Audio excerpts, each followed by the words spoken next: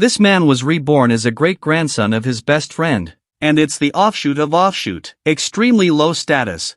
And his best friend was by now hanging on the wall. It turns out that he was one of the 5 brave men who crushed the Demon King 300 years ago. But in the battle for the Demon King's city, he was seriously wounded to protect his best friend. When he was dying, he asked his best friend Behemoth to defeat the Demon King.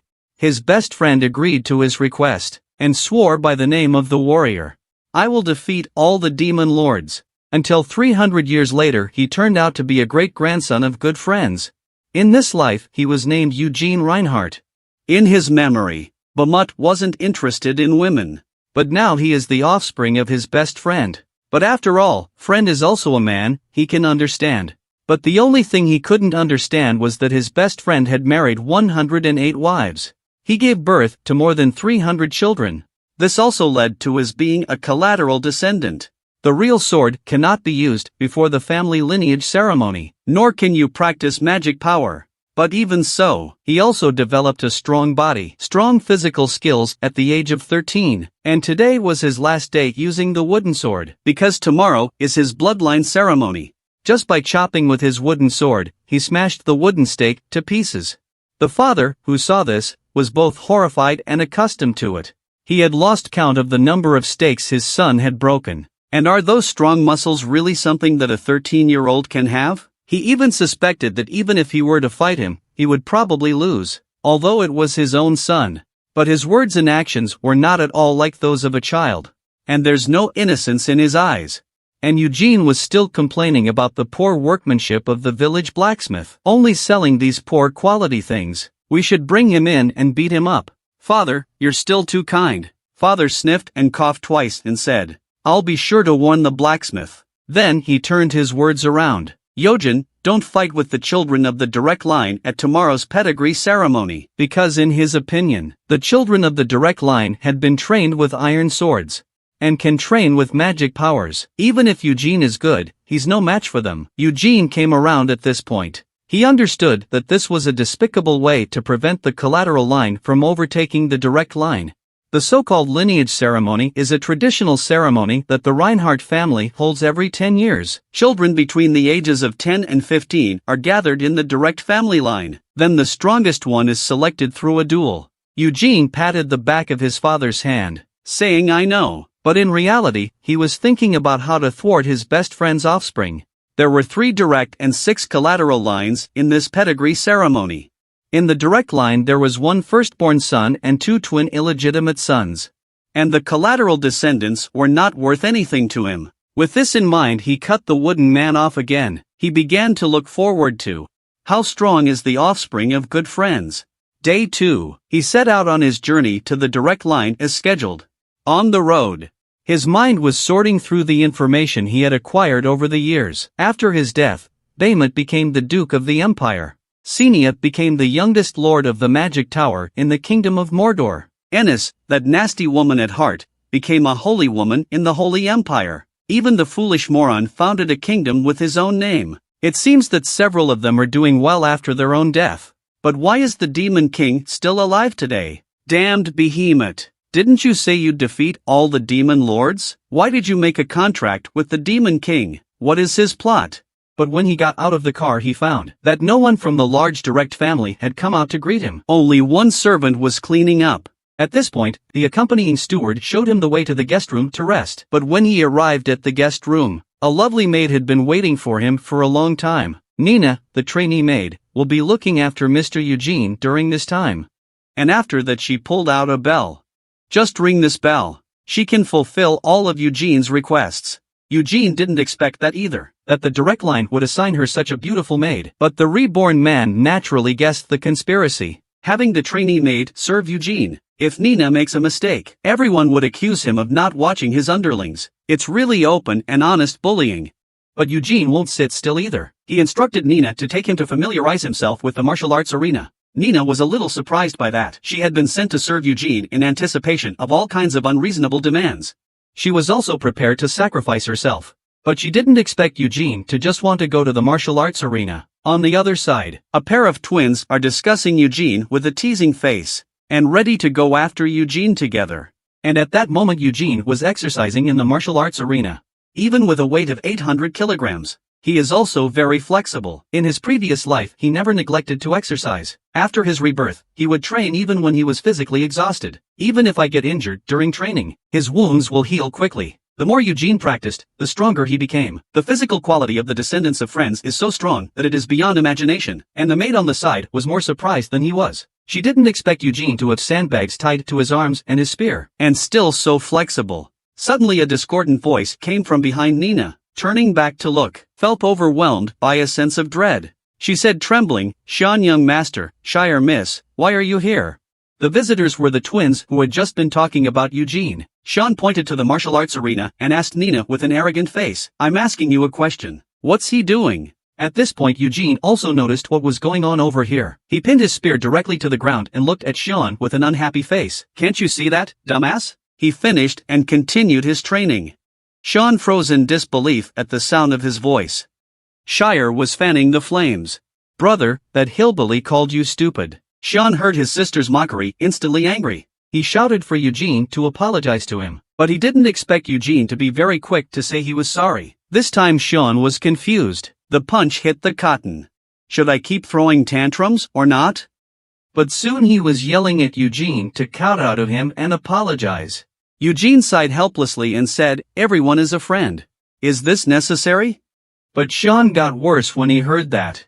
Shouting viciously at Eugene, "Don't think that just because your last name is also Reinhardt that you're in the same class as me. I'm a straight Sean Reinhardt. Hello, I'm Eugene Reinhardt. Please take care." Sean listened with a gloomy face, while Shire introduced himself with a sunny face. "Hi, I'm Shire Reinhardt." At this point Sean notices the wooden sword on the ground next to him. He angrily picked up the wooden sword and shouted at Eugene, "I want to duel with you." Eugene kindly reminds Sean not to say the word duel so easily. But Sean thought that Eugene was afraid to fight with him. Eugene's face sinks when he hears this. He thought to himself, "I'll help best friend teach this kid who doesn't know how to behave." He removed the sandbag from his arm. Clang! The heavy sandbag smashed the ground half a meter deep. Sean panicked at the sight of this. He quickly asked Eugene what he was doing. Eugene threw another sandbag at Sean and then said, "Throw out your handkerchief." Then he proceeded to take off his weighted undershirt. Clang on the ground. And Sean was already stunned. He didn't expect Eugene to train in something so heavy. He felt that his own chances of winning were slim.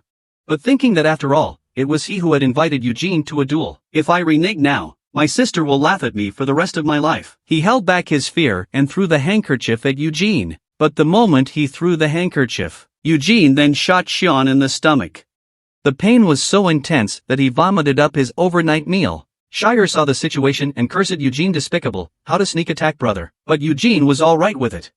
Because the moment the handkerchief was thrown, the duel had already begun. Shire was speechless for a moment. Had to question Eugene is not secretly training magic. How else could you have such a fast attack speed? Even if my brother hadn't been careless he wouldn't have been able to react at all. Eugene smiled a playful smile when he heard that. It seems Shire's eyes are not an ornament. But he can't train magic before the bloodline ceremony as a sideline.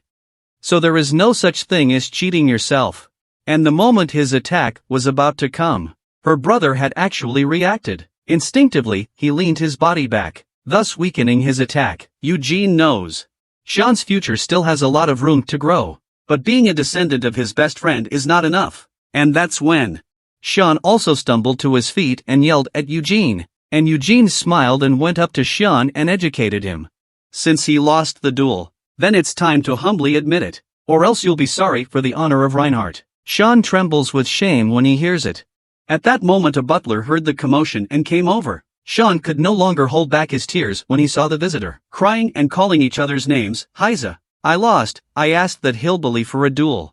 But I lost." Hazel sniffed and saluted Eugene respectfully, holding Sean. He introduced himself as Hazar, who was in charge of teaching young Master Sean. Eugene guessed that the other man was a knight stationed in the direct line. Then he introduces himself with the same forcefulness. "I'm Eugene Reinhardt from Quito." Then Hazel asks Eugene what just happened. Eugene told Hazel what had just happened. Sean not only provoked him, but also insulted his father. So Eugene had no reason to refuse his duel. Hazel ponders for a moment after hearing this. He couldn't fault this reason at all. He had to leave with Sean after apologizing to Eugene.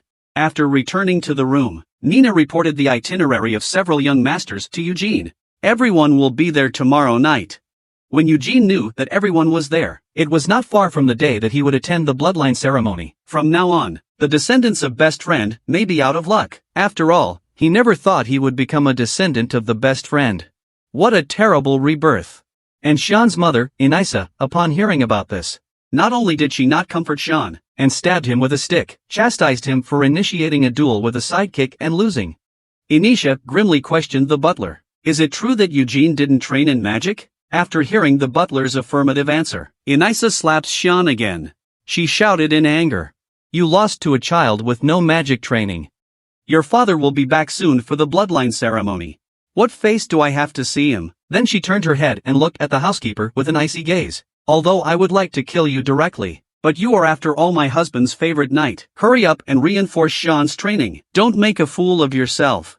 The butler had to calm Sean, who was sobbing, and left the room. After they left, Inisa looks aside at Shire again, with a smile on the corner of her mouth. She instructed Shire to make sure she got along with Eugene. Shire was very confused as to why her mother was making her do this, but agreed to do it anyway. But in reality, Inisa was just trying to save her own position. Although at the moment she wanted to kill Eugene outright, but if she did that, she must be the first one to be suspected, and then the family guardians will be drawn in. She would never let that happen. The next day, Eugene trained in the martial arts arena until late afternoon. The other children from the sidelines came to the direct family one after another. At this point, Nina panicked and ran to the show ring with her clothes in her arms. She told Eugene, the master of the house is almost at the door, to go out and meet him at once. Eugene looked over at Nina, who was fumbling around, and sighed. I'm sure I'll be late if I change now. He wiped the sweat off his face and decided to go straight through in these clothes. Soon, everyone in the family stood at the entrance to the manor to greet the head of the family. Eugene stood in the crowd and surveyed everyone there, and at the forefront is the Grand Dame Taos, and the guy next to her is the eldest son of the direct line, Lyd Reinhardt. Second Lady Inisa and her twins followed closely behind, and finally, the Giffords, the second brother of the head of the family. A few moments later, the figure of the head of the family appeared before the eyes of the people. The name is Gilead Reinhardt, and behind him is his third brother Jywin. The first thing Gilead did after he dismounted was to look at his eldest son, lovingly consoling Liddell, growing taller. Hasn't the strength grown a lot, too? Liddell lowered his head and said vaguely that he had been working hard. Gilead's face immediately sank at the sight of his eldest son's appearance. It seems that the eldest son is still as weak as ever. But when he looked at his illegitimate son was a warm embrace. There is no mention of strength at all. Then he looked at Eugene, who was standing aside, and then invited several of the side children to have dinner with him. By the way, about the lineage ceremony. At the dinner table, Eugene noticed that in addition to the Reinhardt family members, there was also a blonde man at the dinner. Shire curiously asked Gilead who the guest was, when Gilead told him where the guest was from. Everyone in the room stared in amazement. And Eugene spewed out a mouthful of tea. He was the contemporary Tower Master Robelion. In other words, he is the apprentice of the apprentice of the apprentice of the Red Tower Senior. He never expected that he could run into someone here who was related to his best friend. At this point Gilead looked at Eugene with a serious expression. I heard that my son insulted you and your father. This statement was made. The beaten Sean immediately lowered his head in a cold sweat, and Eugene replied without condescension, yes. And he's not displeased at all now. Is it because you won the duel? He won't hold a grudge even if he loses. If he fails to keep the honor because he's not strong enough, then I should bear it all. Gilead smiled happily at that. This side family is much better than his own sons. Sean, however, was not so lucky. Gilead turns his head and solemnly tells Sean to apologize to Eugene immediately. Sean had to say sorry reluctantly. Then Gilead turned his words. He asked Eugene how he was trained. After Eugene told him that he had trained it all himself, everyone in the room was shocked, and the corners of Gilead's mouth rose slightly. It looks like this bloodline ceremony is going to be interesting. After dinner, Gilead then began to announce the bloodline ceremony. But he was going to change the traditional lineage ceremony a little bit. In his opinion, the pedigree ceremony is to find out the qualifications of the Reinhardt children, and children of collateral families cannot use real weapons, nor can they train magic. This also leads to the fact that there is no possibility for a sideline to win over a straight-line child. So this time he brought in Balorian, to make it a fair fight for all. Balorian snaps his fingers lightly. A model of a virtual maze is presented on the table. This time, the ritual was an adventure in the magic of the labyrinth made by Balorian. Each person will enter through a different entrance. Defeat the monster leader in the center of the maze to win. To reach the center of the maze, you must pass various traps and defeat various monsters. After the ceremony, a score will be given based on everyone's performance. The winner will be able to take any item from the underground treasury of the direct line. Eugene's eyes immediately light up when he hears this. It seems that the current head of the family is much kinder than his best friend. After the party, Eugene came again to train in the martial arts arena, and that's when Gargis and Dazara, who are also from the side family, also came here. They still didn't believe that Eugene would beat Sean in a duel, so they're going to cross-examine him. Gargis takes off his coat, showing Eugene a muscular body. Here, you can touch it. Eugene was frozen in place. In his heart, is this guy an idiot? But the mouth tells him he doesn't need to. Gadget, the confident face to introduce his family, has a secret medicine. It can grow muscles without any side effects. Are you interested in? Eugene was in a cold sweat when he heard that. Are you here to sell drugs? At this time, Dazara also came over with 2 spears. And you have the nerve to say there are no side effects. Eat that medicine, whether male or female will grow a beard. I heard you used to spear when you fought Sean. Then let's have a match. She finished and threw a wooden spear to Eugene. Eugene grinned. He also wanted to test the strength of the other side kids. At the command of Gargis, the official start of the duel, Dazara instantly rushed towards Eugene. But suddenly there was a sense of crisis in her heart. She stopped in her tracks. Eugene's unintentional majestic aura made her feel suffocated. In her eyes, at this moment, Eugene was not the least bit flawed, and Eugene was impatiently telling Drizella to hurry up. Drizella smiled and felt underestimated. She rushed towards Eugene regardless. No matter how hard she attacked, Eugene can easily solve all. Even Eugene was mentally evaluating Dazara. It's really impressive to reach this level without magic. There is still a lot of room for future development, but it's still not its own rival now. After testing Dazara's strength, Eugene stopped letting go. With a flick of his gun, he knocked Dazara back. And Dazara came up behind Eugene with inertia. And she raised his spear and charged at Eugene, but Eugene stomped on him instead.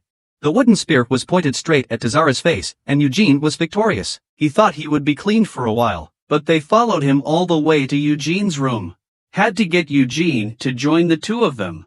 Gargis consider. Sean and Shire of the immediate family will definitely join forces against everyone, so he wanted to bring Eugene along to fight them, and then cooperate to defeat the boss in the center of the maze. But Eugene said with an unconcerned face that he could defeat the boss by himself. This arrogant tone made Dazara on the sidelines irritated, but she held back in order to get Eugene to join her. Eugene wondered why they wanted to defeat the boss so badly. It turns out that in the bloodline rituals of the past years, the collateral line never wins over the direct line, but this time it was different. The 3 of us together can definitely beat the direct line. Don't you have any heart? 3 days later, the bloodline ceremony begins. All gathered at the entrance of the labyrinth. At this time, Balorian was performing the spiral pill. Next second, a few rays of light landed in front of Eugene.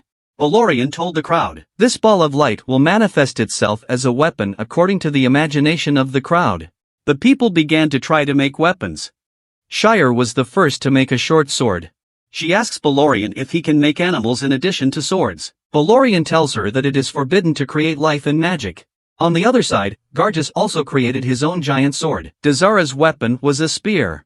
Sean's weapon is a sword. And Eugene's weapons were a short sword and a shield. However, he didn't have time to test out the weapons before he felt a sudden, seeping chill. Turn your head and look. It was Shire who gave him a big smile.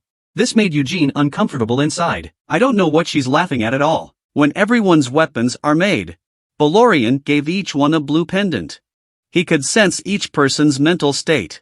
If something unexpected happens, Balorian will immediately intervene to get him out. After saying that, he signaled for the bloodline ceremony to begin. The crowd stepped into the labyrinth at the word. At this point, Shire is still greeting Eugene with enthusiasm. Eugene was so scared that he went into the maze. When he saw the narrow and long terrain of the labyrinth, he couldn't help but recall that in his previous life he and his friends had explored many mazes. Eugene tested the performance of the weapon here. His short sword was just about ready to be used. The reason he chose the short sword and the shield, because he predicted the narrow, long terrain of the maze. And this weapon combination is just right for this terrain. And it's just a maze for kids to complete the challenge. It's definitely not very difficult. Thinking about this, Eugene strides deeper into the maze. This teenager actually has feelings for a goblin. But the kobold slashes at the boy with his sword. Liddell had to raise his sword to block. But no matter how much he tries to awaken the kobold's feelings, it doesn't help. The kobold is decapitated with a single blow. The kobold explodes into a cloud of light and dissipates into the labyrinth. Liddell looks at the kobold's dissipating light with great satisfaction. Outside the labyrinth, Berolian looks at an excited Liddell. It looks like Liddell is interested in magic. Gilead, beside him, tells him, Liddell has loved magic since he was a child. Compared to his own great ancestors, he seems to worship Xenia more. But he had to give up his love of magic because he was the eldest son. And this time, Berolian was asked to perform the bloodline ceremony. And because he wanted Berolian to take Liddell as a disciple. On hearing that, Berolian told him he'll take Liddell for their friendship. But whether or not he becomes his disciple depends on Liddell's magical talents. Just then, Gilead let out a cry of surprise, pointing forward with a look of disbelief. Eugene faces the giant kobold without fear. The moment the kobold raises his fist to Eugene, Eugene crouches down and raises his shield. Then he raises his short sword and keeps moving it around the kobold, ruthlessly slashing the kobold's skin, killing the kobold in the blink of an eye. The pair outside the labyrinth are dumbfounded by the speed of the kill. Gilead's eyes are glowing. It's as if he's found some kind of treasure. At only 13 years old, he was able to take down a giant kobold on his own. Beside him, Berolian was also shocked by Eugene. He originally made the giant kobolds to train the children to sneak away when they see an opportunity. He didn't think Eugene would be able to take it down so easily. Gilead is all smiles at this point, though he was only a child. But if he's gifted, he can defeat a troll. And these children have a common name. That's genius. The two then look back to Sean in the maze. He hasn't suffered any injuries along the way. Every time he came across a trap, he threw a rock to find his way out. Gilead marvels at Sean's good nature. But what he doesn't know is this: before the bloodline ceremony, the second lady gives him and Shire the map of the labyrinth. As a result, they know the inside of the labyrinth like the back of their hand. Gadgets, on the other hand, were not so lucky. He's covered in trap arrows. He was punched out by a troll. 2.5 years of free rotation in the air. After landing, Gagus immediately adjusts his form. Dragging his giant sword, he charges at the kobolds again. The sword cuts off the kobold's ankle. As the kobold falls to the ground, Gargus leaps to the kobold's chest. He plunges his sword into the kobold's heart. On the other side, Sean has encountered a giant kobold, but he didn't choose to fight them head-on. Instead, he threw a rock to the side. He quickly rushes forward while the kobold is distracted. But no sooner had he turned a corner than he was confronted by his sister Shire. Looks like they're not far from the center of the maze. And to think Eugene embarrassed him in front of his sister the other day. He was determined to make Eugene pay. And that's when something occurred to Shire, a harmless-looking brother. Will we encounter ghosts in the labyrinth? Sean's face darkens at the sound of her voice.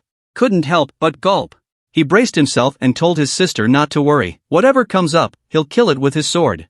But the next moment, there was a hand around the corner. A figure covered in blood crawls out. Sean is suddenly scared out of his wits. He couldn't help but howl, waiting for his eyes to settle. It's a collateral, Zara. Sean's heart palpitates as he asks Zara why she's ghosting him. And Zara pats his chest and complains. Sean's sudden startled him. But Zara was actually planning to sneak up on Sean. Seeing his plan fall apart, Zara turns his head and tries to escape. Shire reacts immediately. She yells for her brother to hurry up and catch up. Sean hears this and curses Zara for making him lose face in front of his sister again. So he grabbed his weapon and led his sister after him. However, during the pursuit, the three of them accidentally arrived at the center of the labyrinth.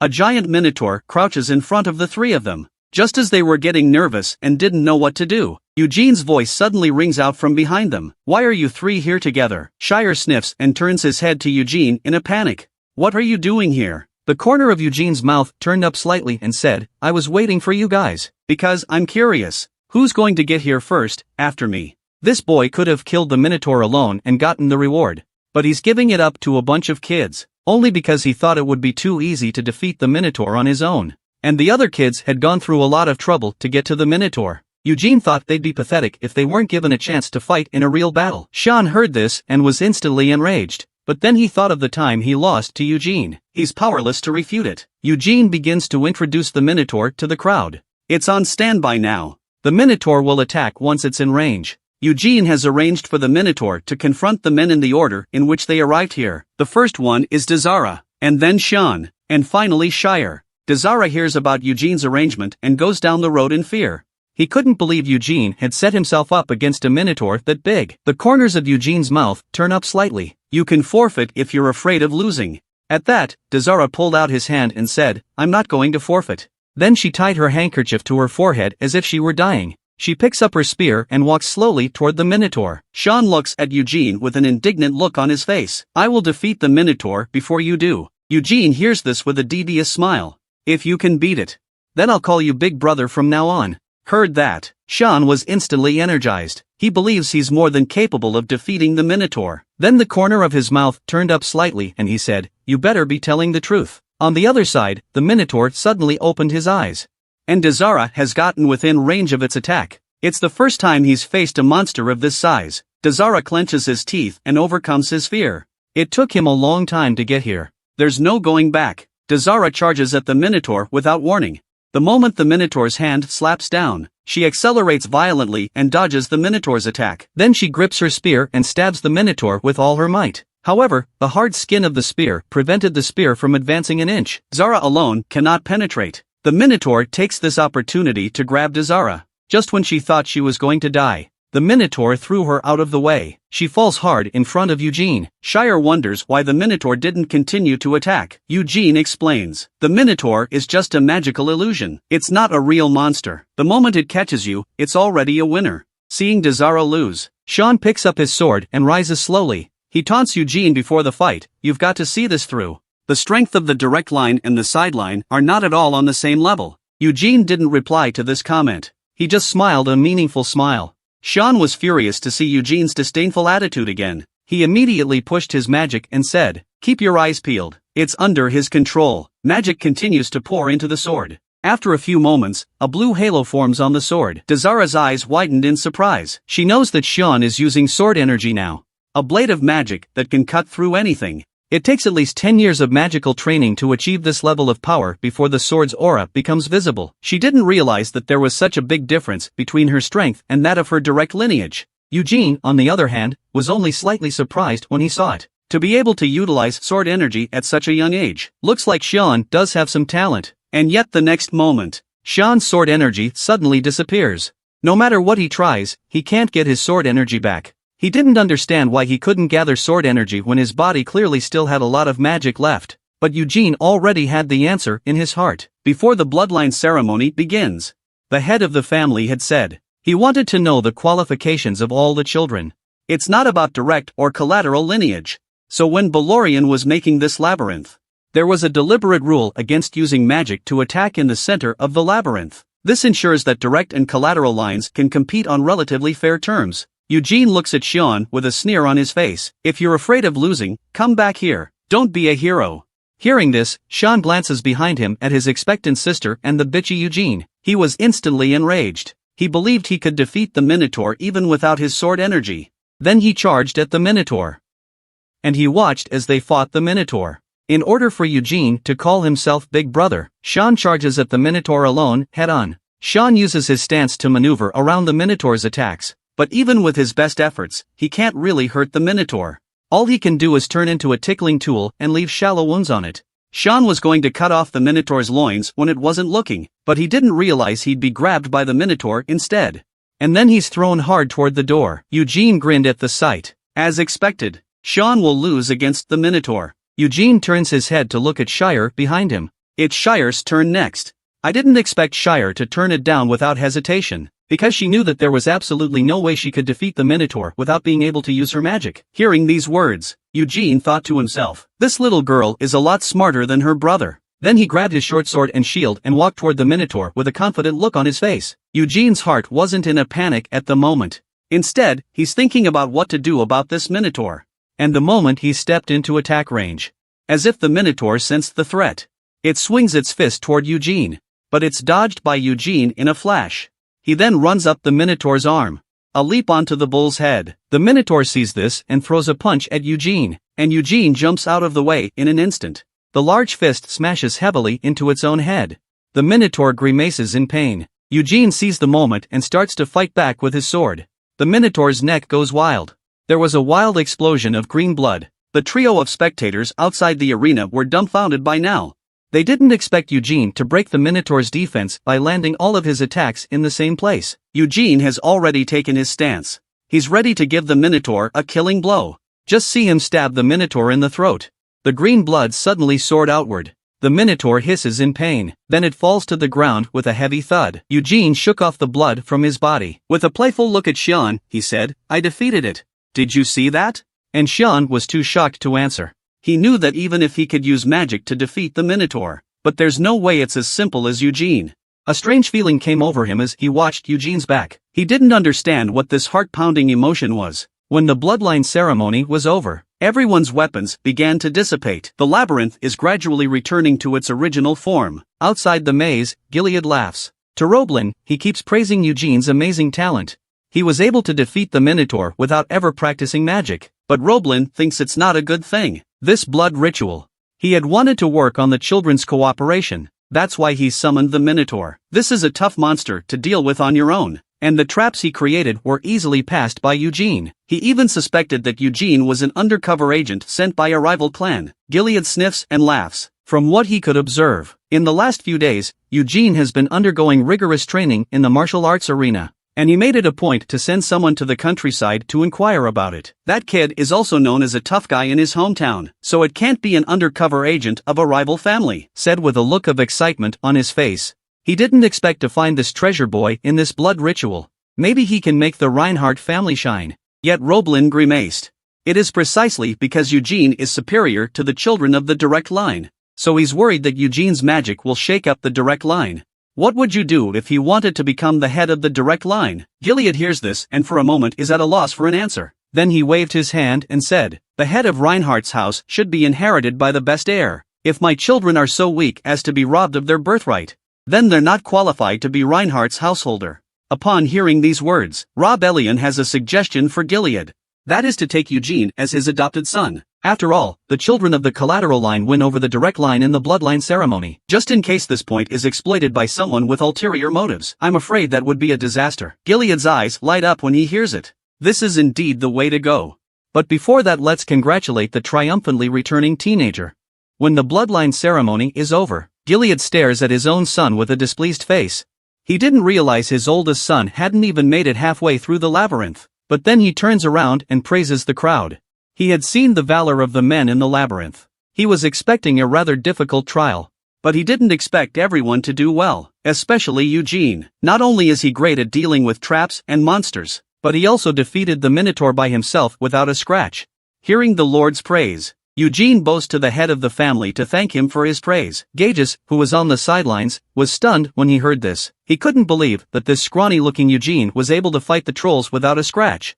If Eugene was given his own sideline of muscle growth agents, then he could definitely build an even stronger body than he has now. And Gilead had expected the children to spend 2 days in the labyrinth. But he didn't expect everyone to get through the labyrinth so quickly, so there was no preparation for the feast. He told Roblin to take the children back to rest. The feast will be held tomorrow, but only Eugene was left behind. He's taking Eugene somewhere. On the road, Gilead once again praises Eugene as a weapons genius. Not only did he defeat the beast in the labyrinth with his sword and shield, but he also used a spear when he sparred with Dazara in the martial arts arena. Eugene is a little surprised to hear that. "I didn't think the head of the family would even know about this little thing," Gilead told him, "though the symbolic weapon of House Reinhardt is the sword. But our ancestor, Belmont, was skilled in a variety of other weapons as well. That's why they're called masters of weapons." But aside from the ancestors, there was one other person who was proficient in all types of weapons. That would be his good brother, Hamel. Actually, compared to Belmont, he prefers Hamel. Eugene was a little surprised when he heard it. He didn't expect this patriarch to like himself in his previous life. Immediately asking Gilead why, Gilead tells him, compared to Belmont's perfect look, he prefers Hamel to have a human side. Though Hamel has always been second in a million years, but he never gave up. He's always trying to outdo Belmont, even sacrificing himself for his partner at the end. Eugene was embarrassed to hear this. He rubbed his head very shyly. And he's very narcissistic about the fact that he likes Hamel, too. Soon the two of them arrive at the location of the underground treasure trove. Eugene is the first to arrive at the underground vault besides the previous heads of the family. The treasure trove contains various treasures accumulated by the Reinhardt family over the centuries. And it also includes the Belmont legacy. Gilead had already made nice with the Senate guys. Eugene can pick a treasure from the treasury to take with him. At that Eugene inquired, "Is Belmot's holy sword in there too?" Gilead laughs out loud. He immediately guessed what Eugene was thinking. Although the holy sword was in there, but there's nothing Eugene can do to take it away, because the holy sword is the symbol of House Reinhardt. It cannot belong to anyone. And after the great Belmont, no one was ever recognized by the holy sword again. Eugene felt a pang of regret at this statement. When the two of them arrived at the entrance to the underground treasure trove, Gilead bites his finger, dropping blood into the mouth of the golden lion in the doorway. The golden lion's eyes light up blue. With a loud boom, the door to the treasury was slowly opened. In order for Eugene to freely choose treasures, he lets Eugene go in and pick it out himself. And he waited here for Eugene to come out. Eugene bows deeply to Gilead, thanking the Lord for his care, then quickly headed deeper into the treasure trove. However, just as he entered, he changed his face. He stares at the holy sword in the center of the treasury and grins. So first, he's going to take out his good buddy's holy sword. Rumor has it that this sword was given to G.1 by the gods of mythological times. It has long been sealed in the central temple, and Belmont is the only master it recognizes, though the sword was used almost exclusively as a torch. But in the crusade against the Lich King 300 years ago, Belmont stabbed the fifth evil lord in the heart with the sacred sword. At this moment, Eugene looked at the holy sword in the phalanx, and a thrill ran through his heart. Now he can't wait to pull out the holy sword. Yet even with all his strength, the sword doesn't move. He shakes his sore arm. Looks like we're going to have to find some other treasure. Eugene found a bunch of great treasures in the treasure gallery. The devouring sword Ethelphi can feed on sliced magic to increase its power, but only Belmont can use this sword. Not good enough for Eugene. Courageous spear Culpus, though it takes some time to release the skill, but it's as powerful as dragon's breath. Stormbringer Wild, the sword of the Wind Elf King. Eugene looks at the vast array of artifacts, but he didn't find his favorite, the Moonlight Sword or the Magic Spear. But it's been 300 years. The powerful artifacts must have been taken long ago. He had no choice but to choose the Storm Sword Wilder among the remaining artifacts. This sword, when held in the hand, can drive the wind spirits. It can even summon the Wind Elf King, because it's especially hard to get started in elven magic. So even good wizards have a hard time with lower level elves. But you don't have to worry about that if you use a storm sword. But Eugene is in no hurry to choose. He decided to take a look at the other treasures. When he gets to the gems and decorations area, a necklace makes him stare in disbelief. He picks up the necklace and examines it. He was sure that this necklace was the same one he had been wearing in his previous life. It's the only thing his parents left behind. Since the necklace is here, that means the good brother collected the body for him. Looks like the good brother didn't leave him behind even after he died. But he couldn't figure it out. At the beginning, several people clearly agreed to eradicate the Devil King. Why did Bermut break his promise at the end? What oath did they actually make with the Demon King? And to keep his relics here, could it be that their own deaths halfway through the battle caused them to not have enough power to defeat the Demon King? It seems that he still needs to investigate this matter before he can do so. Eugene looks at the pendant in his hand, though the treasury is full of artifacts. But he didn't want to leave his relics behind. Gilead looks surprised when he sees Eugene's choice of pendant. So many artifacts in the treasury. Why did Eugene choose this unassuming pendant?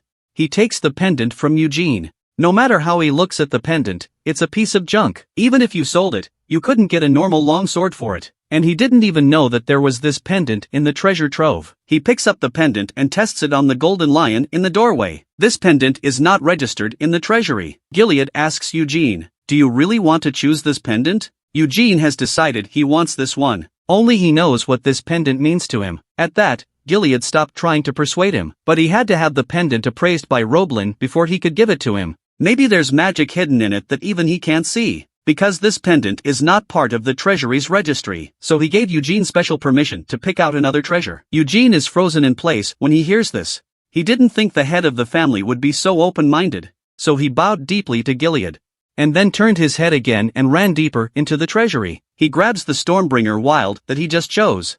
As the sword's edge is revealed, Eugene smiles at this. "A little baby, you're mine now."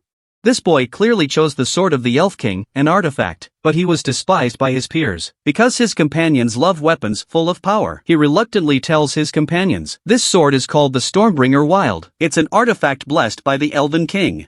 You can summon an elf to aid you in battle by injecting magic." Heard Eugene's explanation, Zara immediately realized how short-sighted he had been. But then she turns around and excitedly asks Eugene, "Is there a magic spear Fintos in the treasury?" It's known as Bermud's most powerful weapon. Though Eugene would have loved to have gotten his hands on the spear, but he didn't see it in the treasury. Gadgets immediately countered Dazara's point upon hearing it, because in his opinion, the magic weapon Bone Crusher is the strongest weapon. Eugene was lost in thought as he watched the bickering duo. These two weapons are the weapons of the 4th-ranked Brutal Demon King and the 5th-ranked Killing Demon King. It's true that he didn't find any sign of these two magic weapons in the treasury. But these two weapons were, after all, used by the Demon Lord. Maybe they're sealed away somewhere by the good brothers. Looking aside at the bickering duo, Eugene shakes his head. The magic spear and the bone-shattering hammer are both of the same level. There's no way to tell the difference. But if I had to choose the strongest of the good brothers' weapons, he would choose the Moonlight Sword without hesitation. Because the sword's mission is to destroy everything, whether it's a cruel demon lord or a killer demon lord.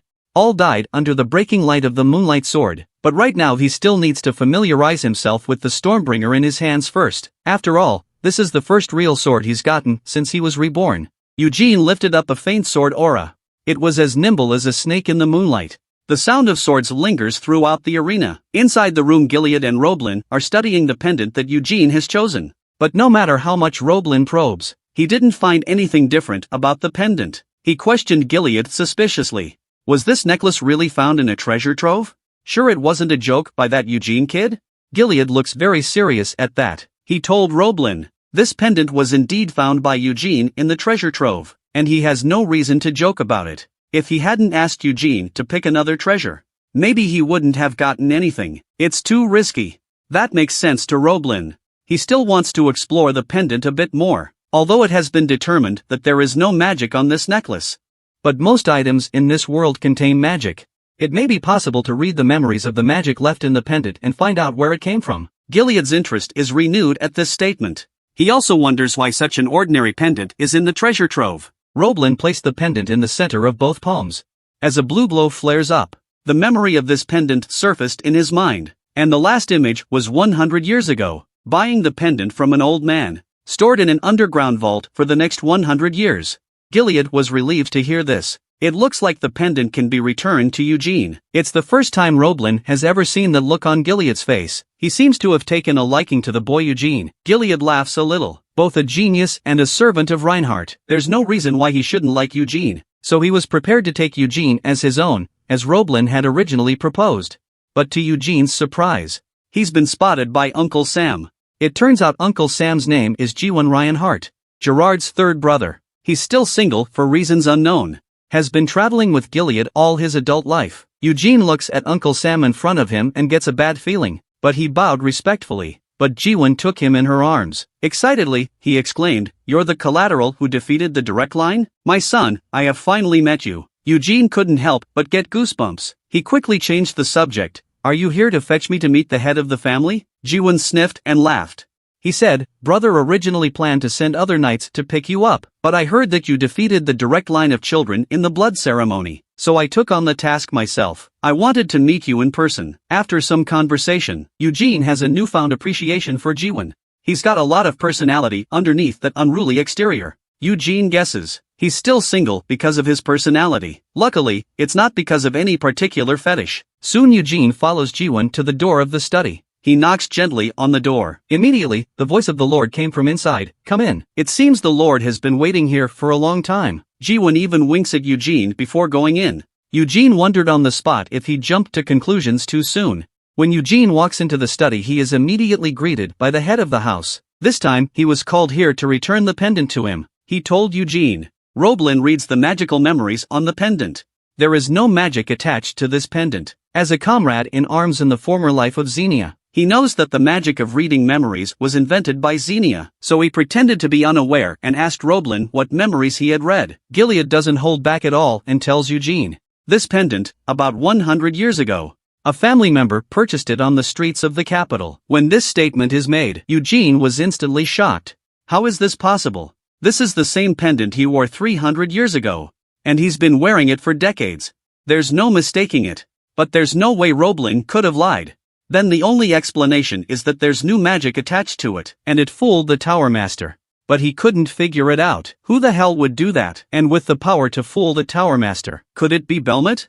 Thinking about it, he was never sure, so he just stopped thinking. All that matters now is that he can take the pendant. After 300 years, he has the pendant from his past life. Eugene couldn't wait to put it around his neck. At this point Gilead coughs dryly. Eugene, I didn't call you here just because of the locket. Actually, there's one more thing that you might find surprising, but it should be a good thing for you. Eugene's eyes narrowed at his words. He guessed what the Lord said. Before the family head could say anything, Eugene was the first to speak. My lord, though Shire is both kind and sweet, I don't want to get married just yet. In his mind, he clearly beat his brother up and made a fool out of Shion from time to time. She's not mad at him, she's close to him. So this is all about marriage? Think about it. Eugene feels like everything is becoming clear. He had thought Gilead was a nice guy. He didn't realize he was planning this behind his back. He immediately said he's too young now. It's not a good time to talk about marriage. Gilead sees Eugene blah blah getting more and more out of line. Gilead interrupts his fantasies. He's not thinking about marrying Shire off to Eugene. At this moment, Eugene wanted to find a hole in the ground. It's so embarrassing that your toes could dig the floor out of a house. What the hell was I thinking? How can a 13-year-old possibly talk about marriage? Eventually he figured out a plausible explanation on his own. It's that his intellect followed his body to the level of a child's. Gilead, on the other hand, took Eugene's words as a complete joke. He told Eugene bluntly, I just want to take you as my adopted son. Eugene hasn't gotten over his embarrassment. And now he's got a nuclear bomb of a message. Eugene wants to say no, but Gilead saw right through him. He smiled slyly. If you don't agree, I'll tell Shire what I just said. There are 10,000 alpacas running around in Eugene's heart right now. What the hell am I gonna do? This now makes Eugene even more speechless. Being reincarnated as a brother's descendant is humiliating enough, and now he's going to recognize the descendant of a good brother as his father. He feels like it's getting harder and harder, though it was a good way to stay in the immediate family of development, but the topic still hit him a little too hard. How's it going? Do you want me to tell her about it? Eugene blushes again. It's a real shame. At this point Gilead stated, if you agree, you can bring your family over as well. Eugene worries, wouldn't I have two fathers in that case? Gilead says it's not as complicated as he thinks. It's just a matter of bringing his family over to live with him. Gilead is also the father of 3 children. He wasn't trying to take the children from Eugene's father, Benjamin. I haven't met Benjamin yet, but Gilead says he'll honor him like a brother. After hearing Gilead's impassioned speech, Eugene is stumped. It seems there's no escaping the identity of the righteous son. A long silence. Eugene asks Gilead, what will happen if I refuse? Gilead jumps out of his chair at this statement. He felt that Eugene's question was somewhat amusing. He looks at Eugene with a smile, though some of the words came out of his mouth with some embarrassment. But he doesn't think he's that kind of person. If Eugene had refused his offer, he'll just feel sorry for himself. That's all there is to it. He'll respect Eugene's choice and wish him well in the future. After feeling his kindness, Eugene still feels it's not his decision to make. He needs to hear what his father has to say. Gilead immediately said that the dinner would be postponed for now. Wait till he sends for Eugene's father. Eugene agreed to his proposal. And by the way, he asks Gilead what exactly he just said was good for his future. Gilead thinks about it and tells him there will be many good assistants to teach him to practice. All kinds of resources will be sufficient. Eugene wonders, if I become your adopted son, can I study directly with you, my lord? If he is to learn, he must learn from the strongest. After all, he's curious just how strong the current generation of Reinhardt House Lords would be. Yet Housemaster Gilead told him, he's not the strongest man in the family at the moment. Eugene is surprised that the head of the family is not the strongest person in the family. He rushed to ask, who is the strongest person? Gilead tells him, it's his brother, Kiddo. Once upon a time, he was indeed the strongest of the family, but now Kiddo is even more powerful. Eugene didn't expect. Kiddo, whom he just met, is the strongest in the family. That's when Gilead asked him, did you ever get a way to practice magic from your father? Eugene says, if you don't say anything about this, I don't even plan on practicing magic. It's as if he can see his embarrassment. Gilead reassured him that he had trained too hard. That's why you didn't notice. Gilead couldn't bear the thought of such a great talent ending up buried for financial reasons. That's the main reason he wanted to take Eugene as his adopted son. It was in the immediate family that Eugene would have a better environment to train in. He then instructed Eugene to train well. We'll wait for Benjamin to arrive. Eugene also feels that the discussion is almost over, so he gets up and says goodbye to Gilead. After coming out, Eugene, who was going to hang out for a while before going back, suddenly smelled perfume in the air. Is this his nose committing a crime? Follow the perfume. Eugene senses someone hiding behind the pillar in front of him, since the woman hasn't moved. It seems she's been waiting here for a long time. As he rounds the corner, the woman also appeared in front of Eugene, pretending to be a chance encounter, the very end that the master of the house could not afford to lose. Looking at her look of being surprised to meet Eugene, Eugene couldn't help but spit. Her acting really sucks.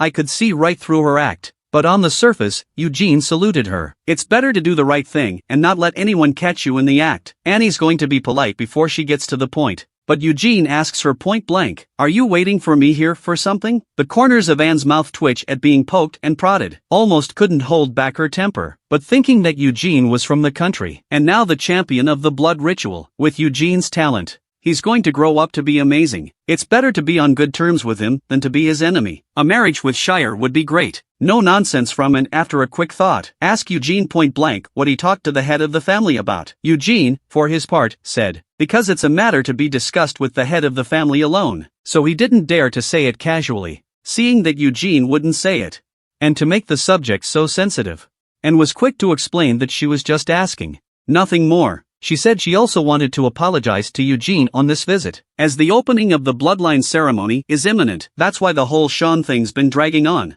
And Eugene tells her, the misunderstanding with Sean has long since been resolved. After all, her son was almost bent by Eugene. Annie compliments Eugene on what a mature kid he is. It's good to think so. Now that you've cleared up your misunderstanding, then we must get along. Eugene said happily, of course I will. After all, we are family with the same last name. But Annie cringed at the word family, although the words are right, but it's coming from someone she finds repulsive. It made her feel very uneasy. Eugene interrupts her musings to ask, can I go now? And hastens to smile. It's okay. I'm sorry to have kept you so long. Ignoring her, Eugene turns around and heads for his quarters.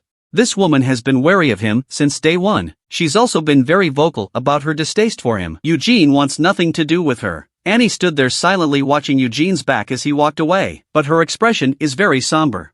Hey, kid, don't let me find a way to torture you. This young man is a presence that scares his old man. At only 13 years old, he's already got a muscular body. And now Eugene has made his old man proud by winning first place in the pedigree ceremony. 2 days later, Eugene's father, Benjamin, has finally arrived. He still can't believe it. His own seed came in first place. The thought that his own child actually won over the firstborn, he couldn't help but wet his eyes with tears. Eugene was a smart kid from the time he was a kid. He had a lot of talent. But he couldn't have given Eugene any better help. He thought Eugene would be beaten up by the children of the direct line during the ceremony. Let him understand that the gap between the direct line and the collateral line cannot be bridged from birth.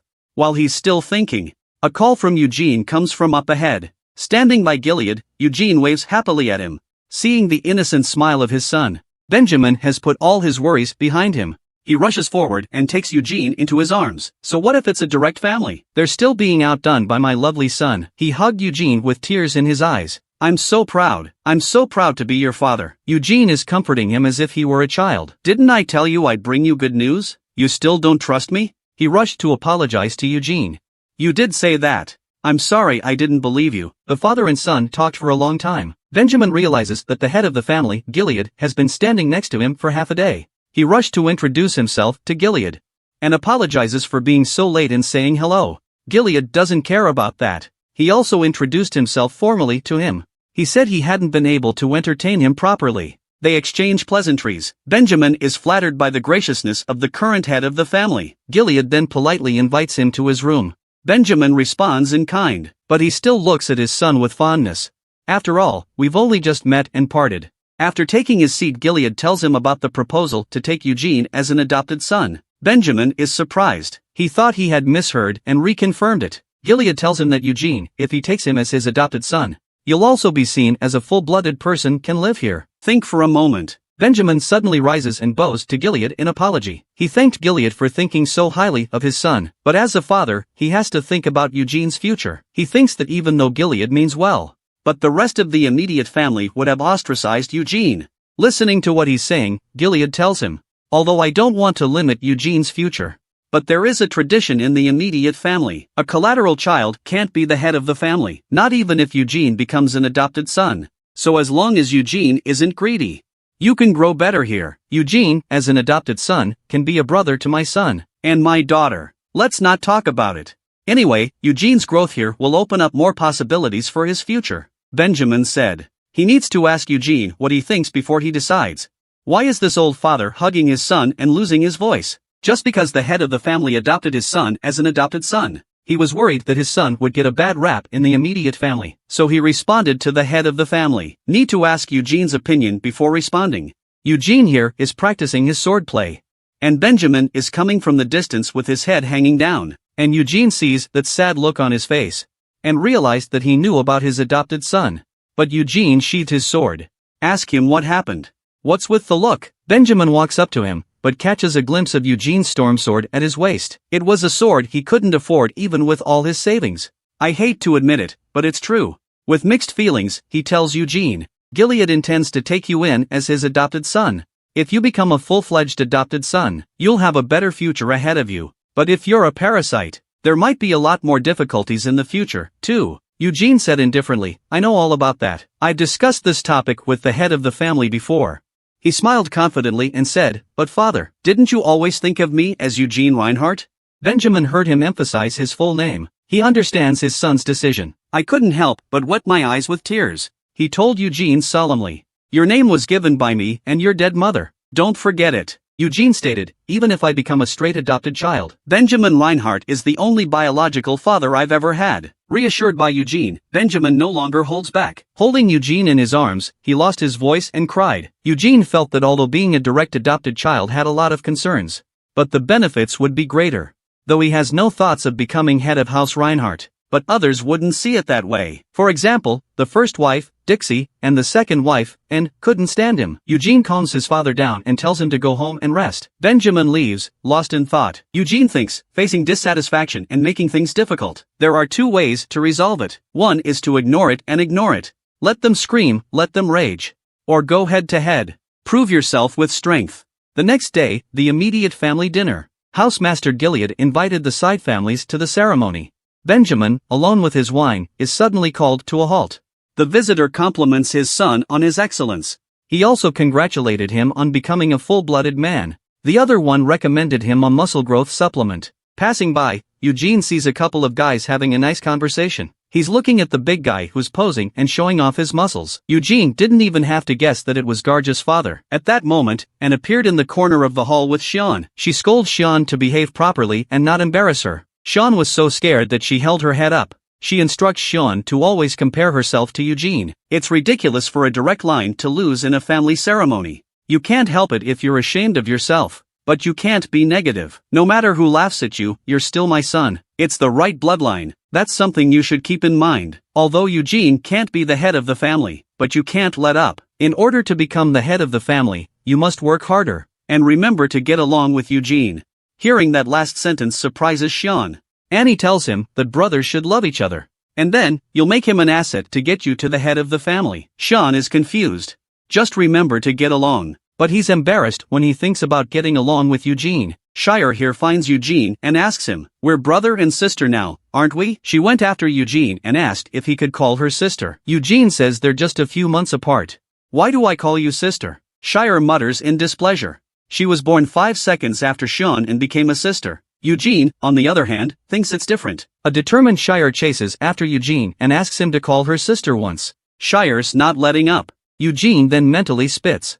Let him call a 13-year-old girl his sister. He'd rather die than agree to that. It's a shame to even think about it. And that's when the householder's room. The people were discussing Liddell's worship of his master, but it was rejected by Barolian. He stated that he would not take Liddell as a disciple. The young man was surprised to see the man in front of him. Barolian refused to take him as his disciple, because he needed to practice summoning magic for a long time, and Liddell hasn't been tested by the system on Alatha's side. But he said, what if he has the potential to learn summoning magic? Barolian tells him, then you're a representative of Reinhardt in Alat. But if you don't have the talent to beat other mages, I will not take you on as my apprentice. But Barolian communicated with Gilead when he was in the Red Tower. Liddell, if he's going over there, he will protect Liddell from condemnation and discrimination. Prepare a suitable environment for him to practice his magic. This makes Liddell's heart sing. It doesn't matter if you can't be his apprentice. If only I could escape this depressing home, just so long as I can learn magic. But he's afraid Gilead will object. He can't help but steal glances at Gilead. Gilead told him not to think about him. Just make your own choice. And that's when his mother, Disney, came up to encourage him. Your father has given you a chance. Just accept it with gratitude, though you've loved magic since you were a child. But Liddell. Dixie took a serious turn and said, "You're the son of my Disney. You must have the determination to be the head of the family. Even if you go to a lot, you must not forget." Seeing her scowl, worried she'll scare Liddell. Gilead's voice stops her. Disney said indifferently, "It's just a little nagging from a mother to her son." But inside she's very upset. "If we send Liddell to Alod, that crazy bitch Annie's gonna be so happy." But she didn't think it could be helped. Liddell's character doesn't match his identity. He was born weak and unable to take care of himself, and he was pure and good, going to Alot to learn magic and grow with other magicians. It might be better for him. So Dixie told Liddell to remember him as the firstborn son of House Reinhardt.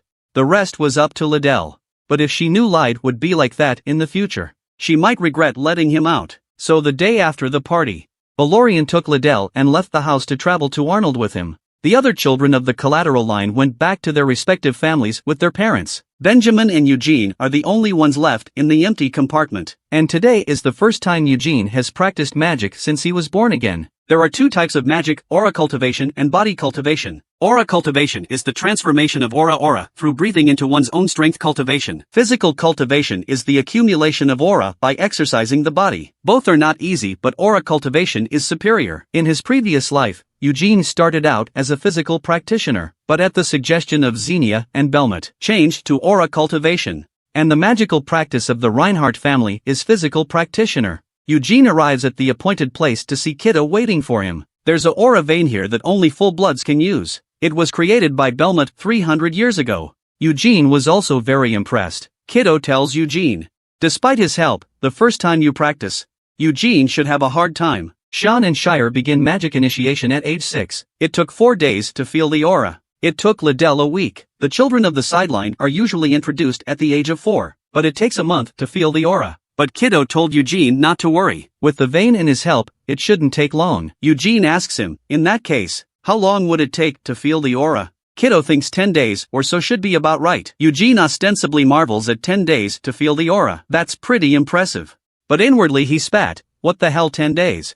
Not even 10 minutes, kid. Take a guess. How long does it take Eugene to feel the aura? How easy is it to get started in magic in this world? Just sit down on the ground with your legs crossed and the aura will come to you." Kiddo shows Eugene the exclusive cultivation method of the immediate familyage. It's the White Inferno style, created by Belmont. Eugene looks at his form, though the name of the move wasn't clear before. But he's seen Belmont in this state before. The aura surrounds his body, forming a white flame-like presence. It looks like a lion's mane. In his previous life, he couldn't get past the white flame after all. Kiddo reminds him that auras are not immediately perceived. It's good to start practicing breathing first. Without looking up, Eugene tells him that he can already feel the aura. Kiddo thinks he's getting too involved and getting the wrong impression. So he gathered his magic orbs and prepared to test him. And the ball kept changing positions, and he pointed them out exactly where it were. Eugene opens his eyes in triumph. "How much longer do you want to test it?" Kiddo's shocked.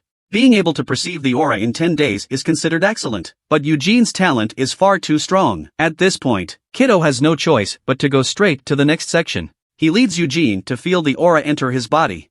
He had Eugene try to swallow the aura from the aura vein. Flow in the direction of white flame style. Slowly bring the aura to the heart and concentrate it. Sensing that Eugene has entered the state, Kid slowly releases his grip and steps back. Watching the aura surround Eugene's body, he is actually initiated. Kiddo thinks, that's more than good enough. The body is just beginning to accept the aura. It's time to slowly try to tune into Reiki. But Eugene is already in control of his aura. Kiddo feels like he's going crazy. Eugene, on the other hand, feels like he has the memories and experiences of his past life. It's not that hard to do, even putting aside those factors.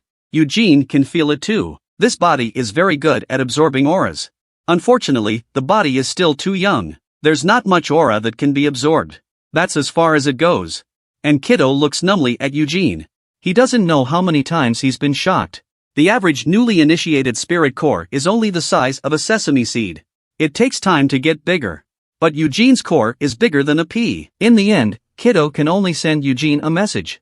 "You're a real monster." Eugene asks him if that's a compliment. The corner of Kiddo's mouth twitches, sort of. On the way back, Kiddo popularized the white flame style of follow-up practice with Eugene. After the white flame pose reaches a certain level, the aura core will automatically split. Your body will be able to store more aura. Spirit cores are called stars. The founder of the white flame, the great Belmont, the only person ever to reach the 10th star, Kiddo said. Both he and Gilead are currently at the 6-star level, although the 3 in the direct line are all 1 star. But Xian and Shire should reach 2 stars next year. They started when they were 6 years old, and it took them about 8 years to reach the 2nd star. As for your words, as long as you're not lazy, you should be faster than them. Eugene happily said he would practice with all his heart.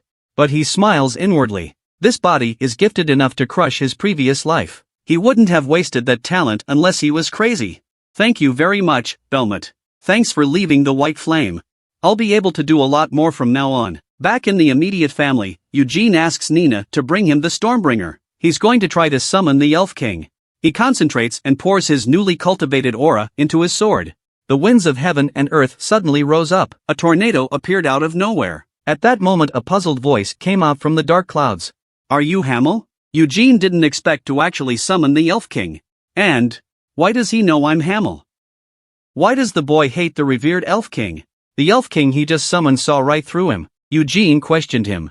Why do you know he is the reincarnation of Hamel? The Elf King told him, I remember your soul. No matter how much time passes or how many faces change, the soul doesn't change. It's been a long time since I was summoned by Ned. I thought I was being summoned by a descendant of Belmont. Instead, I felt your spirit. Listen to him talk about Belmont. Eugene asked him viciously. Why didn't Belmont kill the Demon King? After my death, you continued your adventures in Mordor with them. You should be well aware of that, shouldn't you? Tempest told Eugene. And he's not sure what Belmont has in mind. He lowered his sword during the battle with the imprisoned Demon King. Eugene was shocked to learn this. Why would Belmont do this? Tempest continues to recount that the fighting there was fierce. The companions were wounded and fell. Only Belmont and the imprisoned Demon King remain standing. But at the critical moment he withdraws the NID from his hand. He didn't kill the imprisoned Demon King, and he didn't go to the destroyer Demonling. Eugene was furious when he heard this. I didn't think this would happen after he died. He questioned Tempest. What exactly is the pact that Belmont signed with the imprisoned Demon King? But Tempest told him. He doesn't know the contents of the contract. Eugene curses angrily. How could you not know? Tempest stated, the only people who knew the contents of the contract were those who were there at the time. When Belmont sheathed his sword, he could no longer enter the site. Eugene was furious to hear this result. Do I have to ask for Belmont's body? Yet that's when Tempest tells him, there's no time. He could not have summoned himself with his scarce aura. It was Tempest who forced the door open. Now that door is closing. Next time when you're strong enough. Tempest disappeared before he could finish his sentence, leaving only Eugene, still cursing angrily. Suddenly Eugene's nose bleeds. He feels weak and dizzy now. And then he fell to the ground, unconscious. Nina panicked and didn't know what to do. Eugene is then taken back to his room and sleeps until late at night. He looked at his hands, which were trembling. He felt that his own little spiritual power had been completely squeezed out. Nina comes in and sees that he's awake and finally lets go of her heart. And tells him that the head of the family and Kiddo are waiting for him to wake up. I'm going to invite them over. It wasn't long before the two of them arrived in Eugene's bedroom. Gilead questioned him. What happened to the vision that appeared during the day? Was the elf summoned? Eugene knew that the vision had been seen by many. Saying nothing is not an option. So he selectively told them that the Elf King had come. The two thought they were just summoning ordinary elves. I didn't realize Eugene was so powerful. He's got the Elf King all over him. He said it wasn't in his power. It was the Elf King himself who summoned him after a long absence. Sid was surprised. No one's been able to summon an Elf King since Belmont. Eugene also said that the Elf King thought he was too weak, so he waved his hand and went back to the Elven realm. Gilead was pleased. It was only during the day that I heard of Eugene's instantaneous introduction to the White Flame style. He even summoned the Elf King this afternoon. Then he gave Eugene a few days rest. Next, he'll have Kiddo continue to teach Eugene to practice. He was going to continue traveling with Kiddo after the family ceremony. Kiddo also expressed his willingness to continue teaching him. And of course, Shire and Xian will be joining him. And the duo who heard about Eugene's instant introduction to the White Flame style 1-star. It's finally getting serious after all the excitement. How fierce are the stimulated twins? It's late at night and they're still practicing. Shire can't help but compliment Eugene on how good he is. 1 star already in 1 day. It took them a long time to get to this level in the first place. Xian contradicted her. It didn't take long, did it? A month is a long time for them to get started. Shire re-emphasized that Eugene was initiated in less than a day. Sean, who was already holding his fire, didn't want to talk any more nonsense. He charges at Shire with his sword. The two of them then fought. It's a good fight. Over here Eugene waits for the head of the family and kiddo to leave, taking out the NID and preparing to try summoning the Elf King again. And this time, only a lower level Pokemon was summoned. He was greatly disappointed. He asks if the elves heard what their king said. However, the elf just stares straight at him without responding. Eugene then remembered. A low-level elf is not intelligent enough to converse. He then viciously asked the elf to relay the message to Tapestry. I'll kick his ass if he tries to lie to me. How dare this man disrespect her king? The elf frowned in anger. Then she gave Eugene a hard time and went back to the elf world. Eugene recalls what he learned from Tempest during the day. He was the only one who died in the city of the imprisoned Demon King. All the others survived. But only Belmont and the imprisoned Demon King know the contents of the contract. One of these days he's going to go to Helmet and figure it all out. Not only that, he's got to look for clues in the places where his former companions have retreated. But he's too weak now. There's no way to get to those countries. He's got to get his ass in gear. Until the day he's strong enough. He's going to find out. It's been 4 years.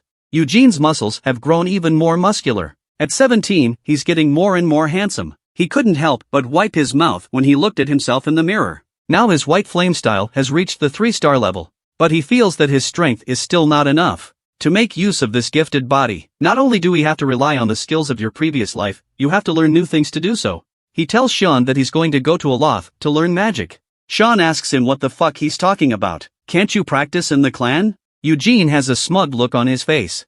He was practicing normally in the morning.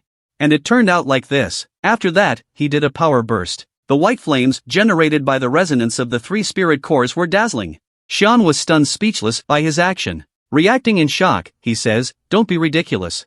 Is that any way to behave?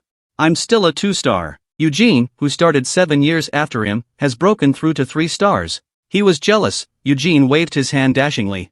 I'm a genius. You don't understand. Sean is so pissed off at him, he wants to kill him. Eugene says they're brothers, so don't be so cruel. Sean taunts him. Brothers still beat me to death every day? Eugene teases, you who? Who begged me to spar with him every morning? Sean blushes at his comment, unable to refute it. He could only change the subject. Why are you suddenly going to Aloth? He asks. Did you forget about Little? He didn't even become Barolian's apprentices because he weren't talented enough to go over there, even though he got into the Red Tower through connections. But after 4 years, he haven't accomplished anything yet. Eugene warned him to keep his mouth shut.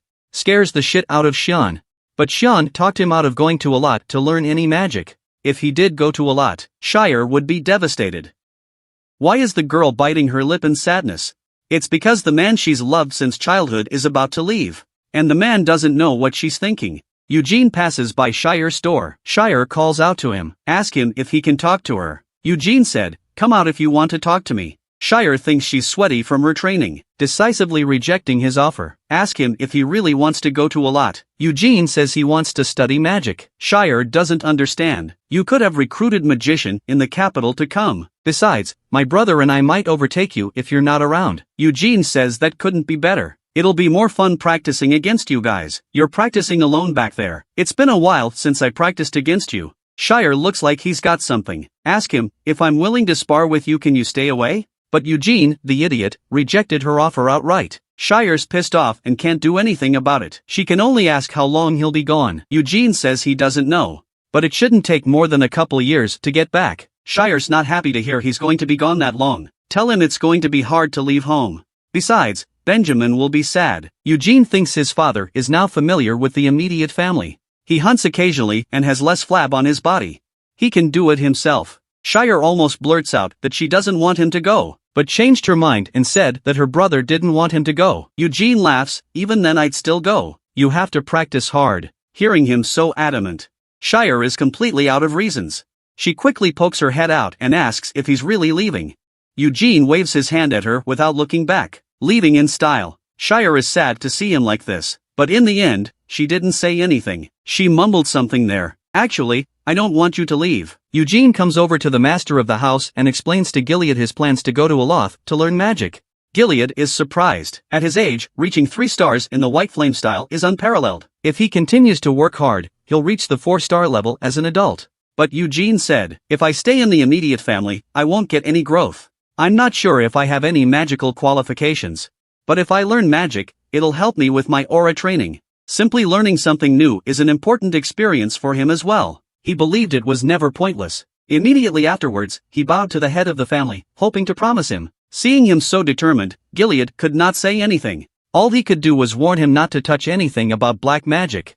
There are black magical towers where black magicians gather in Aloth. Although it's not like it used to be, people don't think so badly of them. But as a descendant of Belmont, we unconditionally exclude black magic. No need for Gilead to remind. Eugene knows about all the dirty things those people did 300 years ago. He told Gilead not to worry. He also has a pretty deep distaste for black magic. How hard is it for an ordinary person to get into a magician's house? The entrance fee for the courtyard would be $100,000. It's $1 million to get inside the house. And Eugene is now in front of such a house, when he was just in the immediate family. Everyone came to see him off on his long journey. Eugene stands in front of the portal and says goodbye to everyone.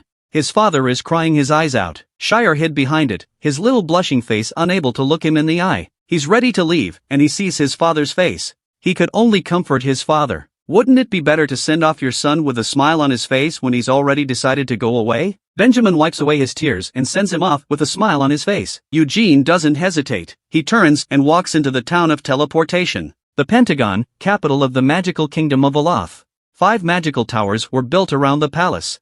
Eugene in his magic car looks down at the street below. His mind is full of thoughts. Although he has been here in his previous life. But it's so different now. Of all the kingdoms, only Aloth has a castle in the sky. While highlighting the superiority of Aloth's magic, it's also a symbol of wealth. The guide introduces him to the hanging magic of these 15 castles in the sky. All built by Xenia herself. Eugene asked him, was this aircar created by Xenia as well? The tour guide proudly says, of course it is. But don't worry about the old magic. After hundreds of years of continuous improvement, very low accident rate, no bad reviews, Eugene is spitting in his pants. It's because the person who fell has no time to give a bad review. Then Eugene stops the guide from continuing with the other attractions. He asked the guide to take him to Xenia's home. The guide introduces him to. That was Xenia's home before she died. After Xenia left a note to go into seclusion 200 years ago, she left the house and never came back. Eugene asked him, is it true that no one knows where Xenia has gone since then? The tour guide said it was true. Her whereabouts have since been divined by many magicians and disciples of Xenia. But no one can find where she hides. And the guide told Eugene a tidbit of information. He thinks Xenia went to Mordor. 200 years ago, 100 years after Hamel's death, Xenia seeks to avenge the death of her partner. That's why she left Aloth. Because Hamel had a crush on Xenia. I heard that Hamel confessed his love to Xenia before he died. Eugene's face was very ugly when he heard this, angrily telling him to shut up in a hurry. The tour guide has the good sense to stop telling the story of this scandalous love affair, but again, he recounts additional speculation about Xenia's seclusion. It is rumored that Xenia, who loathes black magic and demons, before she went into hiding, she fought against the creation of the Black Tower. She was assassinated by a magician who believed in black magic. Eugene was rather disdainful of this. How could a mere black mage hurt Xenia? But he couldn't help but guess.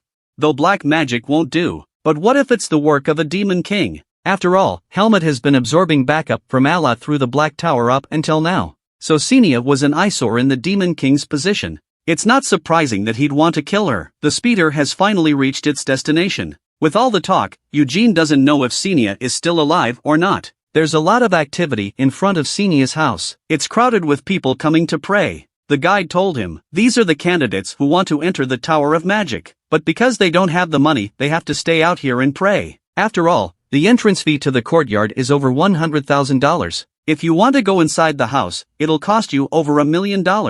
Eugene asked him, will anyone go in there for that much? The guide says, yes, and very much so. Because legend has it that praying to Xenia's portrait in the hall will help them pass the tower exams. Come to the door. The guard at the door checks Eugene's ID card. Eugene Reinhardt's identity scares the guards. He opens the door to the house for him. Finally, we've arrived at our former partner's house. Eugene was very excited.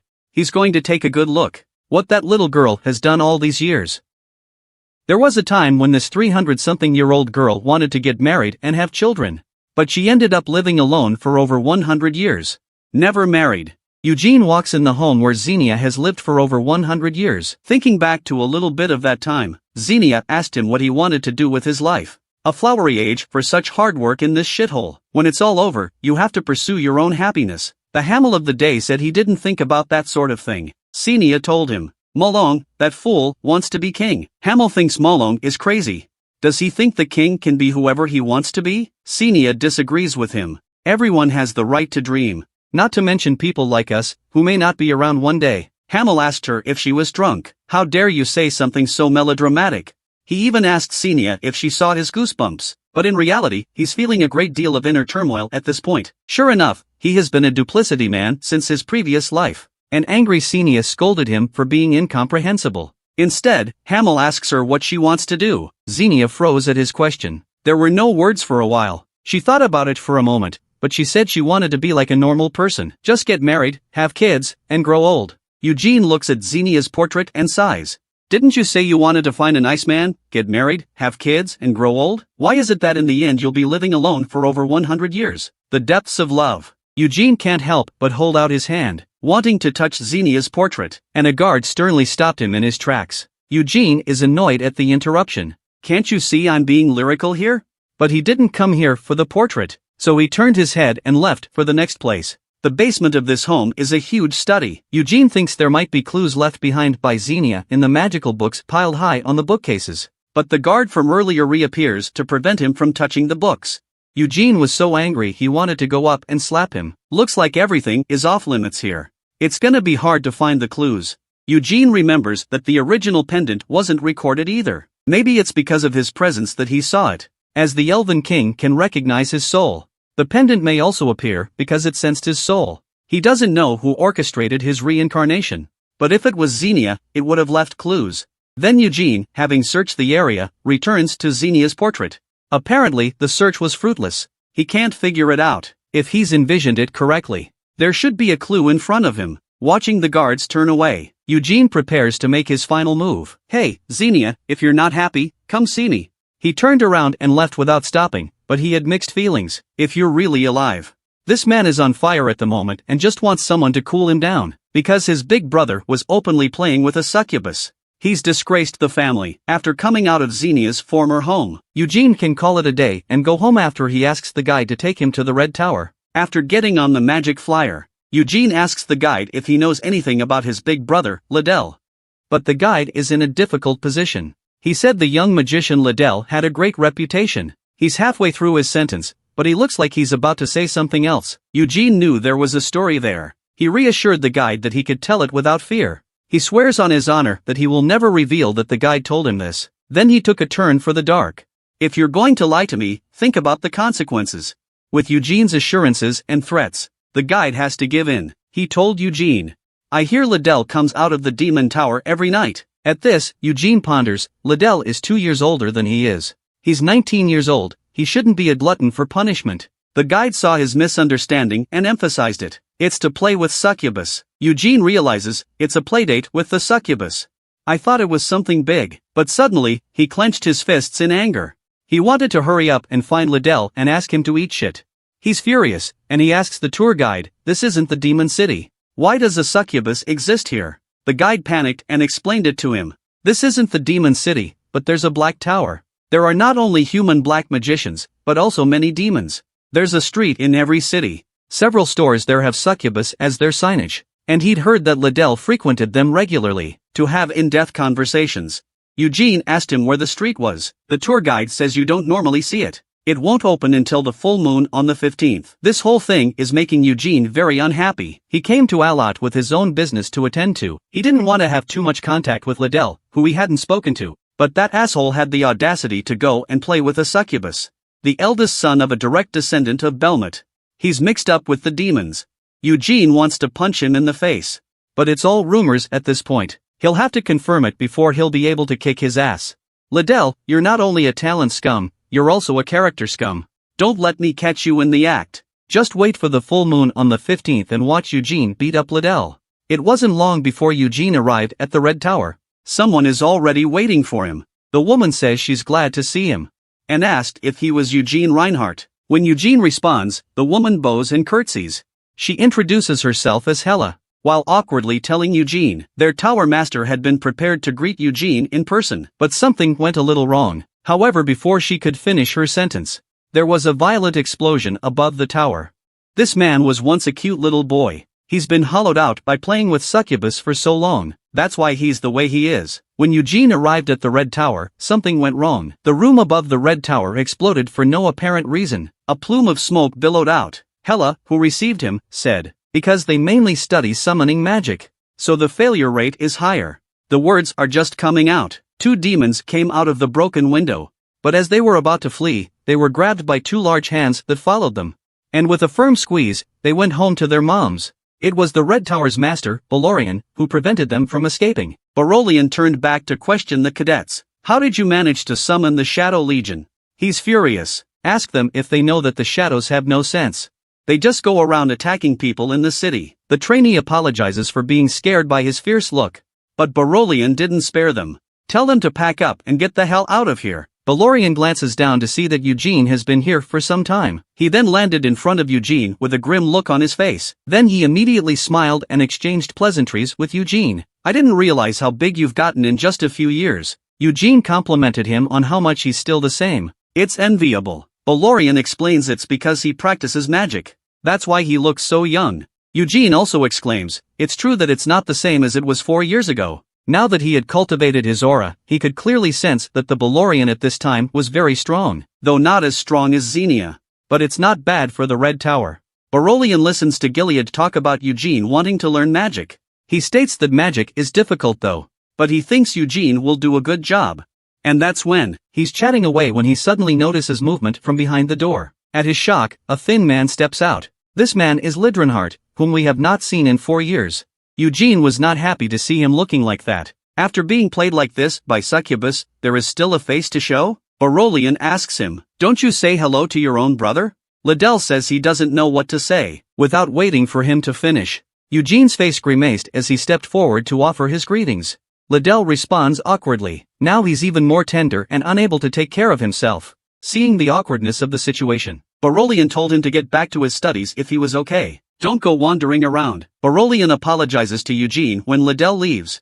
"Just came and showed him so many bad things." He then asks Eugene, "Gilead says you don't want to learn magic from me, right?" Eugene says he doesn't want to give him any trouble. Besides, if he'd studied directly under Barolian, too, it would turn a lot of people against the Reinhardts. So he wanted to master the art of magic on his own. Seeing him like this, Barolian didn't force him to do anything. He even assigned Hera as his assistant. Allowed him to stay in the tower during his stay in Aloth. "Just do whatever you want." Eugene is happy to hear that. He immediately requested a visit to the library in Tali. A month has passed since then. Eugene was up early and late every day studying magic in the library. Also used free time for aura training and sword training. Even so, he's energized by a little sleep every day. Now he's read all the magic books in the library. He's going to start trying to see if he can get started in magic. 300 years ago, Xenia created her own laws of magic. After becoming the master of the Green Tower, her descendants continued her laws. Circulate the aura from end to end and magic is created. When the circle storage exceeds the maximum value, the circle will get bigger and the level will increase. In addition to the different systems of elven magic and black magic, most magicians use this law to begin magic. Eugene finds Hela, his assistant. He's ready to start experimenting with his introductory theories to see if they work. Why is this girl so afraid of this man? Because the man doesn't follow the existing laws of initiation magic. He wanted to experiment with his own magical theories. To keep him safe, Hela can only be ready to rescue him at any moment. Because if there's a hint of an aura storming out, serious injuries or death on the spot. But Eugene still says he wants to try the Reinhardt family's method of running the aura.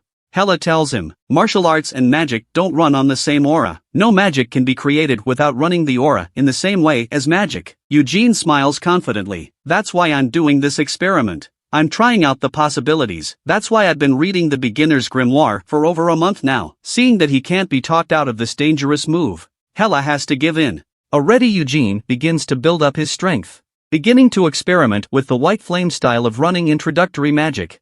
White flame style stores aura in the form of a star at the heart. Magic stores aura in a circle. They are different in form, but the essence is the same. And by using a star instead of a circle, you can also increase your aura. The change in Eugene's aura shocked Hera, who was ready to rescue him. He was able to control so many auras perfectly. Is he already able to do that at that age? while she was still praising him. Here Eugene's hand has condensed a flame bomb. Then he shifted again. A small fireball appears in Eugene's hand. He then casts a spell on the fireball.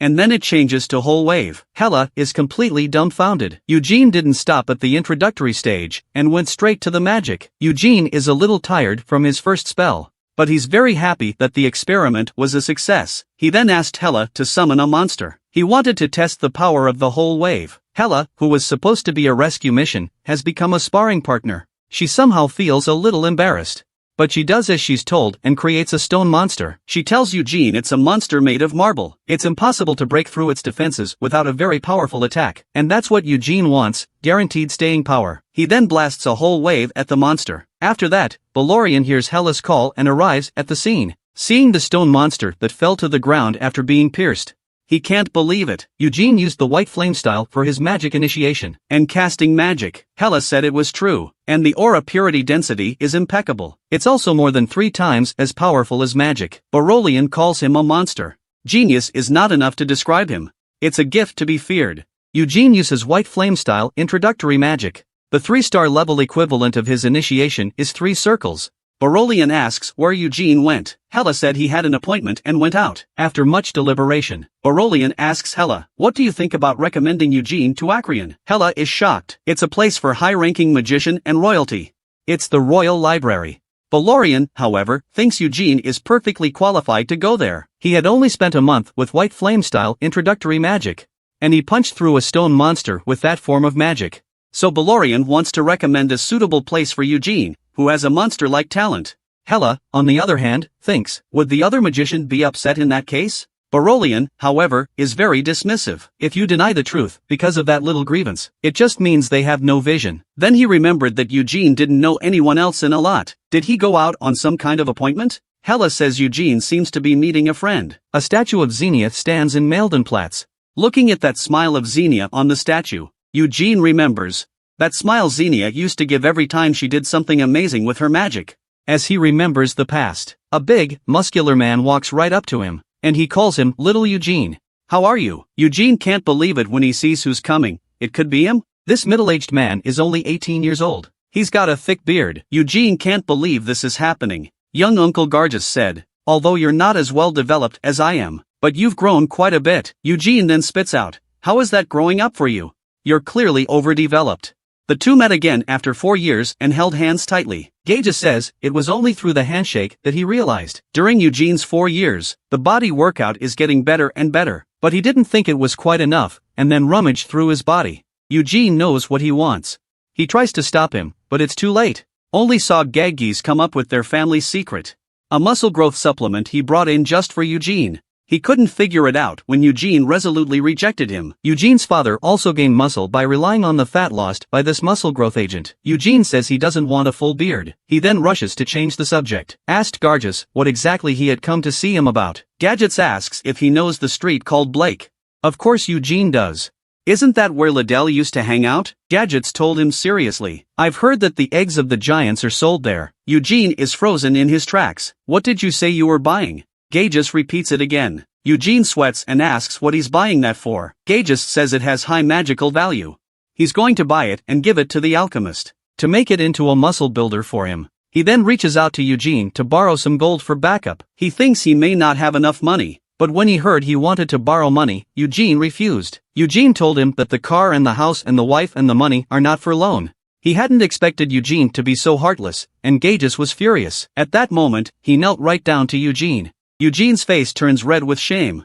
He had no choice but to agree to lend it to him.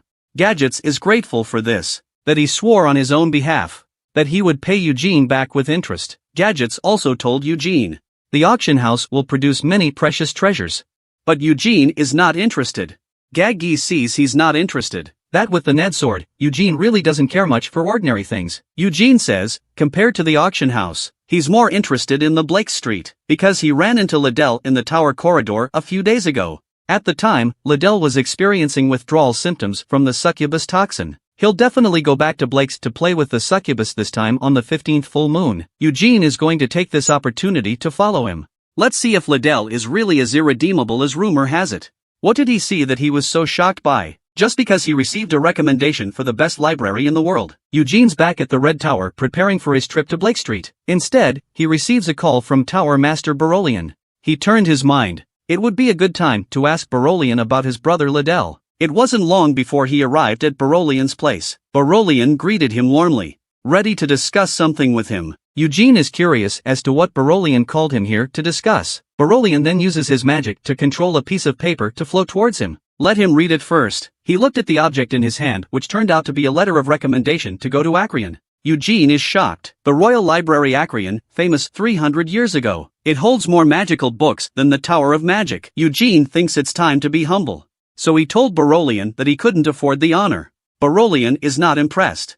He thinks it's a good time to recommend Eugene to Acreon, because the possibilities are endless for Eugene right now. Even if you can't understand the grimoire there for a while, just remembering it would be beneficial. And one day, that knowledge will make Eugene's magic even more powerful. Eugene recalls that Acreon has ancient magic that has been passed down from mythological times, and the writings of the most powerful men of all time. So he asked Barolian, "Are there any writings of Xenia there?" Barolian told him it must be there, though both the Red and Green Towers have Xenia's writings. But in his later years, Xenia organized the essence of his magic into a book called Sorcery. All 3 original volumes are preserved there. Witchcraft, known as the best spellbook in the history of Olaf. Not even a photocopied version exists out there, although only the first half of the volume has been released so far. But there is a great deal of knowledge in there that many magicians don't know. Barolian said he first watched the first half of the volume when he thought that all the magic he'd been learning all his life was nothing more than that. Though he can't guarantee that a letter of recommendation will get Eugene a pass to Acreon, but he wants to hear Eugene's opinion before he decides. So he asked Eugene if he'd accept the recommendation he'd written. Eugene is ostensibly concerned that his lack of competence might be a problem for Barolian. Inside, he thinks to himself, is it necessary to ask?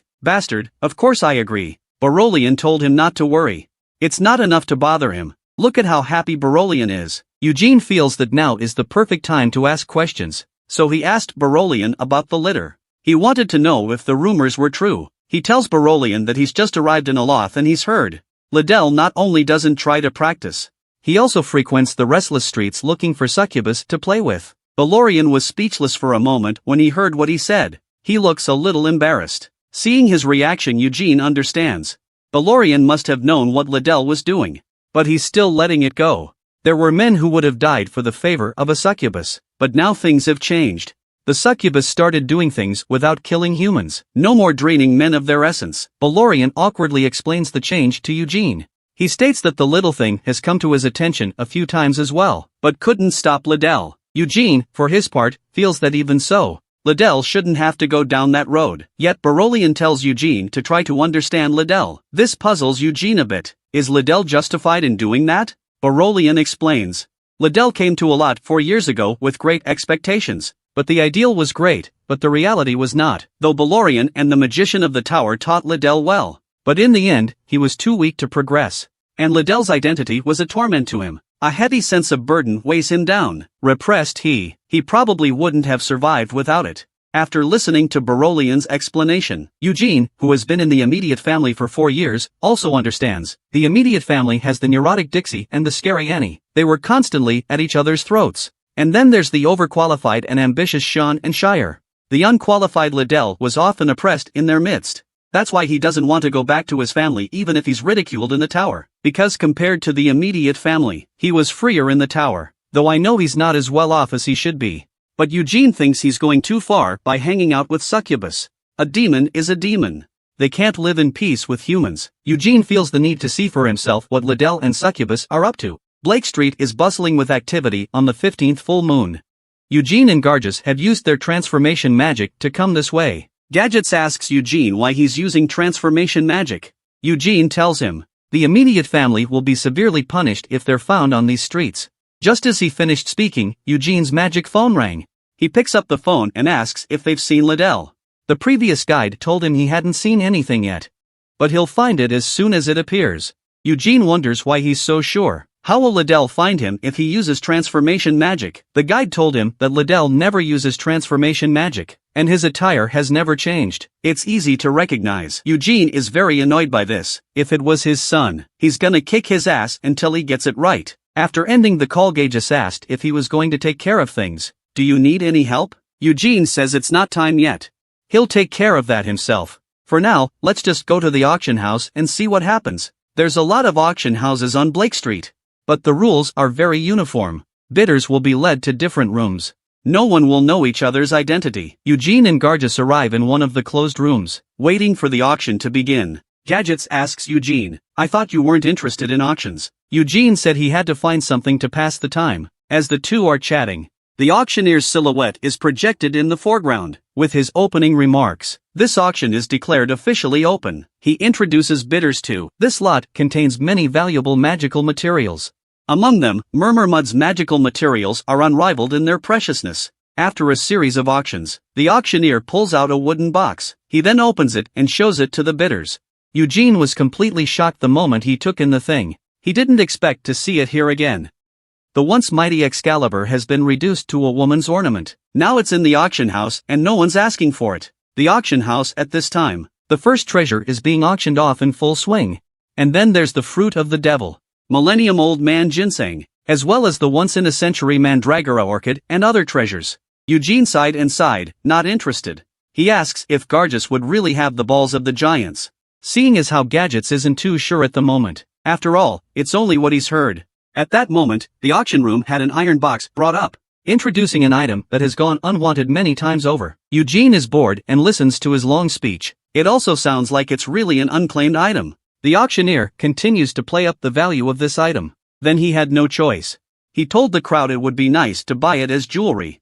It's a beautiful blue glow in the moonlight. And then, without hope, he announces a starting bid of $1 million. First come, first served. And yet, as soon as he said it, Eugene pressed the bidding button. Gadgis on the side is a little confused. The auctioneer is even more surprised. He didn't think anyone would pay $1 million for something like that. And by now Eugene's heart was in a state of shock. He didn't expect to see it in a place like this. A sword that never survived history.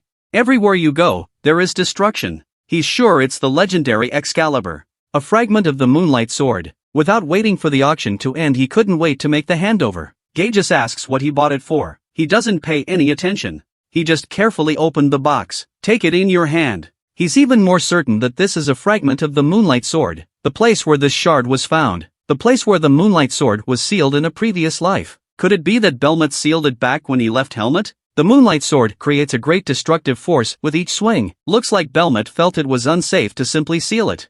That's why he broke the Moonlight Sword, right? Now, the shard in Eugene's hand looks powerless. Eugene wasn't sure it had any power left, nor is it as ominous as it was 300 years ago. As he ponders, Eugene's magic phone suddenly rings. After connecting, the guide there told him he'd found Liddell. Eugene heads for the door without saying a word. Gadgis hastened to inquire if he wasn't going to keep looking. Eugene understands what he means, and he pulls out his black card, tells him to use it if he finds a giant's balls. There's plenty of money in there. To the street. Eugene called to ask the guide where to go. The guide told him to find the store with the banana flowers in front. After some searching, Eugene finally arrives at the store. There are even 2 demons working as security guards at the door. Looks like the demons are having a hard time, too. For the first time since his reincarnation, Eugene encounters a demon. He almost rushes up and cuts these 2 demons off at the waist like he did in his previous life. But after calming down, he resisted the urge, showing the 2 demons that he's going in. The demons tell him the entrance fee is $2 million, separate billing based on dreams to be had. Hear this. Without hesitation, Eugene pulled $2 million out of his pants pocket. The 2 demons immediately and respectfully welcomed Eugene through the door. Eugene looks at them with a sigh of relief. I guess the power of money works everywhere. The man made excessive demands on the girl. And the young lady not only didn't get angry, she even agreed with him with a shy face. Eugene tracked Liddell to the succubus's grounds. The place is bustling with activity. As soon as he's seated, he's greeted by a beautiful succubus. Then he asked the succubus, "Where can I have that dream?" The succubus sees how anxious he is and doesn't say anything. Getting right down to brass tacks. Tell him it's okay to be here, but there's a special room in the basement. The succubus was going to get him drunk and take him to the basement, but Eugene refused outright. Are you trying to make me cry by getting me drunk? Go straight to the basement and see all the sins you've committed. The succubus was also pouting when she heard him start singing a love song. She then agreed to his request. The 2 of them make their way to the underground corridors. Eugene says he's a little scared for the first time. In fact, he's taking the opportunity to observe the terrain. The The succubus told him not to worry and asked for a little bit of his essence. It's just a sore back for the next day. Eugene was able to get a good idea of the subterranean structure after some observation. Worried about making a mistake, he stops the visit, paying the succubus for the check. The succubus didn't see this coming. She's getting paid for services she didn't even perform. And then Eugene is back on the ground again. He is politely greeted by the welcome guest at the underground entrance. The guest of honor is welcome to return next time. He's masquerading as if he's just finished plowing. Eugene specially ordered a large table of dishes to replenish his energy. Just as he's enjoying his meal, two demons came up with a man. It was Liddell, who had just finished playing in the basement. He's already weak. Eugene is furious at Liddell's state. After playing with the succubus, he actually needs someone to help him walk. What a disgrace to the Reinhardt family. And then he's on his tail. He's trying to figure out where the demon's taking Liddell. Meanwhile, he can't help but guess. Is there going to be a second half? The demon is seen leading Liddell into a dimly lit room. Eugene, who was hiding around the corner, immediately rushed out, prepared to follow him in. But he was stopped in his tracks. They looked at him with a hostile look. The leader had corkscrew in his mouth and was squirting. Tell him this is no place for him. Tell him to get the hell out of here. Eugene is not a coward. Ask them what this place is. Why can't he come? The leader sees that he doesn't know what he's doing. He grabbed him by the neck, ready to give him a taste of his own medicine. Eugene grinned. How dare you lock my throat? Prepare to suffer the consequences. That's it. He hits the leader with a hard uppercut to the jaw. The 800-pound strong man was beaten to the sky by him so lightly. He's still spitting orange juice out of his mouth. The two little brothers see their big brother getting beat up. Drawing their swords, they're about to cut off Eugene's waist. But they haven't reacted yet. Eugene passed them by like a breeze on their cheeks. And when Eugene appeared, it's as if they'd been beaten up by multiple people. The sound of punches is all around them, enjoying the whiplash of love. They both fall back to sleep. Eugene was going to ask them where the hell this place was. But then he realized that all three were asleep. He couldn't bear to disturb their dreams. Eugene had to go in himself to see what was going on. Then coming to the door, he politely knocked on the door of the small dark room. The drug-taking sorority of three races was accidentally sabotaged. Just because a man never knocks when he enters a house.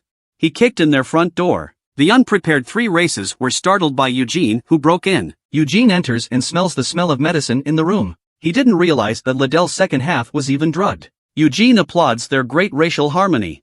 I didn't realize that the three races could get high together in perfect harmony. Unable to stand his nagging, the three of them charge at him with their swords. Are you stupid? You've got a lot of nerve. Eugene, however, hit them with a trio of cavemen.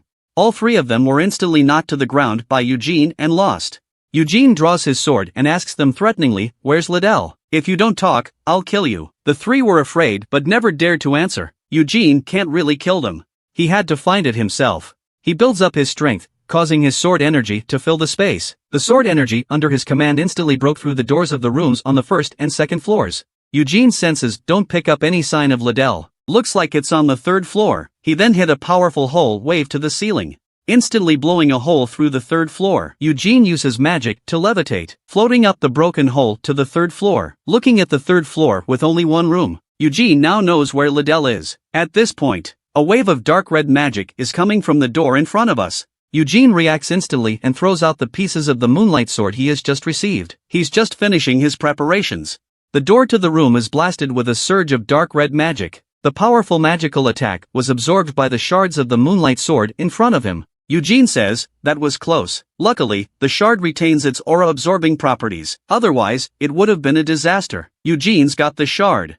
He asks the caster, "You used black magic just now, didn't you?" Yet the man is still in shock. He doesn't understand such a powerful magical attack. Why is Eugene okay? At this point, Eugene remembers. Gilead had said not to get involved in black magic. But damn Liddell for being the eldest son of the immediate family. Eugene just wants to find Liddell as soon as possible. He angrily begins to build up his power. Instantly, the white flames exclusive to the white flame style filled his body. The black magician reacted after seeing this scene. Eugene is a Reinhardt. He's hesitating. But then two demons came out of the room. Eugene recognizes them as the demons that captured Liddell earlier. It looks like Liddell is really in there. The two demons are ready to attack with their black nails that haven't been washed in years. Eugene doesn't panic as he takes his stance. Prepare for their attack. The two demons don't give a damn. They swung their claws at Eugene. These two demons had black fingernails that hadn't been cleaned in 10,000 years. They charged at the man with the sword nonchalantly. But the man with the sword, Eugene, just did a batusai. A tornado suddenly hit the ground. One of the demons is hit hard on the spot and is covered in wounds. The other demon's eyes widen in shock. But the arrow is on the string and it has to go. All he can do is keep charging at Eugene. Getting close. Swinging his proudly dirty nails at Eugene. Only to have Eugene chop off one of his sharp claws. He'll have to live with one arm for the rest of his life. But Eugene won't give him a chance. He's standing still and turning around, ready to grab at him. Eugene then catches the demon in the face with a dragon claw. He smashes into the wall behind him. The demon falls to the ground in a heap. And that's when Eugene hit it too hard. The transformation magic is lifted, revealing Eugene's true form. The black magician looks at his handsome face. Instantly lost in thought. He can't believe it. The man in front of him was the famous Eugene Reinhardt. Eugene saw that he had heard of him. Tell him to get out of the way if he knows what's good for him. As Eugene presses on, the black magician is frightened and panicked, rushing to get Eugene to stop and listen to his explanation. Eugene doesn't stop. He put his heart on the line. You made me do it. He then raised his hand and blasted black magic at the approaching Eugene. Eugene, however, simply waved his NID in his hand, and his ball of magic was cut in half. Eugene then accelerates into second gear. He charges at the still shocked black magician with his sword. Before he can react, the nether sword is already swinging at his neck. Eugene put the sword around his neck. Ask him how he smells like Liddell's perfume. Did Liddell commit a crime on him? Seeing that he didn't say anything and was scared as if he had wet his pants. Feeling bored, Eugene takes back his Ned sword and walks into the room. In the center of the room is Liddell, who has disappeared for a long time. He's lying on his bed performing some sort of ritual. The room was set up with a large bowl. Something unknown is still pulsing rhythmically. Eugene asks the black magician what's in that big bowl. The black magician tells him with trepidation, it's the heart of a unicorn. Eugene is surprised to hear that. Unicorns have a great deal of divine power and aura. It is known as a divine beast. Eugene is curious. Ask him if this is used to make a pact with the Demon King. The black magician stated in trepidation, that thing isn't good enough to make a pact with the Demon King. It's for making a pact with a succubus under Duke Bella's command. Eugene didn't realize the Queen of Succubus had lived for over 300 years, although the succubus hasn't reached the level of the Demon King, but was known as a duke in the country co-governed by the imprisoned Demon King and the destroyer Demonling, which means she still has power. So Liddell is actually just going to make a pact with a baron under the duke's command? And to do so, he offered the heart of a unicorn. Addicted to taking pills and playing with succubus, right? Hearing Eugene's angry questioning voice, the black magician was so frightened that he caught out and begged for forgiveness, claims he was asked to do it by Liddell. Liddell paid for the unicorn's heart. He couldn't refuse Liddell's orders. Eugene taunts, of course you can't refuse, while collecting money from Liddell. While arranging a contract between him and your master, you're killing two birds with one stone. If the pact is successful, you'll also gain power from your master. Maybe Bella will even make a pact with you. So don't play innocent. Keep your mouth shut if you don't want to die. This man is lying in bed on a beautiful day. Hateful Eugene goes up and gives him a big slap in the face. Did you do your homework? Did you make enough money? Whenever you're on vacation, all you do is sleep. You've got no motivation at all? Liddell, who was playing with succubus in his dream, gets punched by Eugene and squirts orange juice. Sobering up, Liddell was just about to scold him, but then he sees Eugene standing in front of his bed. Eugene said grimly, finally, you're awake. My good brother. Liddell dares not speak as he covers his freshly caressed cheeks. He knew he was finished. It's been a long time coming. He just stumbled and asked Eugene what he was doing here. Eugene, who is now suppressing his anger, is puzzled. I'm trying to understand you, but you don't seem to recognize reality, do you? If you're in a foul mood and only play with succubus, just having sweet dreams together is okay, but you shouldn't touch black magic. As the first son of House Reinhardt, candidates for the next head of the house, I can't believe you're planning to make a contract with the demon race, and with a low-level succubus. Liddell tries to explain, says he had no choice but to do it. And all he got in return was Eugene's sledgehammer. Eugene can't hold back any longer. You're a real dumbass. What do you mean, no choice? You crazy bastard. Don't you know that if you make a pact with a demon to initiate black magic, your soul will belong to the demons? Do you think this is just about you? Once you're a black magician, the whole family's reputation will be worse than a can of herring, and the demons that control your soul. If the devil told you to kill your loved ones, offer up family treasures, what would you do? You'll have to obey. After hearing Eugene's words, Liddell, on the other hand, continues to argue. said it was a pact with the devil that they would not issue unreasonable orders. Eugene is furious that he doesn't come to his senses. A pact? Who do you think that is? That's a demon. Do they have any credibility with you? And talk about not having to obey unconditionally. And yes, it can indeed be so. As long as you're not afraid to die, you can refuse. But a guy like you who's addicted to booze. How dare you? Crushed by Eugene's scolding, Liddell begins to complain. What do you think you know? Why blame me? Eugene's pissed off at him. Looks like my good brother has something to hide. I'm here to listen. Liddell starts complaining with tears in his eyes. Become an adopted son of the family, supported by the head of the family. You've been in the limelight since 4 years ago. And what about me? Eugene doesn't want to hear any more of his sophistry. He just cut him off. I thought you were being treated differently. You and I have been clan supported, both also inherited the white flame style, and we've all been sent to a lot to learn magic, right? Opportunity comes to those who are prepared. I can do well not because I'm treated differently. It's because I've been working so hard. Peter accuses himself of not being able to do well without his natural talents. Eugene tells him it's not because of natural talent that he can do well. All the talent in the world is for nothing if you don't work hard. Sean and Shire of the immediate family, don't they work hard? That should be obvious to you. And while they're trying, you're getting drunk with the succubus. It's a real pleasure. You think you're going to be the head of the house with black magic alone? Liddell states that he doesn't want to be head of the house. He wants to become a black magician and go to Helmet. He felt that it was in that place of freedom that his abilities would be recognized. And yet he just finished. Eugene's iron fist is already in his face. The unrelenting punch had blown him right out of the air. Why did this man hit his big brother so hard? He beat his big brother dizzy, and jumped Thomas on the spot. Liddell, halfway to his feet, is moved to a nosebleed by Eugene's beloved prodding. Eugene snaps at him. Do you know what you're saying? A descendant of the great Belmont actually wants to go to Helmet to be recognized by the demons? Is the demon better than the approval of his family? And you seem to have gotten one thing wrong. If it weren't for the fact that you're the firstborn son of Reinhardt, you don't seem to be worth much without any accomplishments. Do you think I'm right? My good brother. Born in a place that no one else could reach if they tried all their lives. I can't believe you put the cart before the horse and tried to be the succubus little brother. You're ridiculous. Not wanting to waste any more breath with Liddell, Eugene pulls out his magic phone and tells Barolian to come and take care of it. Not long after, the black magician Wayfarer is taken away by the guards. Barolian arrives on the scene as well. Barolian is disappointed to see the ghostly Liddell. And he blames himself. Finally scared, Liddell hurriedly explained to Barolian. Said he hadn't been initiated into black magic yet. Barolian is disappointed in him. Well, you haven't done. But you're going to do it. Barolian rages at Liddell for tarnishing Reinhardt's name. Insults Gilead who gave him to himself. And also insulted the magician of the tower who taught him magic. And an insult to himself, who insisted on keeping him in the Red Tower. Liddell didn't realize it was so serious. He tries to defend himself, but Barolian cuts him off directly, warning him that if he continues to speak, to make him taste the price of insulting himself. Barolian angrily said, please don't try to justify yourself to me again. Otherwise I fear I will not be able to resist letting you see the sun tomorrow. Save your reasons for Gilead and Disney, who sent you here. With that, Barolian leaves first with Eugene. Lead was left alone, weeping. Late that night, Gilead and Disney, who had received the news, traveled all night to Alat. The two of them looked terrible when they find out what happened.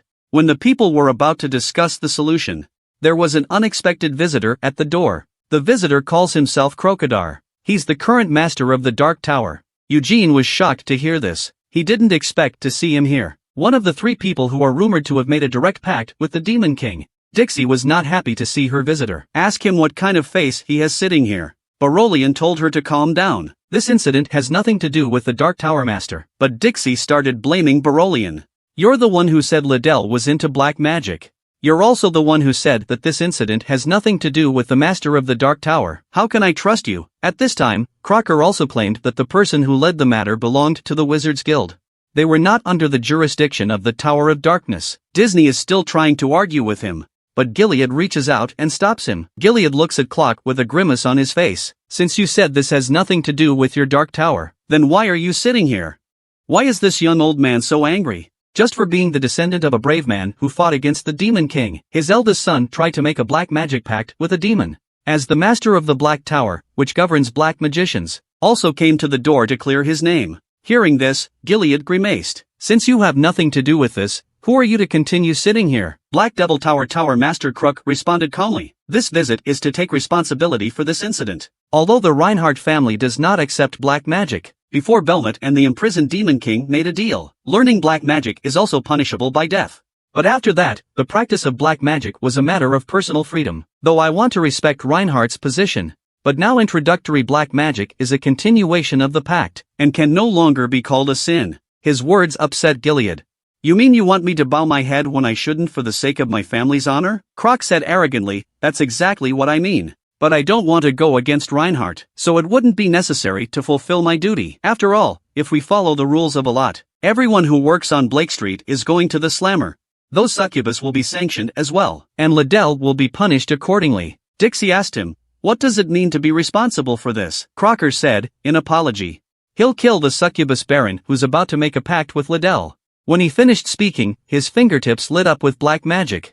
It turned out to be the imprisoned Demon King sending him a 1,000-mile message. Tell him to pass on some information. Eugene was shocked to hear that name. Today he has really been exposed to too many things about the imprisoned Demon King. Clock spreads out the message he received and interprets it on the spot. He tells the crowd, the imprisoned Demon King said, he apologizes for the trouble he has caused dear Belmont's descendants.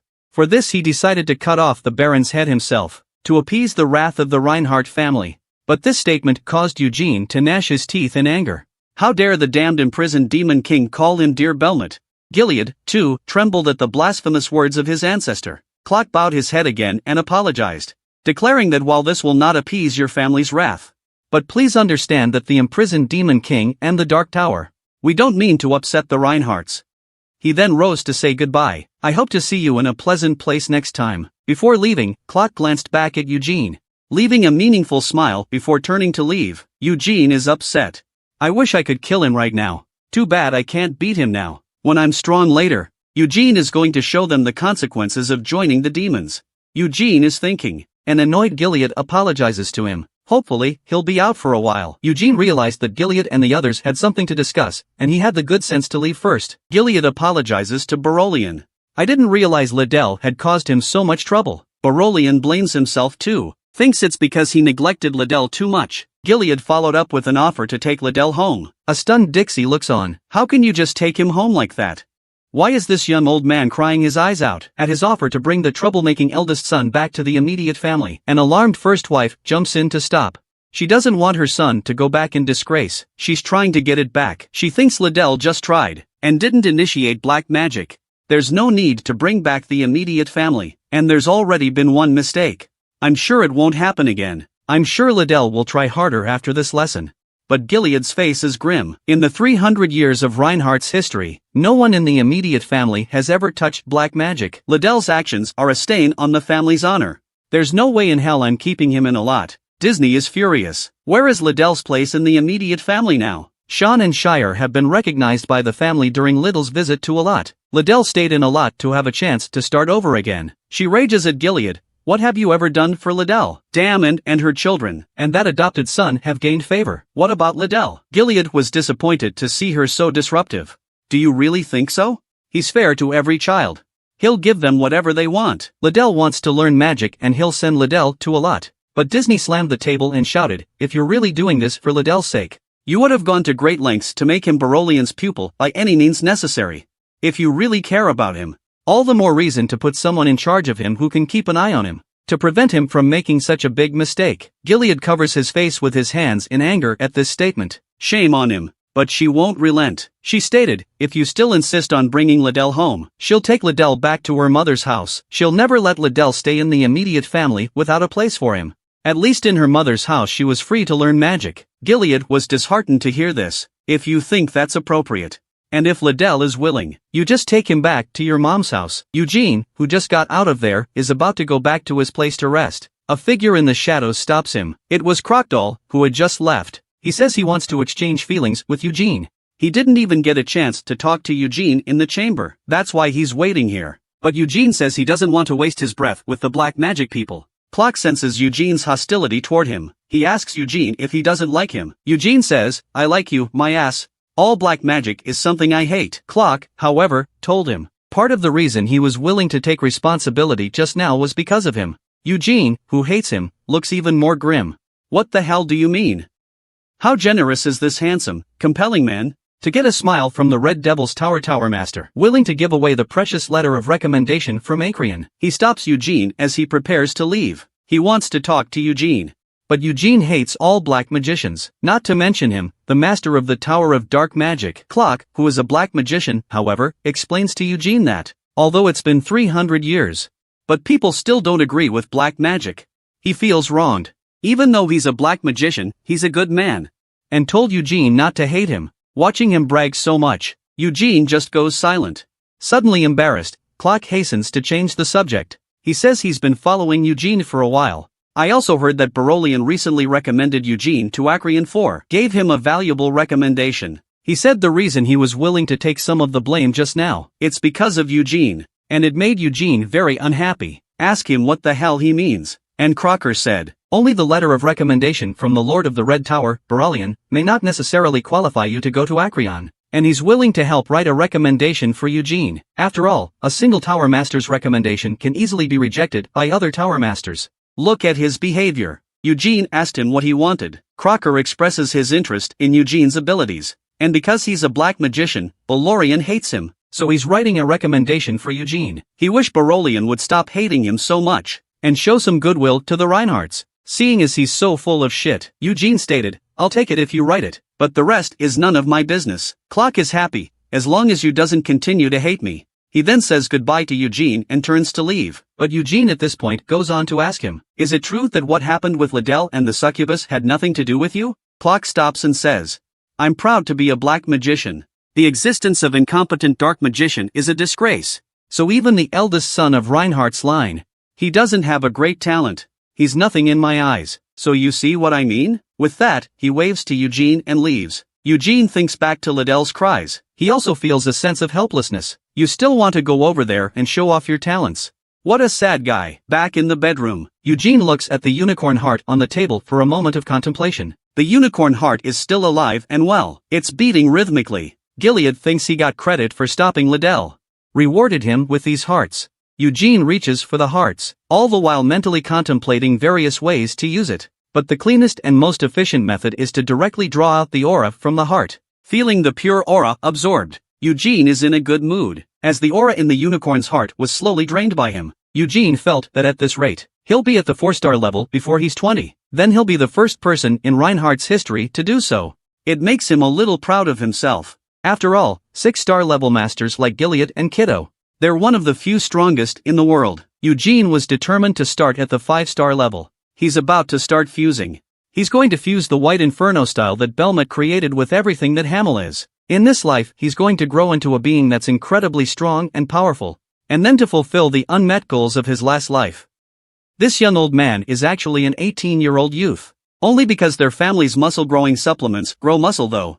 But the side effect is aging at a young age. Before, in order to make the giant's balls into muscle growth agents, he got down on his knees and asked Eugene to help him. After getting the promise, he also promised that even if he gambled his reputation, he would pay back the principal with interest. Now he finds Eugene and tells him he's got the giant's egg. For 300 million, he can realize his dream. Eugene was furious at that number. It's a knife to the ass. It's an eye-opener. I can't believe it. Only a brainless person would spend that kind of money on this. But Gargus was impatient for Eugene to hurry up and give him the money. Eugene, in a cold sweat, tells him to watch his mouth. Unable to argue with him, Eugene can only take him to the bank to withdraw the money. The staff was also shocked to see the black card Eugene pulled out. He asked Eugene if he wanted a membership card here. A discount on membership. Eugene refuses. After withdrawing the money and coming out, Gargus invites Eugene to his place to enjoy the balls together. Because as soon as the money is paid, the balls will be delivered to his place. He told Eugene not to miss this opportunity. And Eugene was sick. Am I crazy? I have to go to your place just to see a testicle. But Eugene then remembered something. Said that we can go and see together. Gaggis asked him if he was moved. If he's moved, he can have some of it. Eugene refused, because he's not interested in giant eggs. Instead, he wanted to see Gadget's red flame. He wanted to see how the red flame style compared to the white flame style. He was wondering if he could combine the two. But then he suddenly saw something. He couldn't believe he saw that figure here, defying Gargus' attempts to stop him. Eugene with a flipping leap over the guardrail. Landing on the ground, he puts it straight into second gear and accelerates. He's headed for the front. He thinks he might have been wrong, because that figure shouldn't be here. but he still wants to see it. Anxious, he pushes his way through the crowd, the hair that glowed purple. The vast aura contained within it. There's no mistaking it. Eugene has finally arrived, and the figure is right in front of him. Eugene looked at the familiar yet unfamiliar figure with mixed feelings. He shuddered and murmured, "Xenia, is it really you?" 300 years apart, a man finally meets the one he misses. For a moment, he was in a state of apprehension. "I don't know how to tell you what's in my heart. The woman is the same as she was 300 years ago. The man has been reincarnated." He felt that if Xenia in front of him knew, he should be scolded by her for being reincarnated as the offspring of a good brother, right? After all, with Xenia's temper, even after 300 years, it should still be the same. An excited Eugene wanted to go up and hold Xenia's hand. However, his hand went right through Xenia's arm. Eugene had a bad feeling in his heart. Did something happen to Xenia? He thought it was Xenia's soul. But upon closer inspection, he realized something was wrong. The girl in front of he is a magical illusion. It's not Xenia's real body. I thought I had met my partner from my past life. However, this is the case. Eugene is a little down in the dumps. But Eugene suddenly realizes the succubus, which hadn't been moving at all, was actually reacting. She turns to look at Eugene, who is standing behind her, like she's making sure of something. Seeing this face again, Eugene couldn't help but blush. Xenia's succubus is finally confirmed. He is Hamel. She looked at him with a smile on her face. Then Xenia slowly finished speaking. The succubus began to fade away right before Eugene's eyes. Eventually, the succubus disappeared in front of Eugene, little by little, as a point of light in the sky. Eugene looked sadly at the points of light. You found me, didn't you?" But soon a smile appeared on his face. "Looks like Xenia recognized me." Eugene turns around and is filled with joy. "I found you too, Xenia." He then turned around and walked away. Eugene was deep in thought as he watched the streets go by. There was no doubt that Xenia was alive. She came here specifically to find him. But how did she recognize herself? Did she recognize me through my soul like the Elven King? If not, is it because of this pendant of mine that I'm looking for it? Anyway, Xenia knew that Eugene was reincarnated, but didn't come looking for him in person. It's possible that something went wrong and she didn't come. According to this speculation, Eugene thinks Xenia must have been sealed. He doesn't know if Xenia sealed herself or was sealed by someone else. Maybe it's the imprisoned Demon King, but no matter what, Eugene has understood Xenia's situation. He laughed. "Since you came to me this time, then I'll come to you next time instead. Be sure to wait for me, Xenia." Eugene, who had been away for a long time, was finally found by him. He asked Eugene what he was doing just now. "Didn't we say we'd go see the giant's balls together?" Only then did Eugene remember to look at his red flame style. So he asked Gargus to lead the way. It didn't take long for the two of them to arrive at Gadget's place in Aloth. Hearing that Eugene wants to see the red flame, Gargus is puzzled. "Didn't you learn the white flame style? Why do you still want to see the red flame style?" But he says it's okay for Eugene to want to see it. Just as he finished speaking, the clothes on his body shattered to pieces. He went straight into clothes exploding muscle showing mode. Eugene's a little sweaty. Ask him, "Is it true that you can't perform the red flame style without doing so?" Gadget says he just thinks it's more handsome. Eugene is disgusted. "You're quite the slut." Without waiting for him to finish, Gadget spits fire, starting to build up. Red flames emanate from his body. The shape is very similar to the white flame style. And then, he rises again. The entire room was filled with his red flame style. Eugene wonders if their family's red flame style will nuclear fission. Gargus says that the previous red flames didn't have nuclear fission, but with the efforts of their family ancestors, they managed to reach the 5-star level. And in the red flame style derived from the side families he knew of, only their family can reach the 5-star level. He wanted to show off in front of Eugene that he had reached the 2-star level, but Eugene was thinking and ignored him. Eugene thought that after centuries of development, the red flame is only capped at 5 stars. The white flame style is only passed down as the core of the immediate family, and will not be publicized to the public, with only the red flame style given to the sidekick and follower. The development of the direct line and the collateral line is thus different. This is something that puzzles Eugene a great deal. It stands to reason that Belmont would not be so stingy. Originally, he wanted to learn the red flame style as well, but now it seems unnecessary. He then said goodbye to Gargus and prepared to leave. Gadgets wondered why he was leaving. "Don't watch giant balls anymore?" Hearing him mention balls again, Eugene gives a backhanded friendly gesture. "Enjoy it yourself." Back at the tower, Eugene went to his training room. He was thinking how to get the grimoire Xenia left behind in Acrian. He thinks there must be something in there about Xenia. Now it's not just Barolian. Even Croc is writing him a letter of recommendation. He's one step closer to getting a pass from Acrian. Xenia, since you've been waiting for me for 300 years, I don't think you'll mind waiting a little longer. Looking at the shards of the Moonlight Sword in front of me, Eugene is deep in thought. The Moonlight Sword is a being that can absorb and destroy auras, but you can't destroy high-level magic with just that little fragmentation. But if it's just low-level magic, the shard can still be easily absorbed. So Eugene wanted to try. He drew his Ned sword and activated aura. As long as the shards can't destroy his magic, that would mean that the magic he possesses is stronger than the white flame style. It would also prove that he's on the right path. This muscular man makes women blush with shame. To prevent the man from realizing she's different, the woman wipes the water from the corners of her mouth. After all, as a magician, she saw men who were too weak to care for themselves every day. She's not interested in magician at all. Eugene's swordsmanship can't help but make her heart skip a beat. She feels the trip was not in vain. Earlier she was inspired by Eugene's introduction to magic in the white flame style. She was studying her spell book to develop a new project. That day, the apprentice magician came to report to her. In the last few days, there has been a steady stream of explosions coming from training room 11. Hela knows it's Eugene's special training room. It's not normal to hear explosions for days on end. I'm worried that Eugene's overuse of magic is causing damage. Hela comes over to the training room to check on the situation. However, she had just knocked on the door to ask if Eugene was okay. If need help. There is a deafening explosion right inside the training room. Unconcerned with protocol, Hela anxiously pushes open the door, wanted to see if Eugene was hurt, only to see the smoke dissipate. Eugene's sweaty figure slowly appeared in front of Hela. Follow the law of smoke without harm.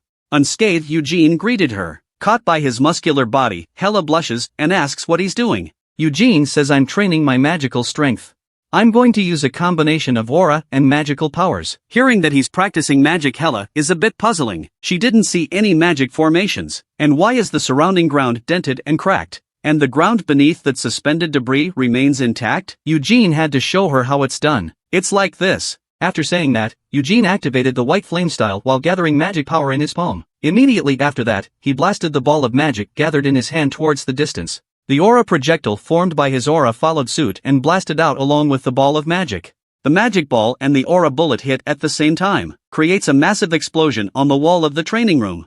Hela looks on in disbelief. Compared to using magic for the first time, he's gotten faster and harder. And he actually did, attacking a target with both aura and magical powers at the same time. What's rare is that his aura is also very strong, as powerful as his magic. No one will believe it's just ordinary magic balls and aura bombs. Hela asks apprehensively, is he practicing magical dueling techniques? Eugene says, he's just improved the overall quality of his workout magic a little bit. Actually, at first his attack was disintegrated before it could explode. Now he can force control to explode near the shard. Hela congratulates him on his progress. I was worried you'd hurt yourself training too hard. Well, I guess my worries were overdone. Eugene asks if she came over because she was worried about being hurt. Hela says it's more than that. Lord Barolian would like to see you as well. Eugene picks up the blouse and asks her, is Barolian on the top floor of the magic tower? I'm on my way to see him. And yet Hela says that Barolian is not in the tower.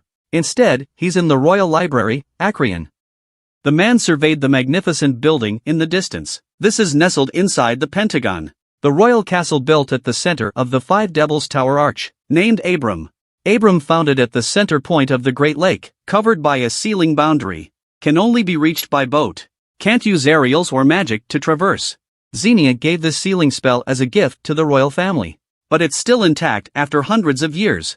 Eugene felt the power of this spell was too much, based on his knowledge of magic. He hadn't seen any spells that could encompass that massive lake and river castle. Hela saw that he couldn't stop staring at Abram, asked him if he wanted to visit there. Eugene says it's really nice there. But it shouldn't be possible to go there just because you want to, right? Hela agrees that it is. Only nobles and lords of the tower can visit Abram. And not even the lord of the tower can use magic there. Only the royal family and those loyal to them can. Eugene asks her, does this mean that the tower masters are not absolutely loyal to the crown? Hela doesn't think that's all there is to it. Tower masters don't unconditionally accept unreasonable orders. This is more of a partnership. It is the council that has a connection to the Tower of Magic. And the royal family also has magician, so the magician of the tower mainly serve the council. But that's not to say that the two magician organizations would be at odds with each other. While chatting, the two arrived at the royal library Acrian. Hela tells Eugene, There are currently 3 people who disagree about you being recommended to Acreon. The Master of the Blue and Green Towers and the Elders of the Council, respectively. If you get their approval, then you can go to Acreon. With that, Hela bows to Eugene and says goodbye. Then I'll go back first, dear Lord Eugene. She couldn't help but cheer Eugene on. Don't be so nervous. Good luck. Eugene gave her a sideways glance. Thanks for the encouragement. Entering the council chambers, Eugene salutes the crowd. I am Eugene Reinhardt. The men seated at the top are Council Elder Victor, Balorian, Master of the Red Tower, and Proctor, Master of the Black Tower, and Orleans, Master of the Green Tower, Duras, Lord of the Blue Tower, and Hea of the White Tower, and Jiran of the Magic Guild. At that moment a voice rang out from above, please look up. The speaker is Crown Prince Honan, who is a few years older than Eugene. He said he had heard of Eugene a few years ago. I didn't expect to see you here. And Eugene had heard of him. This man is also an excellent magician. He reached the 5th circle level before he was an adult. At this point, the Blue Demon Tower's Tower Master said in a disgruntled tone, I've heard of you. Although the 2 masters of the Red and Black Magic Towers highly recommended you. But even though you are a very talented person, but magic and swordsmanship are ultimately 2 different things. Duras mentally scoffs. How good can a 17-year-old kid who just got into magic be? There has to be some unspoken agenda behind this. The Master of the Red Tower has always been a friend of the Patriarch of Reinhardt.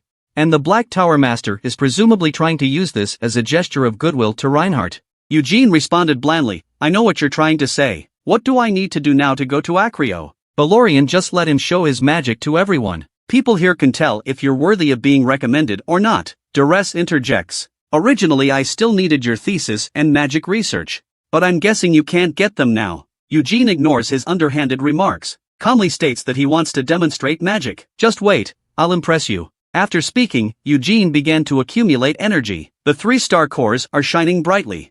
The man has performed the powerful white flame style. White flames like a lion's mane surrounded his body. Just a short time ago, Duras, the Blue Magic Tower Master, was taunting him in public, said he was just a man of brute strength, doesn't know anything about magic. At the moment, Eugene's strength is but a little shocking to him. He feels that what he just said was a bit too much. On the other side of the room, Council President Victor could see Eugene is using White Flame's Star Core Resonance to form a magic circle. And Jiran, the president of the Magic Union, is lamenting.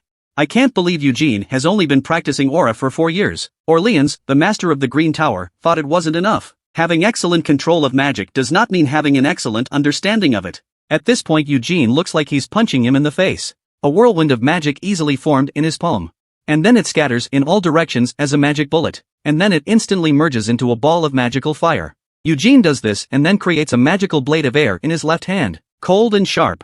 Victor is surprised to see this in action. He did it without a spell? You can't do it without a perfect understanding of magic. At that moment a somber voice rang out. Can you use a magical air blade and a sword at the same time? Eugene turns his head to the speaker. He smiles slightly and doesn't answer. Feeling offended, Orleans looks offended. What's the matter? Can't you do it? Eugene didn't say much. Instead, he maintains his enchanted state and draws the NID sword at his waist. Seeing him so confident, Hea, the White Magic Tower Master, who had been silent all this time, was also watching carefully. The Ned sword in Eugene's hand was wrapped in the White Flame style's exclusive aura. And Eugene's left hand is still maintaining a magical aura blade.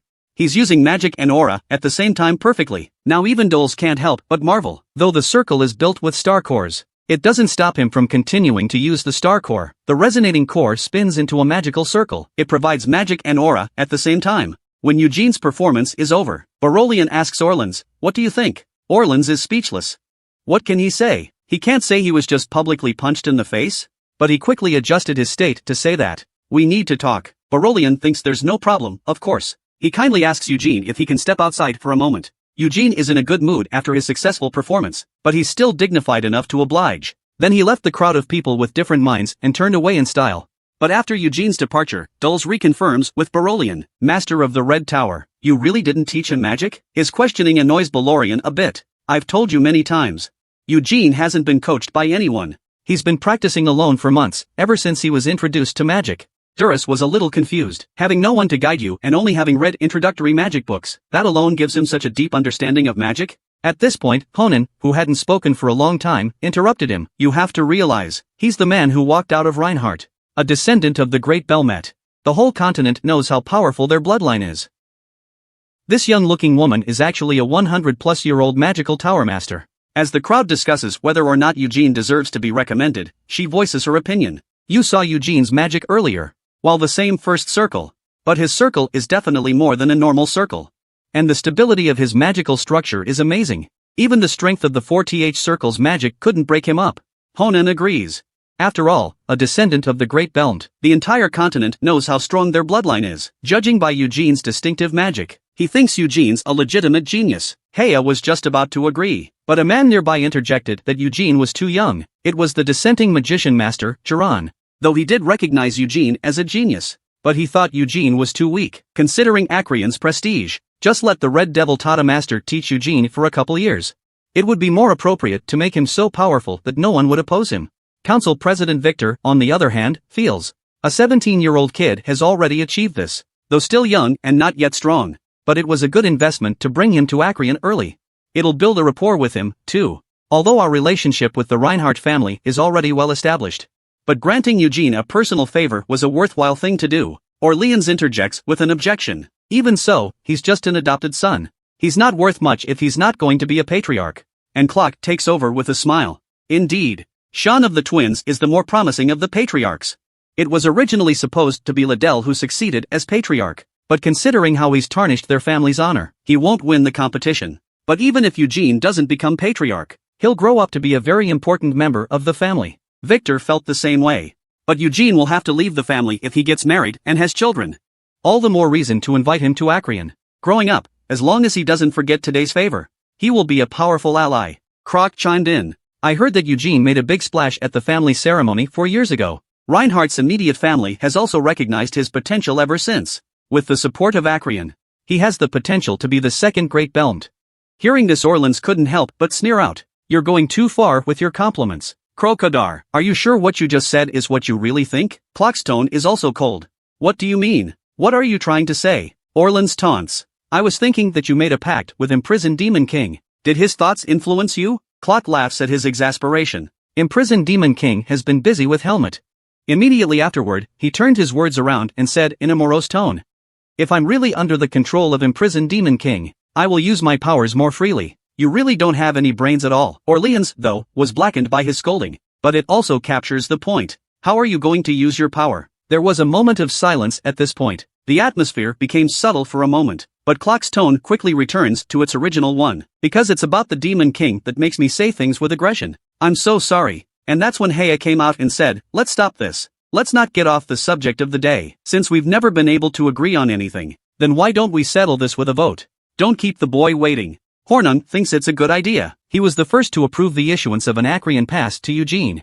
At the same time, Eugene, waiting outside the door for the results, finds out about Xenia from the stone carvings on the wall. A woman nearly 100 years old, and she's looking at the man in front of her. She comes up to the man and asks for a hug and a kiss, and then she asks the man to make a deal with her. After all, as the crowd heatedly debates whether Eugene deserves to be recommended or not, she's the one who proposed a vote to settle the issue. Eugene was still outside the door checking out the carvings. Because it says something about Xenia. He felt that Acreon was not so much a royal library as it was more like a museum. Even the stone carvings on the walls tell the history of a lot. It also includes the deeds of Xenia.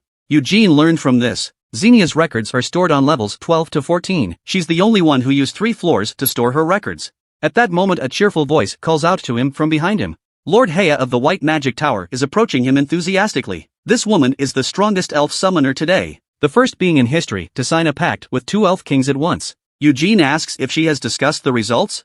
Heya indicated that it was indeed over. But it won't be over all day if we ask all of them to agree. It wouldn't have ended so quickly if she hadn't proposed a vote to settle the issue. This time, 5 people agreed to Eugene's entry into Acreon. 2 people are against it, and 1 person chooses to abstain. Eugene fades in, so, this means I can enter Acreon, right? Heya laughs evilly. Don't you want to know who was against it and who abstained? Eugene says it doesn't matter. A majority vote is enough. Heya tells him she abstained herself. It's not a lack of support for him. I'm just afraid of trouble. Heya points to the other side of the building and asks Eugene, do you see any major illnesses in them? Even if it's been voted on, they'll still find a place to keep arguing. And that's when Duras turns his head to look their way, and then left Acreon in disgust. Heya finds it somewhat amusing. You know what? Lord Blue Magic Tower voted yes. Unexpected, isn't it? He was the one who was most against it in the beginning, but in the end, he agreed. Then she gloated and asked Eugene, Would you like to know which two voted against it? Eugene expressed no interest, but she still said to herself, it's the Lord of the Green Magic Tower and the President of the Magicians Guild. Eugene said I don't care anymore. Heya says he doesn't look like a 17-year-old at all. The reaction was too flat. Shouldn't you be angry or frustrated? How dare they ignore Reinhardt's majesty? Eugene doesn't care about her. I'll leave now if there's nothing else. Seeing him leave, Heya called out to him. That's the Stormbringer Ned you're wearing, isn't it? The sword blessed by the Wind Elf King. Eugene is curious as to why she is suddenly asking about this. Heya says, I've always wanted to make a pact with the Wind Elf King, but no matter how much she called, he never answered. She also begged the Elf Lord of Thunder and the Elf Lord of Earth. But both told her, the Wind Elf King won't make a pact with anyone. I even wrote to Reinhardt about it. But it was rejected, because they thought I'd go into hiding with the Ned sword. How could they think that about me? I just wanted to make a pact with the Wind Elf King with the help of the Ned sword. Eugene said helplessly, I can't lend out the Ned sword either. Technically, I only borrowed the Ned sword from the clan chief as well. Heya came up with a red face and a ragged breath and said, it's alright. I won't tell anyone. Just satisfy me. 100-year-old woman throwing herself at the man in front of her. But this man doesn't want to talk to her. Turning around, he's ready to flee. In order to be able to sign a contract with the Wind Spirit King, this woman, she wanted this man's sword. If he doesn't give it to her, she's going to rob him today. But Eugene is unmoved and rejects her outright. Heya is annoyed with the straight man of steel. At this point Eugene explains to her. Strictly speaking, the Ned sword was only borrowed by himself from the matriarch. I can't give it to you without the chief's permission. Heya's face flushed red at the news. She asked Eugene to quietly lend it to her. She promised not to tell anyone, just lend it to her for a day. If that's not possible, Eugene can watch her use it. Eugene thinks her offer is a good one. After all, he tried to summon the Elf King every time he'd leveled up during those 4 years, but they all failed. He thinks it's because he doesn't have enough aura. If it was used by a white magic tower master. After all, the one in front of me is the one who can sign a contract with 2 Elf Kings at the same time. Maybe the Wind Elf King will respond. But Eugene ponders since she's so positive. I'll whet her appetite first. Maybe I'll get more out of it. Then he asked Heya where to get the pass. Heya positively pointed him in the right direction. It didn't take long. Eugene got his hard-earned Acrian pass. Eugene was overcome with emotion. Finally got this thing. I can go look for clues to Xenia. At this point Heya asked him, all the demons here are left behind by the great magicians. All of the great magicians recorded in the glyphs left their magic here, including the wise Xenia. But hearing her out, Eugene just looked at her silently. There's no extra reaction. Expectations dashed. Heya is somewhat helpless. Your response is boring. I thought you were interested in Lord Xenia. The first day you came to Aloth, you went to her former home. Then you went to Statue Square and met your friend. Eugene asked her how she knew so much about her whereabouts. Heya states, you may not know. You're very famous. Eugene didn't think she needed to say that. And Heya spits at him for being such an asshole. Borrow the Ned sword from him again by the way. Eugene decisively rejects her. The two of them arrive at the elevator on the first floor in the middle of their bickering. Heya tells him to insert his ID card into the hole in the front to select a floor. Seeing that he's going to the 12th floor, Heya continues to tease him. Looks like you really like Lord Xenia. Eugene doesn't bother with her, entering the elevator and asking if she's going to wait here. Heya states helplessly, as much as I would like to go with you. But time doesn't permit it. And going up there with you might be awkward for you when the time comes. After all, when you see the truth, the first reaction must be the most intense. Heya follows up with a bad joke. Should I get you some diapers? Eugene curiously inquires about her. Preparing that thing for what? Heya can't stop thinking about that image. Because you'll wet your pants. Eugene wanted to give her 2 smacks on the mouth when he heard that. But then he remembered he couldn't beat her. An exasperated Eugene can only press the shutdown button. Outside the door, Heya is still wishing him a good time. At this point, Eugene wouldn't have thought the people he'd meet later would throw him off his game. Reaching the 12th floor, the elevator door opens slowly. Someone is already waiting for him at the door, only to see the man gracefully orienting his magician's hat. She then bowed to him. Welcome to the halls of Xenia. The sweet voice of a little girl rings out. The Honorable Eugene Reinhardt. Eugene looks at the girl in front of him in disbelief. Are you, Xenia?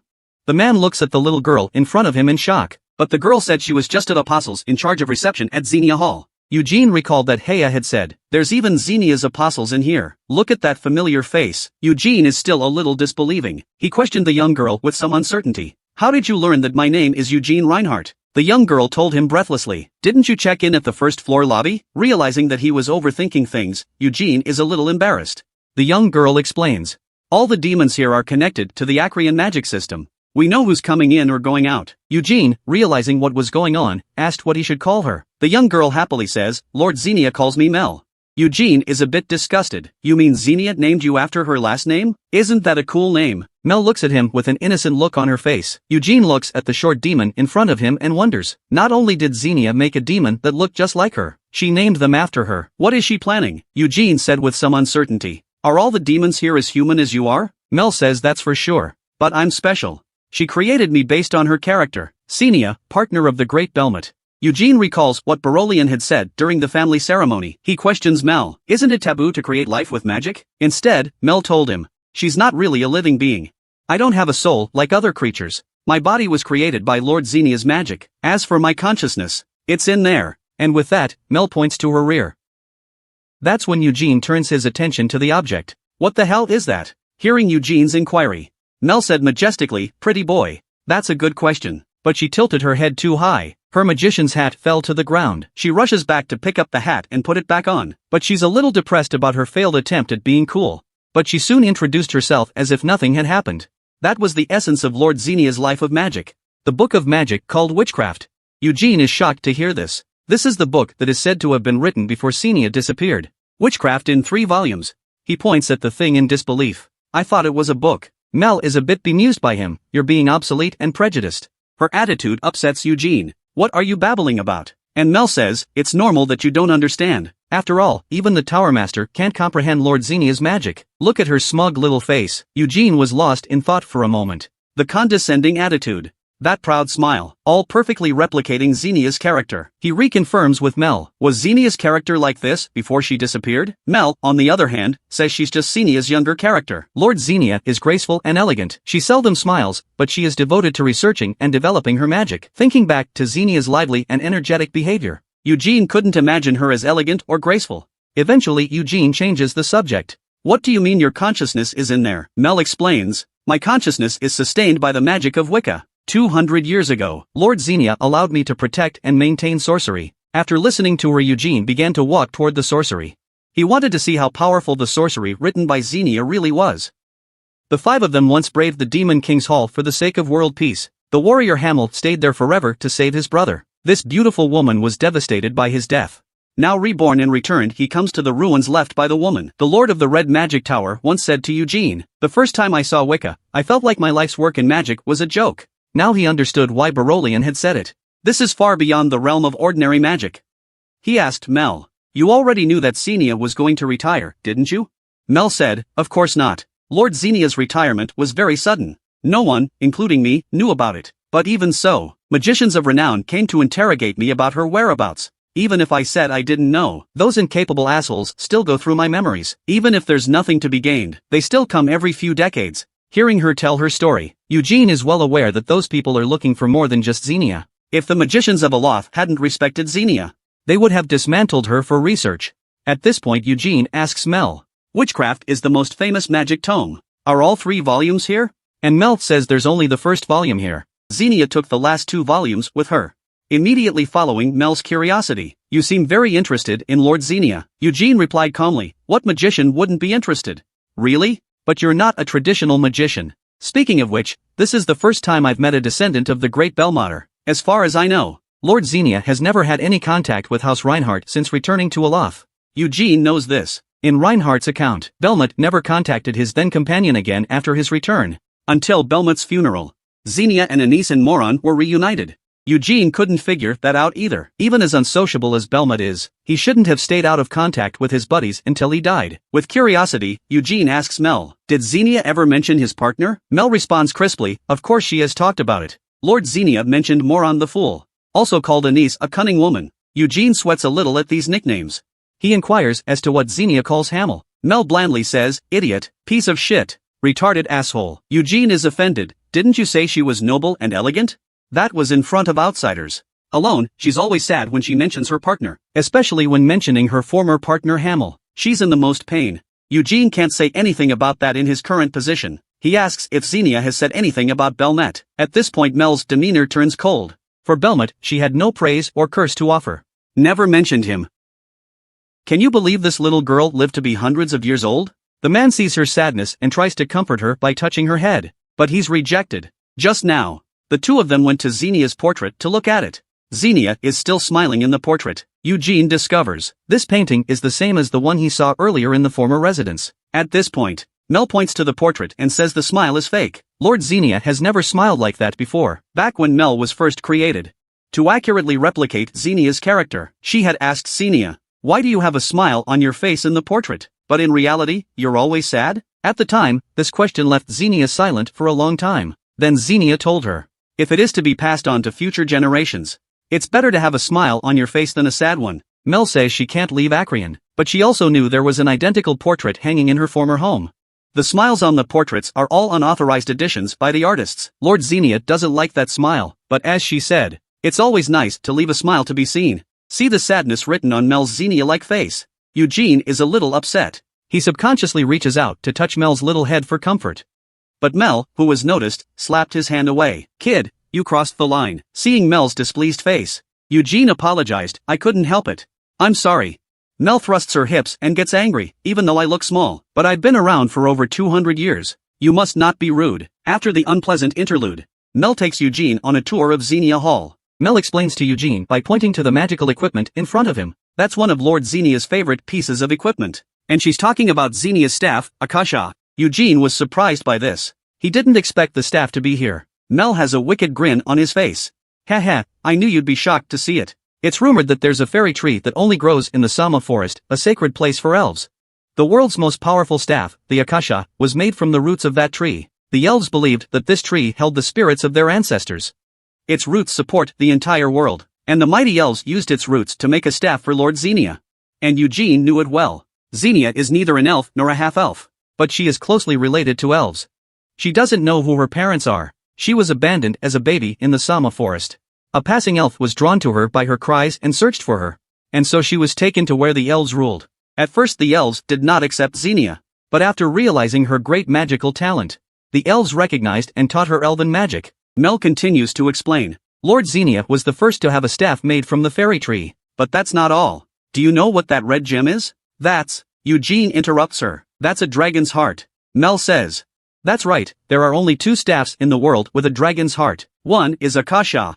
The other one is..." Eugene grimaced and said, "I know. The other one is called Bloody Mary. Today it is held by the same croc, one of the three who made a pact with imprisoned Demon King, a black magician named Ibuchi." Why did he turn grim when he saw his partner's magic wand? Because it reminds him of his famous staff, Bloody Mary. That's what killed him, 300 years ago. The staff was held by Ben Ali, an underling of imprisoned Demon King. Eugene involuntarily covers his chest. It's as if the wound is still there. It hurts so much that it takes your breath away. They had a hard time attacking imprisoned Demon King. Compared to the other Demon King cities, the monsters and demons guarding the city of imprisoned Demon King, strong enough to rival any of the other Demon King's followers. Imprisoned Demon King's powerful weapon, the Blade of the Forbidden, and the Shield of the Forbidden and Benelli's Staff of Bloody Mary to keep them at bay. He was severely wounded when he destroyed the Shield of the Forbidden and finished fighting Benelli, bearing the cursed power of that staff. And so with his aura and magic drained, he was killed because he blocked an attack from Belmont who had no time to react. End of memories. Eugene asks Mel if he can try using Akasha himself. Mel smiles playfully and says, "Sure, but I'm guessing you won't be able to do magic with it. Akasha only recognizes Lord Xenia as his master." After Lord Xenia went into seclusion, magicians who tried to gain its approval failed. Hear this. Eugene still wants to try. He reaches out and takes Akasha in a firm grip. He began to use his magic to try and gain his approval. However, he soon realizes that Akasha rejected his magical influx, apparently doesn't recognize him. This has devastated Eugene. Dissatisfied with Xenia's arrangement, when he first encountered Xenia's visions, Eugene thought Xenia would leave Akasha to him. It turns out that's not the case. If possible, he would prefer to keep Akasha for him, instead of a necklace that could only be used for pining. At this moment, Mel was curious. "You seem to like Lord Xenia a lot?" Eugene denied that he was not fond of him. But Mel doesn't agree. "When discussing her, your eyes always sparkle. You're always mesmerized by her belongings." Eugene continues to deny it. "I'm just interested in old objects and stories." Hearing this, Mel said excitedly, "Really? Well, you'd be interested in that book." After speaking, she happily ran away to the distance, preparing to take the book to Eugene. Not long after, she found the book on the tall shelf. She then handed it to Eugene. The book's cover has been worn and tattered by time, but when Eugene sees the title of the book, his face can't help but start twitching. "The Adventures of the Great Belmont," Mel excitedly said. "Yes, this is the first book that tells the world the legend of the Great Belmont. Since Lord Xenia and company are reluctant to talk about Helmut, so the only way the world will know is through this book. Eugene, however, was furious. He doesn't agree with the story in the book at all. Mel is curious and asks why. Eugene angrily says, I have the greatest respect and admiration for Hamel, but this book writes him off as worthless. But Myers says this book is a first edition from 300 years ago, unlike the later revised. Though again, no authorship. Upon hearing this, Eugene wanted to see what the difference was. Then he reaches out and takes the book and looks through it. Hamel is an idiot. Challenging Belmont at the first meeting. He didn't even touch him before he was kicked to his knees and cried. Seeing this, Eugene is furious, even though he lost in the first place. But at least he got a drop of blood out of him. And, how does this sound like an East tone? Seeing that he doesn't look any further, Mel stated, if you really like Hamel, then there's a place you'd be interested in. And with that, she turned and walked away, and motioned for Eugene to follow her. See how mysterious she talks. Eugene followed curiously, but after seeing what Mel said things, Eugene couldn't hide his shock. Why do visions of him and his partner exist here? Why is this man blushing with joy? It's because he saw a holographic projection of his buddies at his friend's house. He didn't think he'd ever see his friends again. Mel explains it to him. These are personal memories extracted by Lord Xenia. It's what they really look like. The handsome man in the center is the great Belmet. The smiling blonde woman next to him is Anise. Always carries a bottle, she calls it holy water. And the one who often confuses others as to whether he's a human or a troll, Molan the Brave. And the last one with the grin on his face is Hamel the Fool. His appearance only remains here. Eugene commented, that man is handsome. Mel agrees excitedly, indeed, Belmont is handsome. Eugene interrupts her praise. I mean, Hamel is handsome. Mel said with an incredulous look on his face, you have unique taste. Eugene blushed in defense. Belmont is indeed handsome. But Hamel is better looking. That beastly charisma. Praising himself made Eugene inexplicably ashamed of himself. Unable to speak, he made Mel forget what he had just said. After that, he and Mel read a half-dozen magical texts. Eugene's old face finally stops blushing. He questioned Mel. Since Xenia's traces were kept 12 to 14 floors, what's on the 14th floor? Mel says, 13th floor is Xenia magic research records. But you can't understand that stuff now. And the 14th floor is the grimoire that ties all that magical research together. The notes above will make it a little less difficult to understand. Eugene thinks otherwise. Are those grimoires harder to understand than witchcraft? Mel says the two are not comparable. Witchcraft is hard to put into words. Why don't you experience it for yourself? Having said that, she takes Eugene back to the place where the sorcery was placed once again. She explains to Eugene, witchcraft is a method of optimizing magic created specifically for the circle. Enhance your magic without spells. It can also imprint magic on the subconscious mind and store it there. Increases casting speed. Can also cast spells on its own based on different stimuli. Though numerous magicians have begun practicing circle. But only sorcery was perfect for the circle. Maximum power with minimum magic. Eugene said sweatingly. Although I understood every word you said. But I can't understand what you're saying. Mel was very proud to hear that. That's for sure. How else could witchcraft be called the greatest grimoire of all time? Eugene thinks she's drifting a bit. You didn't write it. What are you so proud of?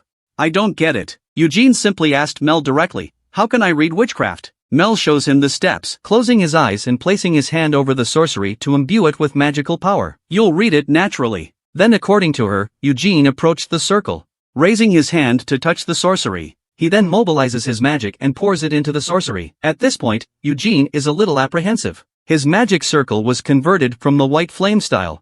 He wonders if this affects his ability to read sorcery. But before he could finish thinking about it, he was startled by the change that occurred before his eyes. In the blink of an eye, his surroundings became dark. His senses were instantly stripped away. Where is this place? The man threw himself on the ground to cover up his pea-soaked crotch. Only because he has imbued it with magic for the study of the greatest witchcraft. And then inexplicably came the Darklands. The sudden loss of his senses caused him to panic. The lack of direction makes him feel like he's spinning around. It's like a dream, but different. At this point, his body is also out of control and he can't move. It's as if something is holding him down. Although he is awake, he cannot control his body. He feels helpless in this situation. He's at his mercy. Suddenly there's a light up ahead. When he looks at it, he realizes it's an ocean. When he looks down, he's in the middle of the ocean. It's then that he realizes it's a sea of magic. And before he knew it, then he was engulfed in a sea of magic. When he reappeared, he was naked and thrown high into the air. He leans down to look but finds a shocking sight. A magic circle appeared in the endless ocean. The ring's power shakes the surrounding ocean. And then, Small interlocking circles appear one after another within the circle. Eugene realizes this. This is a demonstration of the development of the magic circle. In the blink of an eye, countless small circles have filled the initial large circle. The final arcana is about to be demonstrated. But by the time Eugene looks forward to the next evolution, he suddenly found himself lying on the floor in the middle of the hall. Still in shock, he sees Mel next to him and realizes that his consciousness has returned to his body. But the first thing he does when he opens his mouth to ask Mel is, "Did I just wet my pants?" Mel says with a wicked grin on his face, "What a shame. Just a little bit. But you're pretty good." Many a magician has wet his pants at his first encounter with witchcraft.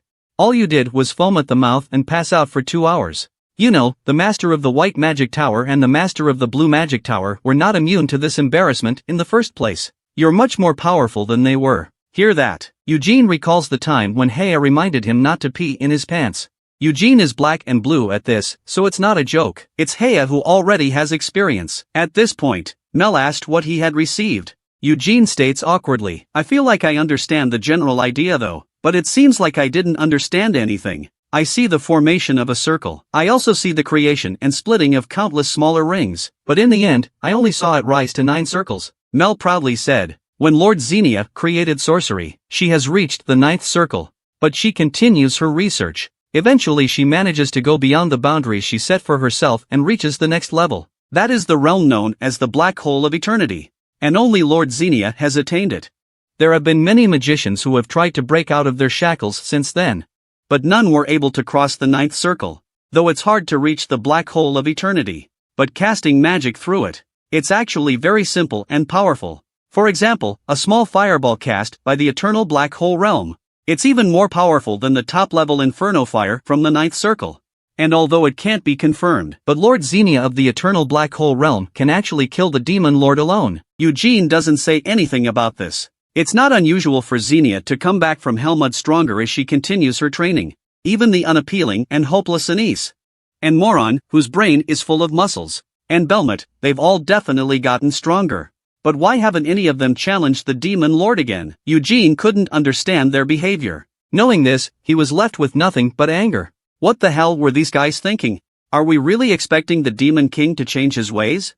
Why are women hundreds of years old blushing with impatience? Only because Eugene, who had been in the Acrian library for over a month, finally walked out today. She had always wanted to borrow his sword. She's complaining about the man taking so long to come out. Barolian interrupts her whining, asking Eugene what he got out of this reading on sorcery. Eugene states awkwardly, "The learning I now possess does not decipher sorcery. I'm guessing it'll take a few years to do so." Hey, I couldn't agree more. These are the essence of centuries of magic, even if you're smart. But it's hard to understand without a teacher. And then she said, "If you'll lend me the Ned sword, I will explain 10 scrolls of magic to you." Isn't that a good deal? Eugene is deep in thought. That sounds a little tempting. But, he looks at Heya with a wicked grin on his face.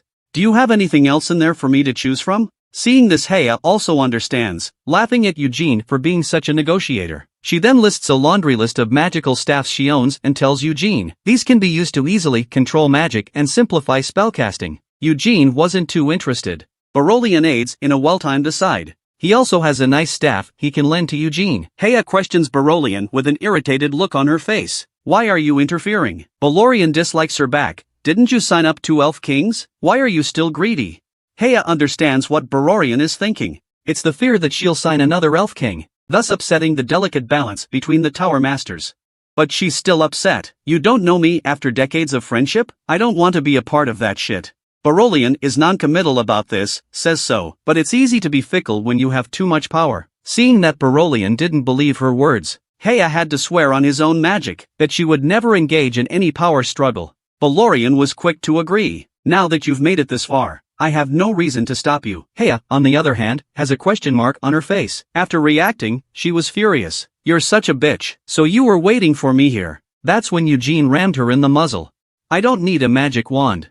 Heya said in exasperation, "I'm lending it to you, not giving it to you." See, that's what it means. Eugene refuses. If he thinks it's just borrow, he'd rather cancel the deal. Heya feels like he's going to blow a gasket with these two guys. What a couple of darn foxes. But she holding back her anger for the sake of Ned's sword. She said she'd borrow the Netherblade for just 1 day. She can lend Eugene a year of her stuff. Eugene confirms it to her. "So if you borrow it for a week, that's 7 years?" Are you so eager to make a pact with the Wind Elf King? Heya states firmly, that's for sure. Being Reinhardt, you wouldn't understand the significance of the Wind Elf King to us elf summoners. That is the Elf King that the Great Belmont has contracted with. If I succeed, I will fulfill the wishes of many summoners. At this point, Balorian was there to help again. Eugene, if you don't need a magic wand. Heya shuts him up in a heartbeat. But Balorian still said, the Lord of the White Magic Tower has a precious artifact. Heya rushed up to him and tried to gag him. Eugene looks strangely surprised to hear this. Looks like some people don't want to make a deal. 100-year-old woman is trembling and red in the face. Just because she wanted to use a bunch of junk to borrow the precious storm sword that can summon the Wind Elf King from a man. However, she was ruthlessly exposed by Balorian, who knew her details. Said she had a precious artifact. Balorian also told Eugene, that's a magical object called the Dark Cloak. Heya on the side was furious by him, barely pretended to be innocent and said, haven't you not used it for 10 years? Heya snarled, do you know how hard I had to work to get this? Continuing to feign innocence, Balorian states that even so, instead of using it as a decoration, wouldn't it be better to lend it to someone who needs it? Heya, confused by the way he was winding him up, couldn't find anything to say to him. Eugene's curiosity was piqued and he asked Heya what the Cloak of Darkness was. Heya, on the other hand, tries to hide it. It's just a magic cloak that keeps you warm in the winter and cool in the summer. There's nothing special about it. Balorian is quite enthusiastic. It's a cloak of temporal magic. It can deflect attacks in a specific direction. Heya is trying to cover up. It's not that good. If you can't accurately calculate spatial coordinates, you can't get to where you want to go. Balorian continues to recommend. Even so, you can also use it to defend yourself against Circle 5 magicians. Heya makes a last stand. That's only possible if your magic is strong enough. Balorian makes his final strike. Cloak space magic can store things. Good for people who like to use many weapons. Couldn't take it anymore, Heya raged. You asshole. You're a real cunt. After listening to Balorian's explanation, Eugene liked it very much. Sounds like a good thing. I decided I want the Cloak of Darkness, but I will need to consult with the matriarch first. Heya, on the other hand, is proud to say, I haven't agreed to trade you for this. Seeing this, Eugene feigned regret and said, that's a shame. I'm a little hungry now. Lord Balorian, would you like to join us for dinner? Reacting, Balorian hastily agrees with Eugene. He knows a restaurant that tastes great. Check it out. The two then left Heya out to dry. They happily discuss what specialties they want to order later. Heya can't stand up to these two bitches. She's got no choice but to compromise. Why do I think I heard her agree? Eugene feigns surprise. Oh, Master Heya is still here. I thought you were gone. Heya is trembling, gritting her teeth, and said, if you really want the Cloak of Darkness, I agree to lend you to use. Eugene said with a beaten face, there's no need to hurry. Didn't say you have to wait until I report to the Patriarch first? See how shameless he is. Heya couldn't hold back any longer and gave his brother and ass a friendly greeting. Her twisted expression scared the duo away from her. Eugene whispers to Balorian, is she getting ready to transform? Reinhardt, who got the message later, didn't object to the deal, but the master of the house said that he needed to have a higher authority present to witness it. On this day, that Reinhardt's top brass arrived in a lot. The three gather again to await their arrival. See Heya change into a black cloak. Eugene curiously asks if this is the Dark Cloak. Heya probably shows him off. How's it going? It's pretty cool, isn't it? Eugene purposely whispers, it has to be on my body to be cooler. Then ignored Heya's exasperated look. Eugene reassures her that there's no need to be angry. Be happy that we made a deal. Listen to him talk about business. Heya asks who's coming over from the top. She doesn't think it's the matriarch herself. Eugene said, it's led by Kiddo, who just joined the Black Lions, and Atari, the Guardian. They're investigating Liddell, by the way. Heya got serious on rare occasions. Guardian? The ones known as the Reinhardt Hounds? Eugene was curious about those people too. They are the guardians of the family. The Black Lion of House Reinhardt. Anyway, there are a lot of titles. Outsiders prefer to call them hounds. The precepts they observe, stricter than anyone in the family. As long as they are strong and loyal to the clan. Clansmen can join regardless of bloodline distance. And Kiddo joined it a year ago. The White Lion Knights are a force that serves the direct line. The Black Lion guards all of House Reinhardt. And the Black Lion is led by the Senate. It's made up of the most powerful men in Reinhardt's history. Even the contemporary clan Gilead sometimes has to do their bidding. At this point, Eugene became interested in the Black Lion. After 4 years of living in the immediate family, he hadn't seen it once. The rumored most powerful knights of Reinhardt.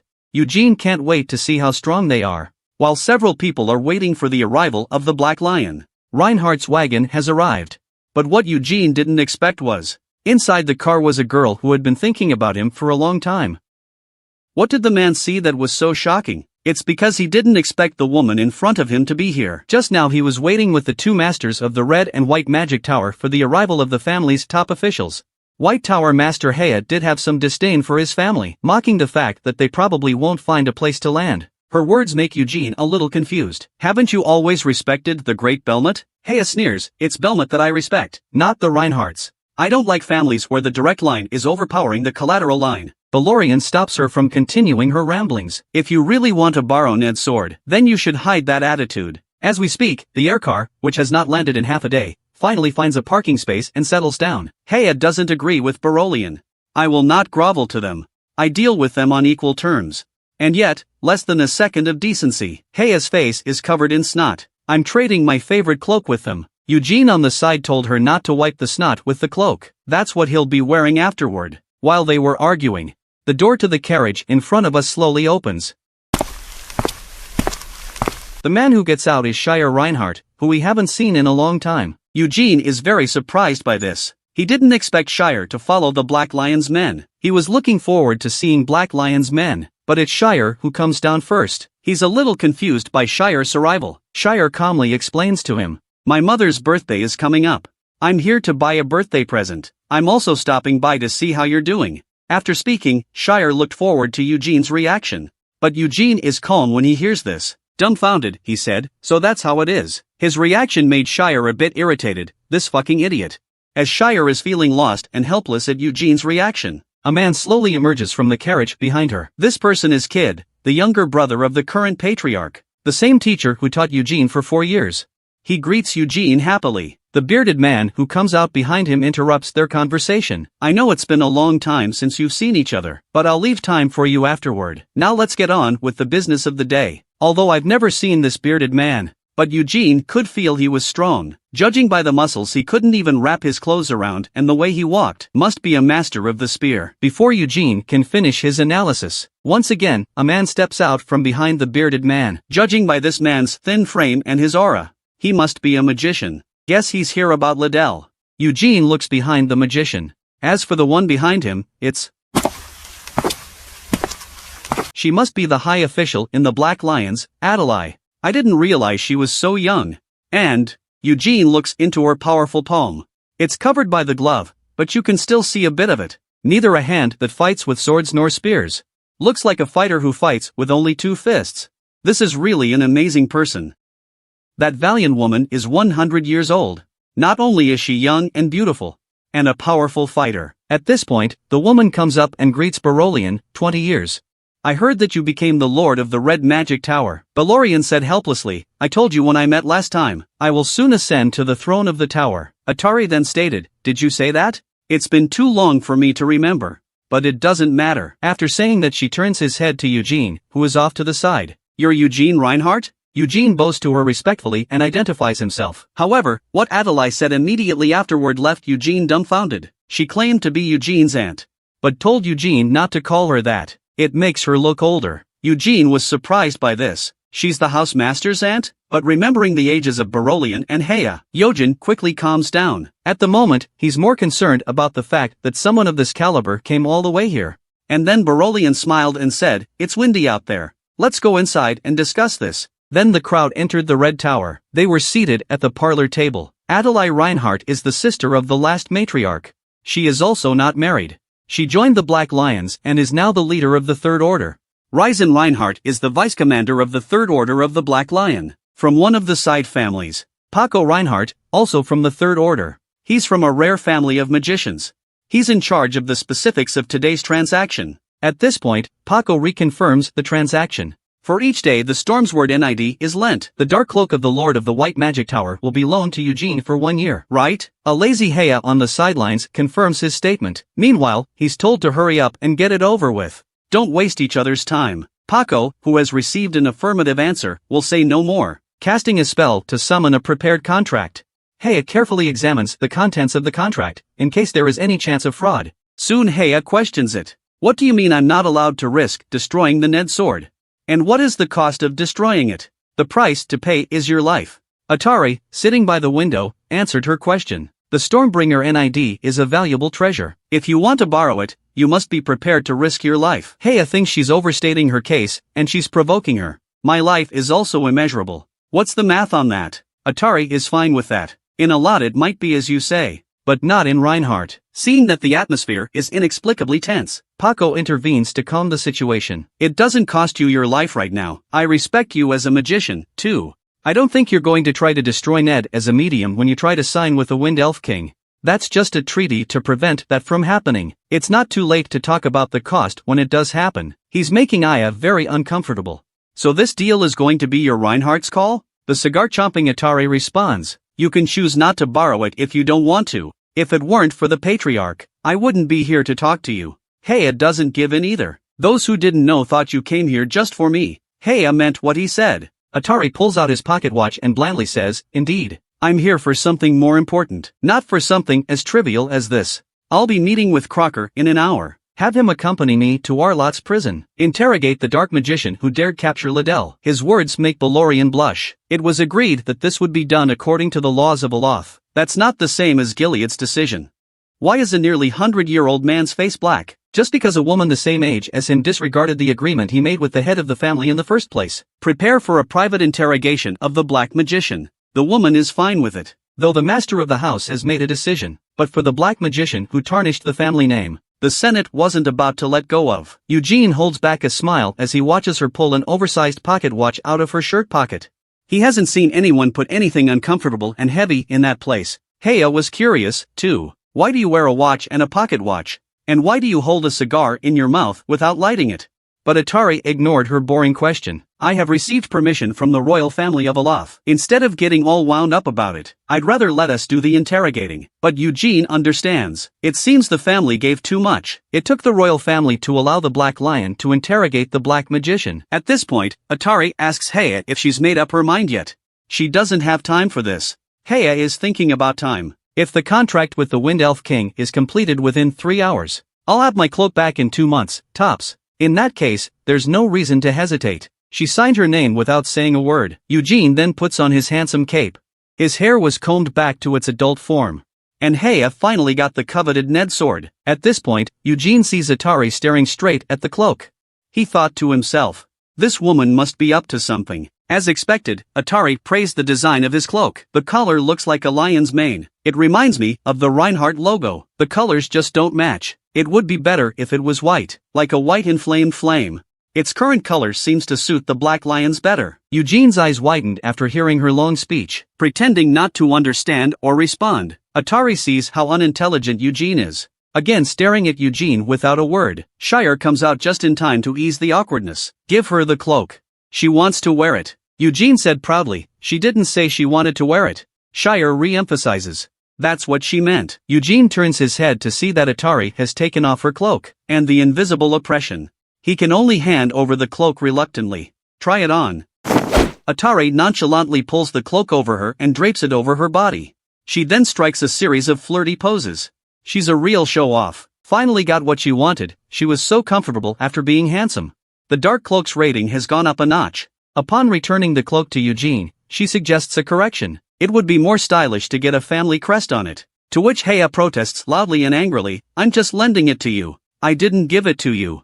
Do not damage my cloak. But Atari simply ignores what she says. Turning around, she instructed the Black Lions to prepare for departure. Before leaving, Kiddo turns to Shire, who hasn't moved his feet.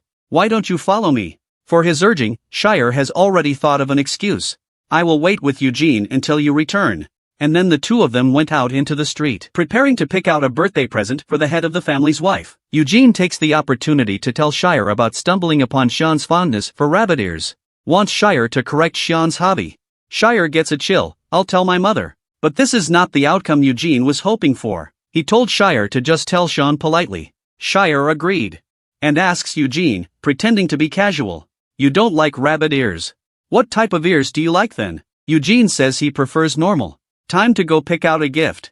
And I don't really know what Mrs. Annie likes. Why should I come along? Shire just shut him up and follow him. Eugene retorts to her, if you only want me to follow you, why even call me out? At this point Shire turns her head to Eugene, who doesn't understand her. Her eyes are filled with disappointment. Why are women's eyes full of sorrow and disappointment? It's because the man she's been thinking about is a fool who doesn't know what she's talking about. Not only does he fail to see the point of her asking him to go shopping with her, and he's whining about leaving her behind. She confronts Eugene about it. Are you trying to leave me alone in a foreign capital? What if I get lost? But Eugene still doesn't get it. Talking like you can't take care of yourself. Shire blushes and warns him. Everyone knows I'm with you. I'll see what you'll do if I lose it. She's got Eugene on the ropes, and he's giving up on the idea of leaving. At this point Shire asks Eugene what he did for his birthday last month. Did you have a party? Eugene, on the other hand, says he's just reading in the library. Barolian and Hella send him gifts. But he didn't take them. Shire is keenly aware of the unheard-of name. Ask who is Hella. Is it a woman? Eugene is speechless. You can tell it's a woman by the name. He didn't want Shire to press him, so he quickly changed the subject. I haven't seen you picking out a gift all the way here. Is there something else you want to do when you follow Atali here? Shire was a little embarrassed to see him mention it. I see you found out. I'm begging her to take me as her disciple. My brother will be the head of the family anyway. I'm not interested in that position either, and my mother wants to arrange a marriage for me. Speaking of which, Shire peeked in to see how Eugene was reacting. The result is that Eugene is as calm as ever. There was no reaction that she was expecting. Disappointed, Shire turns his head and continues to explain. I hate arranged marriages, but I also don't want to be locked up in a family and pretend to be a lady. Eugene, who understood what she meant, concluded. Is that why you want to join the Black Lion Knights?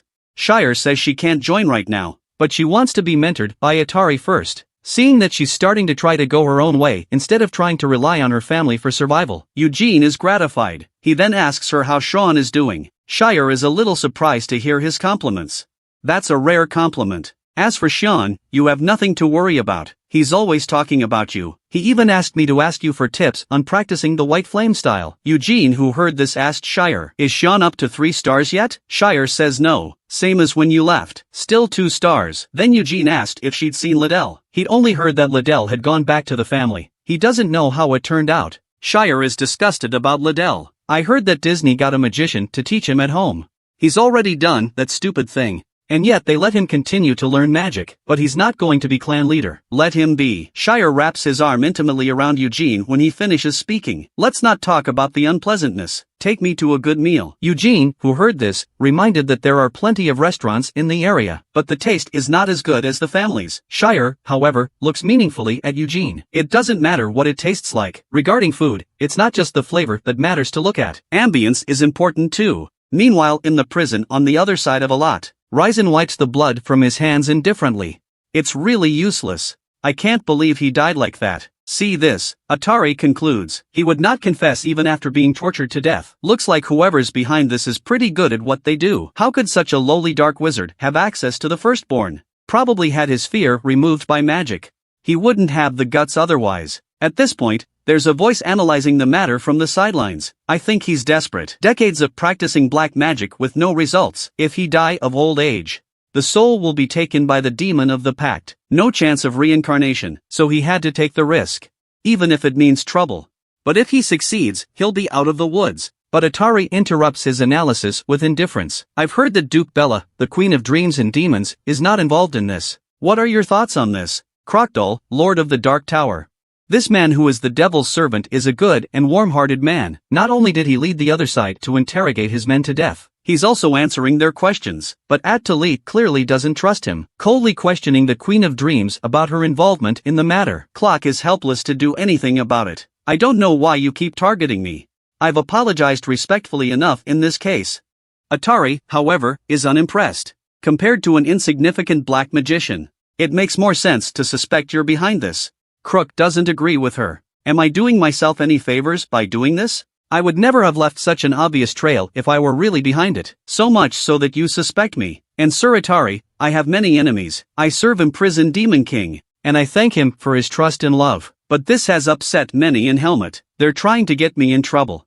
So it seems to me, it's just a nasty way for someone who hates me to get me in trouble. But At-Talit pointed out that he had no proof. Croc countered that there was no proof that he did it either. He then smiles meaningfully and says, Sir Atari, I don't suppose I'm the only one you suspect? Atari hates his beating around the bush. Tell him to say what he has to say, but be prepared to take responsibility for what you say. At this point Clock's tone changes, though he maintains his smile. As a servant of imprisoned Demon King, I honor his wishes to befriend Reinhardt. but I am mortal, after all. I can't laugh in the face of unfounded accusations. I am Crocodile, Lord of the Dark Tower. Servant of imprisoned Demon King. I cannot tolerate this endless insults. Seeing him ready to strike, Kiddo rushes to get in front of Atari. Just in case Clock gets violent, Atari said indifferently. I don't want to be rude in a foreign country. Clock told her not to worry. If you will, I'll do what I can. No one will notice your rudeness. Hearing this, Atari said indifferently. You want to do this, you gotta make sure your head stays in place. Clock is silent in the face of her threats. The tension in the room is at an all-time high. But then Atali took a turn for the worse. I guess I'll have to think about it. Who in the world would want to jeopardize Reinhardt's family prestige? It's just a hunch. Because we can't find clues through torture and mind magic. Everything is too clean. Then she said without apology. That's why I suspected you. Her words bring Clock's smile back again. I guess I went a little overboard back there. In return, I'd like to show you a less pleasant sight. But Atari refuses outright, stating that she didn't really want to see what he was offering. Walking up to Clock, she taunted. I've seen too many cruel and disgusting things. One of them is right in front of me. Clock gathers his magic hand. Since you're so adamant about it. Black magic covers the top of his head. A circle of light appears in the center of the forming black cloud. A dream demon's head is then teleported into his hands. His soul has been harvested by imprisoned Demon King. I can provide it to you if you need it. Without waiting for Atari's response, he tosses the head away. But before the head could hit the ground, Atari kicked it away from him. Blood splatters across Croc's face, but his smile hasn't diminished at all, and Atari stopped paying attention to him, taking the crowd away. Before leaving, she turns around and warns Clock. If you try to contact Eugene Reinhardt, Clock, his fingers lightly wiping the blood, interrupted her directly. Only imprisoned Demon King can command my actions and desires. His arrogant attitude brings murder to Atari's eyes. But he didn't care. Sir Atari, you have no right to order me to do anything. This man smiles in the face of the black flames. He doesn't care if he's insulted and bloodied. And he doesn't care about Atari's warning before he leaves. He responds that the only one who can order him around is imprisoned Demon King. He sees no point in arguing. Atari turned and left with Kiddo and the others. On the way, Atari speaks up and questions Kiddo. What do you think the truth of this is? But without waiting for Kiddo to answer, she continues her analysis. The one who started it all was probably Miriam, who was on a par with Crocker. That's someone who had a problem with Clock. Imprisoned Demon King though suppresses the free will of those he contracts with, but will not interfere with their struggle for fame and fortune. This speculation surprised Kiddo. If Miriam was the mastermind, wouldn't that mean that the nation of Nahama is behind it? Atari affirms his speculation. Nahama's recent dispute with neighboring Tulas. They may declare war in the next few years. Once the war begins, the master must prepare in advance. The entire Reinhardt family may be summoned. This made Kid realize. That's why Miriam wants to split Reinhardt first. Atari thought it would sow the seeds of division, if not cause it. It's also possible that Liddell's compulsion by Succubus was just a fluke. It doesn't go that far. But we must remain skeptical. She then asks Kiddo, what do you think of Croc's provocation earlier? What happens if it's not ignored? Kiddo thinks that if a fight breaks out, they'd probably all die except for Atari. Adlai flirted with the fact that he was really humble. Kiddo awkwardly states that he's not good at fighting magicians, to which Atari candidly admits. She wasn't sure enough to beat him herself. That's why she gave up the fight. Then she mentioned the punishment for Liddell. Liddell will be under surveillance from now on. The Senate has also sent a black lion. He was spared the death penalty because he was the firstborn. But there won't be a next time. And he will be disinherited. He'll be under surveillance for the rest of his life. They won't stop Daphne from finding a magic tutor for Liddell. If there is a hand in this, I'm sure we'll try to contact Liddell. Kiddo remembers how much Liddell loved magic. He couldn't figure out why Liddell had gotten into black magic. Though worried about Liddell's future life, Kiddo chooses to honor the family's decision. The time of parting is fast approaching. They are about to depart for House Reinhardt. Eugene and Barolian meet to see the men off. Kid and Shire say happy goodbye to Eugene. Tell him to come back to the clan when he can. Eugene is happy to oblige, though he doesn't know when he'll go back. At this point, Atari turns his head to question him. Do you want to join the Black Lions? The position of squire to the second master is currently vacant. She can recommend Eugene immediately if he wishes. Eugene was taken aback by this sudden invitation. After some thought, Eugene declined her invitation, solemnly thanking her. Athalie, hearing Eugene's reply, stares at Eugene in silence for a long time. Then she turned around and set off with everyone. She left a message that said, "It's a shame. Eugene and Barolian stand and watch the air carriage leave. At this point, Eugene asks Barolian, has there been any news from the White Magic Tower Lord? Barolian looks helpless at this. If Heya had succeeded, she would have come to show off. It looks like she's still struggling. Meanwhile, the White Tower is filled with gale force winds. The figure on top of the tower raises his sword to the sky with one hand. It's the magic charged Ned's sword in her hand that's causing this phenomenon. This man is Heya. At this point, she's still trying to summon the Wind Elf King. A woman with a long sword attracts lightning to herself. And she's doing it to communicate with the spirit world, so that she could make a pact with the Elf King of the Winds. But no matter how much she called, she was never answered. It made her unable to stop cursing, to increase the affinity for each other. She's already snotty from the wind. But even so, she insisted on pouring her magic into the Ned. She believes that perseverance always pays off. And sure enough, golden lightning appeared in the sky. A voice called out to her from the lightning. But there was no joy for Heya when she saw who it was. For it was Levin, the Elf King of Thunder. Heya is puzzled by this. It's the Wind Elf King she's calling on. She didn't call on Levin. Levin said, he's here to deliver the Wind Elf King's message. He told you to shut up. He doesn't want to make a pact with you. Heya doesn't want to give up. She's still shouting, I am the greatest elf summoner of all time. I am the only one worthy of making a contract with you, so please appear before me. I can give you anything you want. Unable to get any response, Heya goes mad, shouting for the Wind Elf King to come out. Watch her stand there and go mad. The Thunder Elf King sighs helplessly. Then it directly sent down the thunder, which made Heya burnt and tender, to stop her from going on. After enjoying some death-defying electroshock therapy, Heya collapses to the ground with a flash of electricity. It's finally stopped. Before he leaves, Levin reminds Heya, you can't give the Wind Elf King what he wants. With the dark clouds lifting, the skies return to clear. Away, Levin murmurs something. Storm seeks to move north to conquer the northern demon realm, fulfilling a regret that has not been forgotten in 100 years. 10 days later, Heya appears before Eugene with a disheveled look on her face. Eugene looks on in a cold sweat. Why is she so tired after 10 days? Concerned, he asks Heya what happened. Did the contract go through? Unexpectedly, Heya cursed him. Why are you asking when you know the answer? You're an asshole. A shivering Eugene muttered quietly. Well, there's no need to yell at me. Unable to hold it in any longer, Heya exploded. That damned Wind Elf King.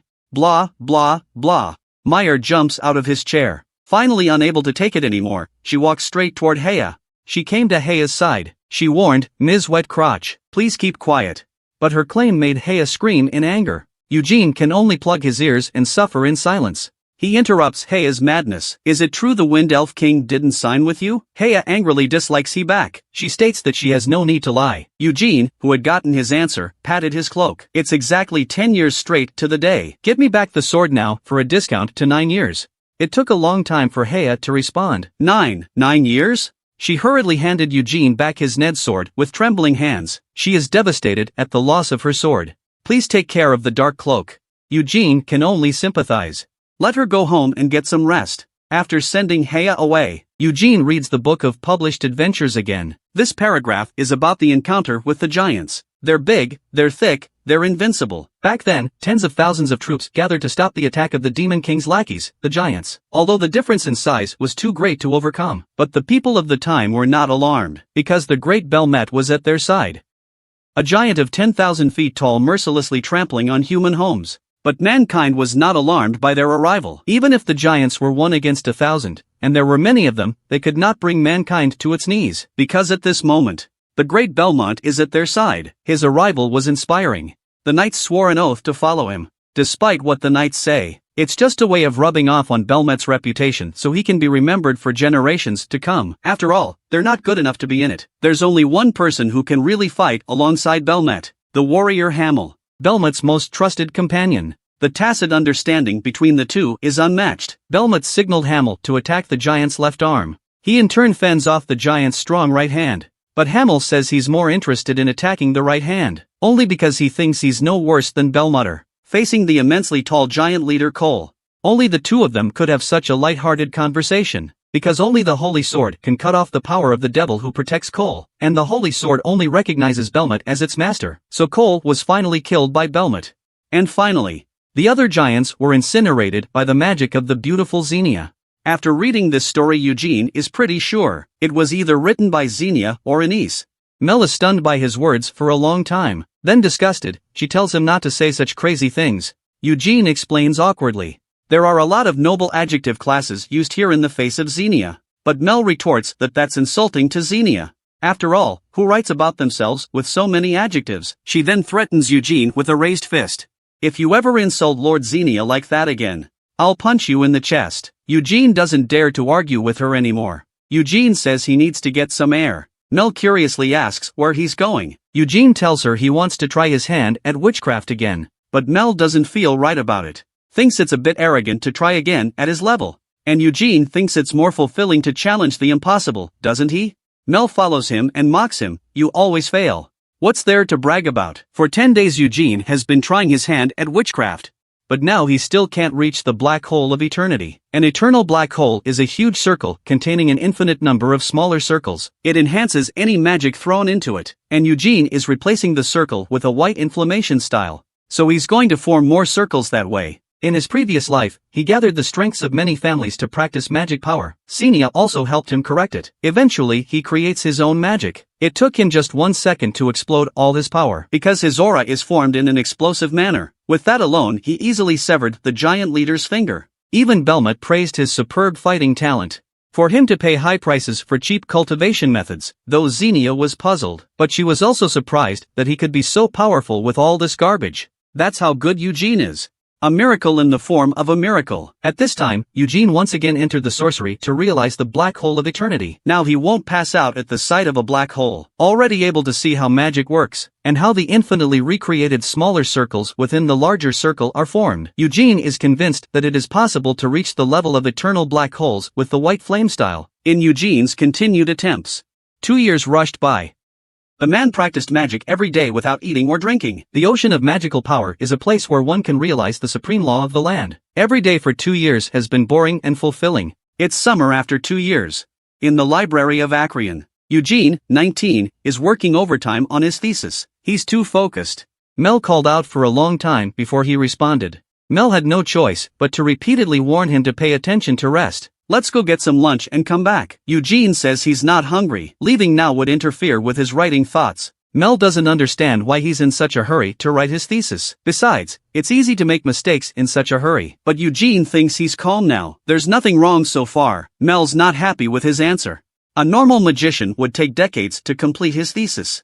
And you're arrogant enough to start writing it already. Instead of wasting time, you should spend another 10 years consolidating your knowledge. Seeing her look so serious, Eugene smiles and says, "What a cute little Mel." His words instantly made Mel blush and freeze in place. Then she waved her fists anxiously.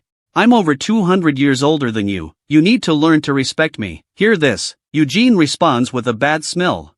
"I didn't realize my little grandma was shy." Mel is speechless for a moment. Has this kid always been so mouthy? And that's when Eugene stopped joking. He just whispered, "Do you want me to leave so badly?" Mel was at a loss for words as to how to respond. Eugene questions Mel. "I'm the only one who's been on this floor regularly for 2 years, right?" Mel panicked. That's because other wizards have studied witchcraft for a long time. All the magicians were amazed when they saw it for the first time, trying to master witchcraft, but ultimately failed. After that, they went to work on the magic they were good at. And you're not like them. You've been coming here every day for 2 years to study witchcraft. Your dedication and progress is unmatched by any other. It's as if you've come to Acreon for the sole purpose of witchcraft. You'll leave as soon as your thesis is done, right? Eugene doesn't deny it. He don't think there's any reason for him to stay when the time comes. Mel happily tells him about the benefits of staying. Barolian admires your talent. Whenever you want, Balorian will pass the tower to you. Counselor Victor is also fond of you. He wants to recruit you for his department. Even Crown Prince Huanan likes you. If you work for him, you'll be famous for decades to come. But Eugene wasn't interested in any of Mel's offers. He has a lot of things to accomplish. He doesn't want to be tied down. Mel's a little pissed off at his reaction. It's not like you're going to be the matriarch. Why do you have to go back to Reinhardt? Eugene is a little speechless at this. Why would I go back to Reinhardt just to become a clan leader? Mel is a bit overwhelmed by his answer. So you're sure you're leaving after the paper, right? Eugene told her that he wasn't exactly writing a paper. He's just sorting out the details of the magic formula. He didn't want to publish it, because Eugene understood. He created a magic formula, the Ring of Fire, that no one could use. When Barolian stated, "Theoretically, other magicians can't learn the Ring of Fire," You're using the white flame style of introductory magic. That's a very unique approach, but that doesn't mean that other clansmen who know the white flame style can imitate it. Valorian once tried Eugene's ring flame technique. Not being able to do the white flame style, he used circle magic instead, but it turns out the magic is flowing backwards. This proves that Eugene created the ring of fire for himself. No one else can practice it. Not only does Eugene rely on white flame style for star introductory magic, inside the circle he ignites his magic like Hamel did in his previous life to form countless spells. The spinning circle locks the magic in place. This is Eugene's own ring of fire. In a world where magicians spend half their lives trying to achieve something, a man creates his own unique practice in only 2 years. Even the esteemed master of the magic tower was full of praise for him. But he was not complacent. Instead, he tried to learn more about magic every day. From there, he utilized more fire magic to perfect his own ring of fire technique. After he studied under Barolian, Barolian helped him refine his ring of fire technique from time to time, assisted him in completing his dissertation. For 2 years, Barolian was very strict with him, but it also benefited him. End of memories. Eugene asks Mel, "Are you angry because I'm leaving?" "Why would I be angry? You're free to go wherever you want. I have no right to stop you." Mel spreads her small hands in mock indifference. "I never wanted to leave. But I couldn't leave Acreon even if I wanted to. That's why I'm not angry at you for leaving. Though it makes me feel lonely. I'm not technically human, but I do know that humans like to be free." Eugene is at peace with Mel's true feelings. As he puts away his papers, he asks Mel if he really thinks so. Mel states firmly, "I've been alive for over 200 years, certainly very sure of that, but at least..." At this point, Mel is unusually depressed. "But can you at least come and say goodbye to me when you leave? Don't leave without a word like Lord Xenia." Stupid Eugene casually agrees to Mel's request. Mel, whose emotions were just halfway brewing, choked on his words. Mel voices her displeasure loudly. "I said all that fondly, and you do nothing about it. You're such an asshole." Eugene, ready to leave, still doesn't know what's going on. Mel chases after him, cursing him. She questioned Eugene in an aggravated manner. "Is it so hard to accept the advice of your elders? Can't you just stay?" But then she suddenly lowered her head shyly. "But if you stay in a lot because of me, I'd be embarrassed." Her character is based on Xenia's infancy. Sometimes she acts childishly and uncontrollably. So she thinks what she just said was childish. I hope Eugene doesn't mind. Eugene remains calm and says he understands. Mel is embarrassed by this. She doesn't think Xenia would do such a thing. She feels her behavior is an insult to Xenia. Yet Eugene smiles gently at her. "The real Xenia would have done the same thing you did." Mel was a little happy to hear that. But she didn't think it was possible. "You've never even met Lord Xenia. How did you know she'd do something as childish as me?" But Eugene still responds to him with tenderness. "I'm sure of that." Mel thinks he got this ridiculous idea because he read that adventure book. Eugene does not continue to argue with her about this. He said he would leave a lot after he finished his dissertation. "If I wasn't greedy, I'll finish my dissertation by the end of the summer." For his behavior of forcibly changing the subject, Mel does not condemn, turn around and ignore him, but Eugene doesn't care. "I'll come and say goodbye before I leave. I might have something to say to you then." "Hear this," Mel warned him. "I'll kick your ass if you try to trick me." Eugene ignored her threat. He just smiled and watched her for a long time, as Mel waited blearily for him to say something. Instead, he turned around with a flourish. "Don't be hasty. I'll let you know when the time comes." A 200-something-year-old girl is mean and cute. But the man doesn't care about her threats. He smiles at her with tenderness. While the young girl waits with bated breath for his response, the man turns away in style. He says he'll tell her on his next visit. Eugene just ran into Victor as soon as he left the halls of Xenia. Looking at his incredibly bright smile, Eugene got a shit-eating look on his face all of a sudden. This guy is a real creep.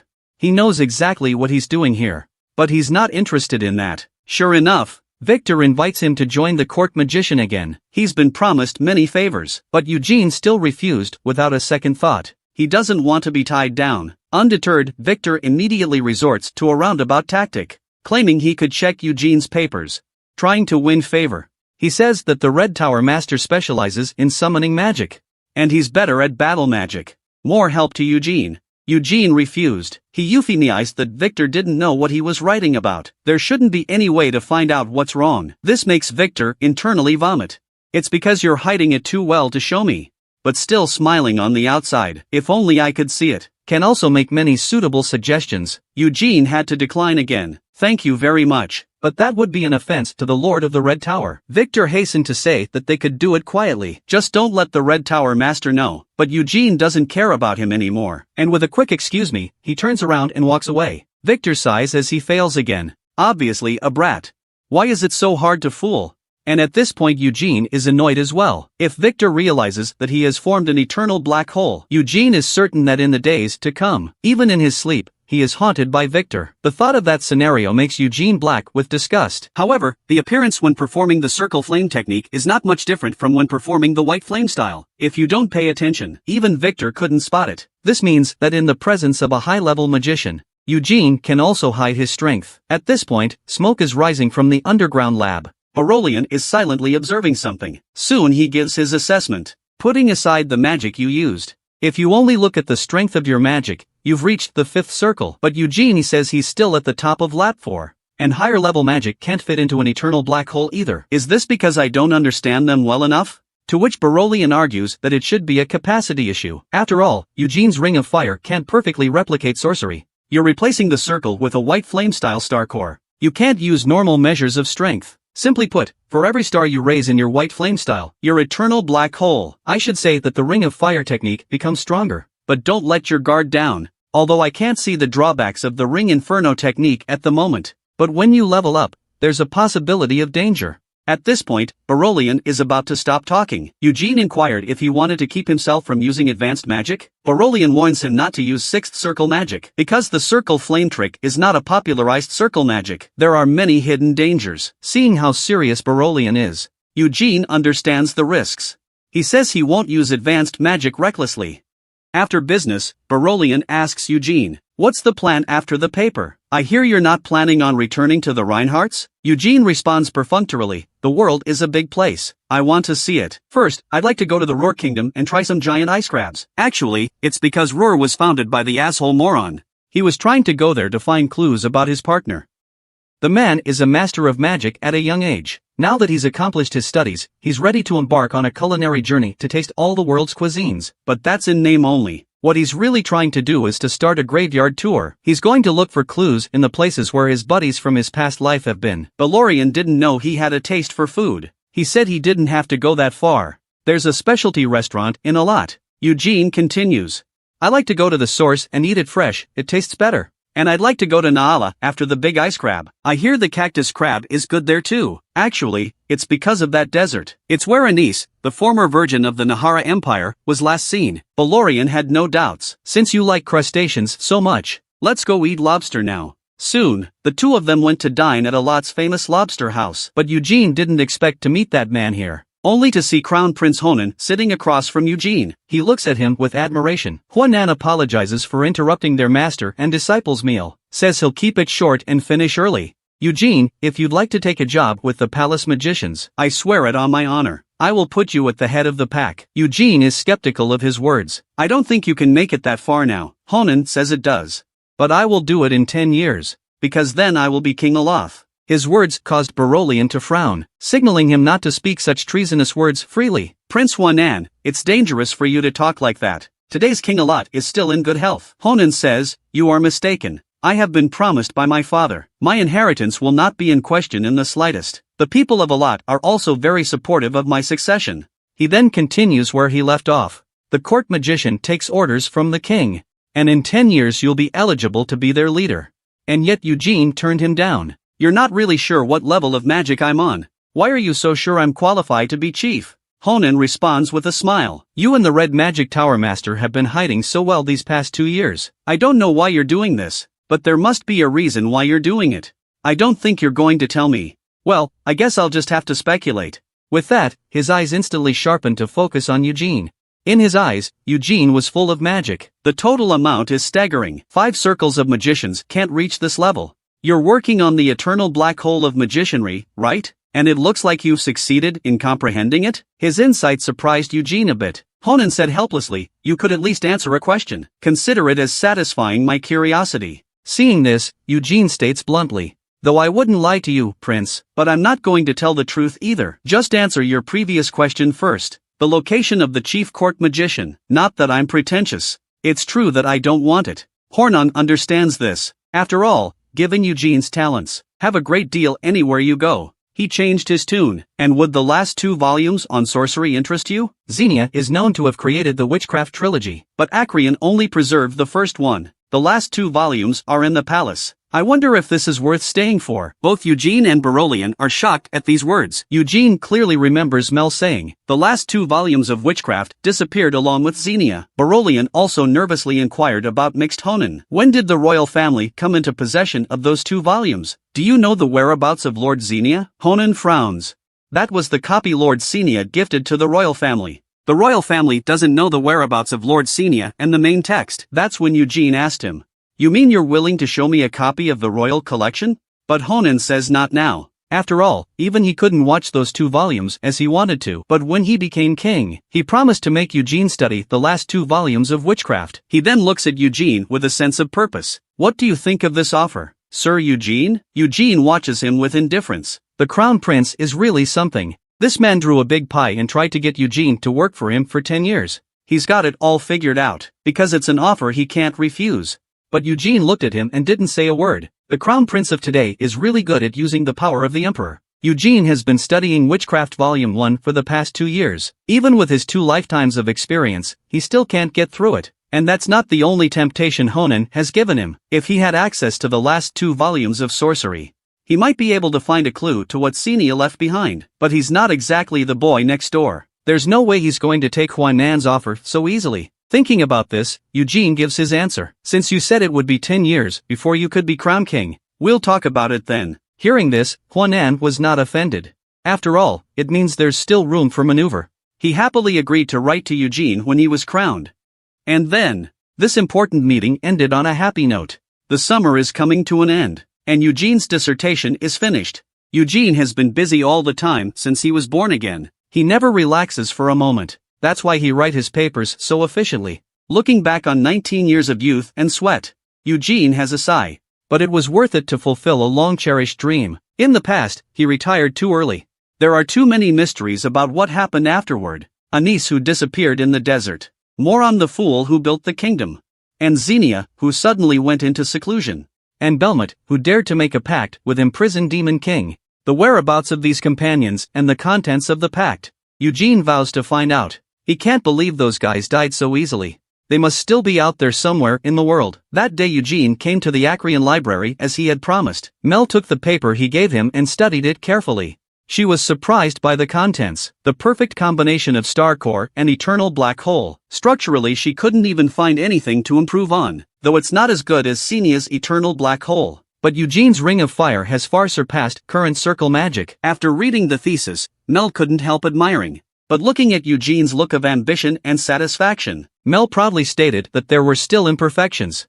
The ring of fire can only be practiced by Eugene himself. That's where the shortcomings lie. She then pushes the paper aside to ask Eugene when he's leaving. Eugene said that since the paper was finished, I'll be ready to leave the day after tomorrow. I thought you'd be gone by tomorrow. Eugene said helplessly, I'm human.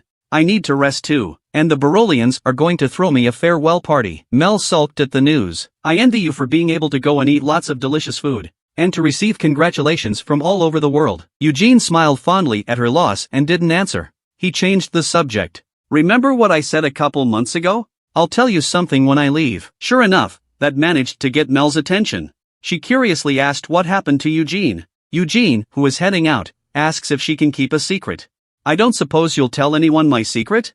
Exasperated by the skepticism, Mel clasps her small hands together. Where is the basic trust between people? Even though I'm not human. But how can you question my ability to keep secrets?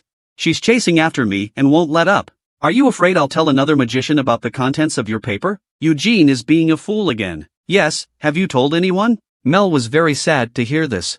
Do you know what they did to me in the past, the Lord of the Green Magic Tower? Even if they dissect me and witchcraft, I wouldn't say anything. I've stored all the conversations in the halls of Xenia in the deepest recesses of my sorcery. Unless someone destroys it completely, your information will never be compromised. After hearing his explanation, Eugene continued. And what I'm about to tell you, I ask you to keep to yourself. Unable to stand him, Mel had to ramble on again, explaining how much he kept his mouth shut. Eugene interrupts her directly. I remember my past life. This comment silences Mel momentarily. It takes a long time before she inquires with an unnatural expression about what the fuck he's talking about, past life? Eugene repeated again, yes, I remember my past life, including bits and pieces of my past life. Mel couldn't believe such a thing. Tell him not to joke around. Besides, it's not funny. Eugene didn't care about Mel's questioning, just smiled and continued. My name in a previous life was Hamill Davis. What? What are you talking about? My past life, I was what you call a stupid Hamill. In this life my name is Eugene Reinhardt. Why is a 200-plus-year-old girl filled with helplessness? Because the man said he remembered his past life. At this point, Mel was shocked into silence. Slowly pops up. Are you serious? Eugene, meanwhile, waits quietly beside her as she digests the information. A moment later Eugene responds with a gentle smile. Do you think I'm lying? Mel blushes and avoids his gaze. You're making a statement that's hard to believe. Although reincarnation is nothing special. Most of the people in this world could be the reincarnation of someone. But it's almost impossible to find someone who retains the memories of their past life. If what you say is true, your many puzzles would make sense. After only 2 years of practicing magic, you have not only comprehended the eternal black hole of sorcery, you've replicated it perfectly and created your own version of the Ring of Fire. But Mel hesitated. If you really remember your past life, if you really are Hamill, a companion of the great Belmet, then you should know that stupid Hamill is a very unique person. The wise Lord Xenia grew up in the Elven Forest. He was taught magic by the elves themselves. Brave Molan is the son of the Northern Bayer tribe leader. Their tribe was known for their fighting prowess. And Anise is the alternate saint of the sacred empire of Uras. Mel tries to explain that they both have amazing backgrounds. As for the great Belmet, Eugene looks at a vision of Belmet and interrupts her. I know, Belmet started out as a slave. Back in the day, the demons went around capturing humans for sacrifice. Belmet was among them. He stole the devil's sword to survive. With that sword alone, he managed to kill many demons and black magicians. Later, when leading the slaves to escape from Helmud, slaying hundreds of powerful beasts along the way. After hearing his account, Mel thought the legend was overblown. Because that's where a lot of the myths come from. Eugene said that although he had never seen that scene, but he thinks it's real. Because Belmet was that kind of monster. At this point Mel didn't answer. Just hesitates to talk about Hamill. Stupid Hamill doesn't have a strong background like they do. The village he lived in as a child was destroyed by the Wraith. Only the young him survived in the whole village. He became a mercenary and hated both the beasts and the Lich King. But even without a good background, he still worked his way up to the level where he could compete with his partners. So if you're really the reincarnation of Hamill, I can understand your incredible growth rate. Eugene says Mel's not entirely right. He's not that talented. When he focused on weapons because he had no magical talent, mastered the sword and spear through constant hard training. Even then he never once defeated Belmet. Mel dragged his little chin in a serious, contemplative manner. Even so, Hamill is also an extraordinary genius. Eugene, however, spreads his hands in disinterest. I don't care if people think I'm a genius. I just want to beat fucking Belmet. Even if it's just once. Though I never got my wish till the day I died. At this point Mel suddenly interrupts him talking to himself. Pointing at Hamill's phantom with a black face, he said, then you kept praising Hamill's handsomeness before. You were praising yourself. Why are you so shameless? To which Eugene continued to brag shamelessly. I did have a lot of charisma in my past life. What, wasn't he attractive? After the playfulness, Mel is worried. You're telling me this out of the blue. Is it to find out the whereabouts of Lord Xenia? But I do not know. I don't really have that in mind. The reason I'm telling you this, it's just because every time I've looked at you for the past 2 years, I've thought of Xenia. Eugene looked at her favorably. You really do look like her, both in looks and personality. His gentle gaze makes Mel a little uncomfortable. After all, I was created using the infant Xenia-sama as a template. Dear little Mel, did I cross the line? You crossed the line. Sir Eugene, I'm over 200 years older than you. You should respect me. I'll forgive you this time. After all, you are Lord Xenia's partner. Eugene looked at Mel as if he saw Xenia. A moment of emotion. At this point Eugene suddenly asked a question. Do you think Xenia is still alive? Mel yells in excitement, Lord Xenia must be alive. Eugene is convinced of this as well. Xenia is not the type to die silently. That's why he's so obsessed with finding his partner's tracks. It's also one of his main goals since he was reborn. Bits and pieces of his past life with his buddies came to mind. The way they bickered beside each other is still fresh in my mind. Eugene believed that they must be alive somewhere in the world. He swore firmly to Mel. I will find them, no matter how long it takes. 300 years ago, this man and his companion ventured into the hall of the Lich King. To save his partner from a sneak attack, he blocked the fatal blow with his body, leaving his companions to look at his body with empty sorrow. The woman who quarrels the most with him is the saddest. Now that he's returned from his reincarnation, he's learned a great deal, but he doesn't see his former companion. He swore to Mel that he would find her, no matter how long it took him. His vow struck a chord with Mel. Sir Eugene, are you telling the truth? Will you really bring back Lord Xenia? Eugene smiles and asks Mel, don't you trust me? Mel says of course he believes. I'm looking forward to that day. That being the case, I want to get that bastard back. How dare she abandon her lovely Mel for 200 years? The warm and fuzzy atmosphere was gone with these words. Annoyed, Mel told him not to insult Xenia. But Eugene looked even more offended. Do you know how many times she insulted me 300 years ago? I think you remember that adventure book. The person who wrote that book was either Xenia or Anise. How dare she name me Hamel the Fool? Don't she want me to be a stinker for the rest of my life? Hearing that, Mel stared at Eugene and the phantom of Hamel behind him with a strange expression for a long time. So do you remember that Hamel in the book also said, Xenia? I like you. This is driving Eugene crazy. I never said anything like that. That's totally slanderous. So you're saying Lord Xenia said you like her? What did she do that for? Eugene questioned Mel with displeasure. Are you shitting me? How do I know why she wrote that? Mel said breathlessly. Lord Xenia couldn't possibly put adjectives like beautiful or elegant on herself either. Eugene was also a bit shaken by this. I think that's what Arnie's wrote. That's the most likely thing that woman could have written. Mel didn't argue with him. Instead, she asked with slight concern, about you being the reincarnation of stupid Hamel. Can you swear before witchcraft? Listen to her call Hamel that again. Eugene is a little helpless. I'll swear to it. But can you please stop adding that damn nickname? Mel inquired as to what he would have to call it to get it right. Is it okay for asshole Hamel? Eugene said straight. Call me the Great Hamel. Or the Charismatic Hamel. The title makes Mel look disgusted. Looks like you really envy the title of Bell Knight. Eugene was a little embarrassed to see his mind being pierced. Mel ignores Eugene. Instead, she brought him before witchcraft to wait for his vows. Eugene raises his hand and solemnly swears, I, Eugene Reinhardt, once again swear by my blood. I am the reincarnation of Hamel Davis. There are no lies. Mel's eyes and the sorcery behind them glow brightly at the same time, as if to validate Eugene's words. Many magicians have dissected sorcery and me since Lord Xenia's seclusion, but there are some things they can't discover. This information is hidden in the deepest recesses of sorcery. Like I told you before, unless it destroys the sorcery, these secrets will never be revealed. And what I'm going to tell you now, that the whole of Alat has never known. Sometime before Lord Xenia went into seclusion, she once told me that her apostles had been killed. How dare someone kill Xenia's apostles? Besides, is Mel not the only apostles in Xenia? Mel continues to reveal to Eugene that Lord Xenia came to visit me in Acreon that day. Everything was going so well at first, but then Lord Xenia suddenly collapsed to the ground with a grunt of pain. I was terrified. She said her apostles was killed. Speaking of which, Mel is a little afraid to look at Eugene, but continues anyway. She said that the apostles was being. I have never seen Lord Xenia so angry. She said someone broke into Hamel's tomb. What are you talking about? I had a grave.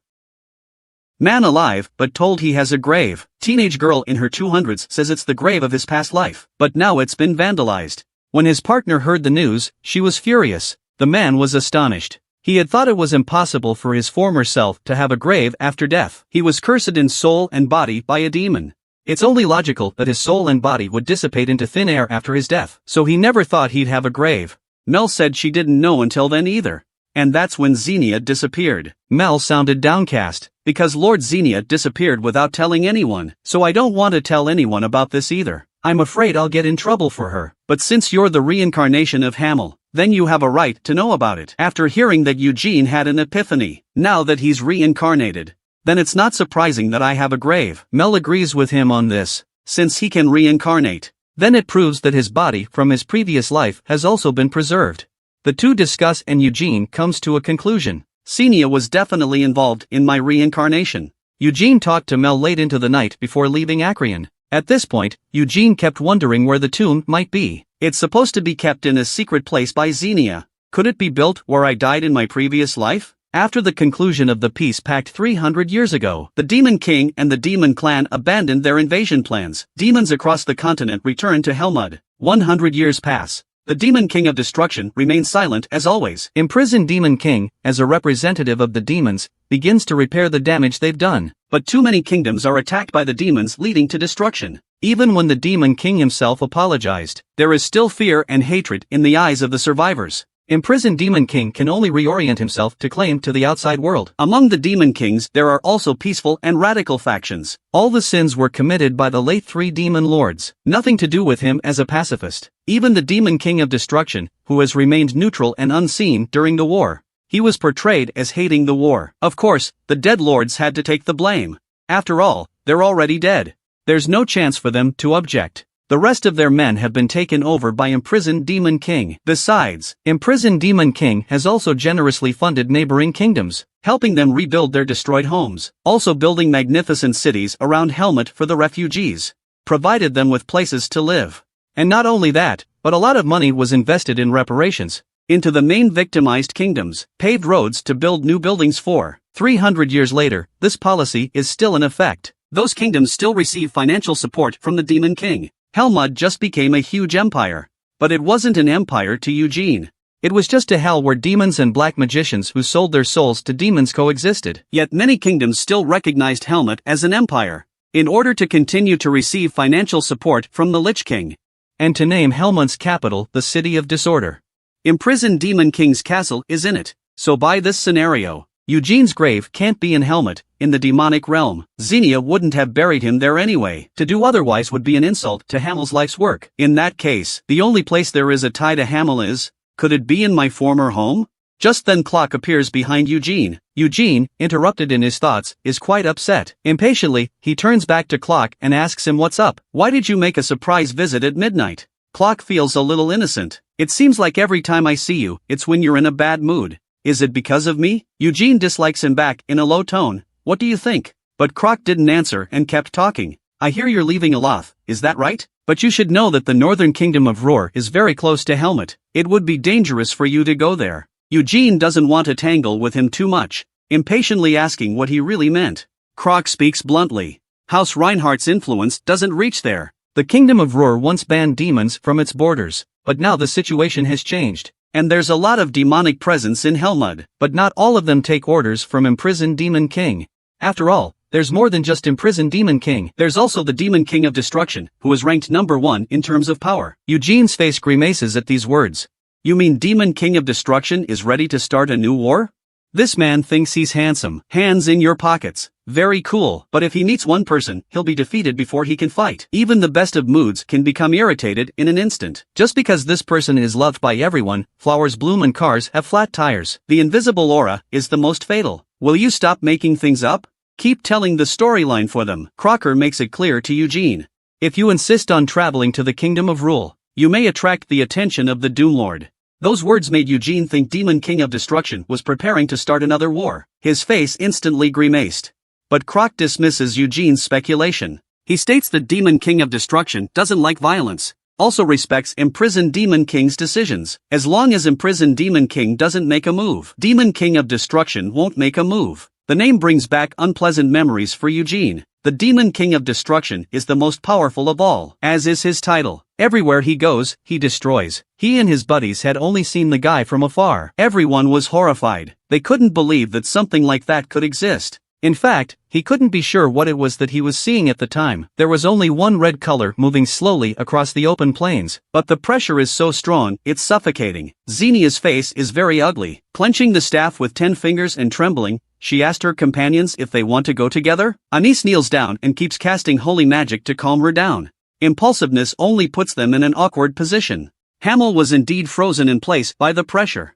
Clock interrupts Eugene's memories. Even though Imprisoned Demon King and Demon King of Destruction are silent, but that doesn't mean the attitude of the other demons. Demons are violent, but have been silent for centuries due to peace pacts. That's a little funny to me, but it is true that the devil is not a man of peace. Eugene questioned him. Are you saying this because you think those demons are a threat to me? Clock says, it's okay if you interpret it that way. After all, there are a lot of demons who think that way. If your presence breaks this already precarious situation, they would do anything to break the chains of peace. Now 3 of the 5 evils are missing. All the higher demons want to sit on the 3 thrones. And now many demons are watching and waiting. Duke Bella is one of them. To which Eugene taunts. Can't they just vote it out? Crocker is amused.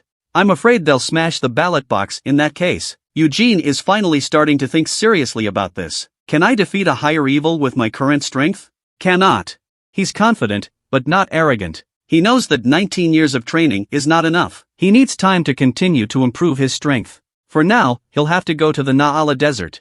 After all, compared to Moron, Eugene thinks Anise would know more. After that, he still need to confirm the lunar sword. The shard he bought at the auction house came from Kazad's side, just passing through on my way to Roar. We can do some research on the way. Eugene then thanks Croc for the heads up, says he'll go to the Naala Desert first, then he'll think about going to Roar. But Crocker's got to be careful when he tells him to go to Naala. After all, it's dangerous there too. This makes Eugene unsure. What do I need to be careful of? Are the dust storms bad there? Crocker said sternly. Beware of the woman named Amelia Mulwyn. Didn't imprisoned Demon King outwardly declare his friendship with the Reinhardts? Wouldn't imprisoned Demon King be disgraced if she made a move on me? She was a powerful black magician before she contracted with imprisoned Demon King. Imprisoned Demon King gave Amelia plenty of freedom, so there's a good chance she'll make a move on you. Speaking of which, Crocker summoned the card-style thing. Just in case, if you see her, give her this. That way no matter what you do to her, the odds are she won't hurt you. Eugene takes that from him. When did the black magician become so kind? After all, he'd never believed that a black magician could be kind. Eugene asks what's in here. Can I open it first? He thinks Crocker's gonna try to pull something out of this. Clock signaled Eugene to make himself at home. With Clock's permission, Eugene opens the envelope. He wanted to see what the clock was up to, but he was shocked when he saw what was inside. Clock, what the hell do you want? 100 years old, a very handsome man who never loses his cool. But today, he's being called out in a cold sweat and losing face. Sweep away the image of the past. Just because he just handed Eugene a letter indicates that when you meet Amelia, hand it over to keep you safe. But as a black magician, he can't be trusted by Eugene. With his permission, Eugene opens the envelope for inspection. But after reading the contents, Eugene immediately questioned what he wanted because the envelope was empty. Will I be killed if I hand it over? Are you trying to get me killed? Crook calmly explains, the content isn't the most important thing. What matters is that you have a letter from me. That's enough. With that, he casts a spell to reseal the envelope in its entirety. I can't deal with the crisis you're going to face in law, but I can deal with Amelia's resentment, so make sure you bring it with you. Upon hearing this, Eugene asked him what he wanted to do with himself. After all, there's no such thing as good without reason. But then Clock suddenly asked, do you hate black magicians? Eugene says that's for sure. After all, I am a Reinhardt. Can't manage not to hate black magicians. Clock shows that he understands his feelings. That kind of hatred is unavoidable. But if you could just be a little bit nice to me, I think I'd be very happy. This comment alerts Eugene instantly. Favorable feelings? Could it be that you're the legendary gay? Clock didn't realize his brain was so new. He was so speechless that he froze in place for a long time. Eugene continued. After all, you've been suspiciously kind to me, though I'm not that way inclined. I'm a little saddened and worried to see you like this. You can't be obsessed with me just because I'm handsome. After all, I really don't have that kind of interest. Clock interrupts at this point. Says he's a little panicked and needs to slow down. He's really afraid that Eugene, who is full of confidence, will say something stupid again. And then, sweating profusely, he told Eugene not to take it the wrong way. He's just trying to establish a friendly relationship with Eugene. Many of the people in Alat had this idea. After all, you're so young and talented. Realizing the misunderstanding, Eugene changed the subject. He thanks Croc for his kindness, and said he'd love to invite Croc to his farewell party tomorrow. But told Croc not to come over just because he said so. I'd be upset if you did show up. Although I have a slight crush on you. But I still hate black magicians. Croc, who hasn't slowed down yet, told him not to worry. He is definitely not going to go. Eugene says go ahead if you're okay. I'm impressed with your temperament. Lonely shadow of the cold river, old man of the river and lake. Why should we ever meet each other? You and I are destined to meet again. Clock didn't expect to get some recognition from Eugene before he left. Looking at Eugene's distant back in deep thought. The next day, a few people invited to the farewell party showed up on time. Everyone is happy to see each other. The party is going well. Pippi would also like to wish you who are watching the video. I wish you all the best, peace and joy. At this time, Blue Magic Tower Master Duress asked the question in his mind. Why did you invite me to your farewell party? I don't seem to know you very well. Eugene said that couldn't say he was completely unfamiliar with it. At least we've seen each other a couple times in the past 2 years, haven't we? Duress still doesn't quite get it. You're more familiar with the absent Tower Master than the absent one, aren't you? Hearing this, Eugene said helplessly, "Why ask when you know the answer?" Duras comforts him. "Don't always avoid the Lord of the Green Magic Tower and the Captain of the Court Magicians. They all appreciate your talent." Eugene ridicule him. "Looks like the Blue Magic Tower Master doesn't think much of me." Duras says that he is interested in Eugene, though. But he's not the kind of person who would steal the disciple of the Red Magic Tower's master without a thought for his face. To this Eugene said, "But isn't that what the Green Magic Tower Master has been doing all along?" Duras said that Orleans is stubborn and strong. Face isn't a big deal. But please don't hold it against him. Immediately after that he asks Eugene, though this was expected. "But I didn't realize you didn't invite Clock over." Eugene said that if he did, my master would be displeased. "I don't really want to see that." At this moment, Eugene suddenly changed the topic. "What kind of a person is Croc? I heard he was once a member of the Blue Magic Tower?" "The man is a notorious black magician, but once upon a time, he was a man of justice. Eugene has been taken care of by him, but he still can't trust him. After all, no matter how kind he was, now it's a fact that he's a black magician." Taking advantage of the farewell party, Eugene inquires about the past of the Blue Devil Tacklock. Just because Croc was a member of the Blue Magic Tower before he threw himself into the darkness. Still the brightest star of his time. Hearing him talk about Crocker, Duras says that both in the past and in the present, Croc are always mysterious. At that time, he could have become the most outstanding tower owner of the Blue Magic Tower, but he left the Tower of Blue Magic to go to Helmut under the pretext of expanding his knowledge of magic. It allowed me, who was weaker than him at the time, to become the Lord of the Blue Magic Tower, and he was never heard from again, until he returned 10 years later as a black magician, transferring registration information to the Tower of Black Magic, and became the Black Magic Tower Lord with overwhelming strength. Now that I think about it, he was trying to push the limits of human magic. But in the end, he couldn't surpass the magic of the Demon King. With that said, Duras doesn't want to discuss it any further. Instead, he changes the subject. Ask Eugene if he's going to the Naala Desert. Eugene was not upset after probably knowing Crocker's past. He states that he is indeed ready to travel to Naala. To which Duras reminds him, "It's a cruel place, suggest you don't reveal you're a Reinhardt." Hearing this, Eugene says his teacher cautioned the same thing. Is there a reason for this? Duras explains, "There's been a lot of assassin activity in Naala lately. It's likely they'll choose someone from House Reinhardt to strike. So be careful." Although they were a little unhappy before, but Eugene accepted his warning humbly. After all, the other man was concerned about himself. Eugene, who had left Aloth, finally arrived here. His cloak of darkness not only regulates his own temperature, it also comes with a transformation spell that allows him to change his appearance at will, lets him feel a little cooler in the desert heat. While the unassuming appearance isn't particularly stealthy, this makes him have to sigh. The empires of Aloth and Kiel are the powerhouses of magic. Aloth is known as a magical kingdom not only because of the existence of the 5 magical towers, it's also because everyone in the country is familiar with magic. Arlott uses magic in everything, except for Helmut. It's the only country that uses magic to this extent.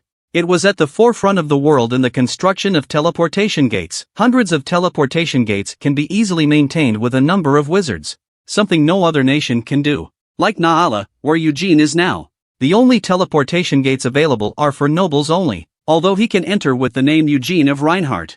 But he didn't so as not to cause unnecessary trouble. At this point Eugene pulls out his magic map. This map connects him to the coordinates of the space he's in. It will allow him to determine his position accurately. He is currently in the westernmost part of the Naala Desert. Now he can reach Tulas if he goes all the way north. And the tomb of his former life would be on the border of Tulas.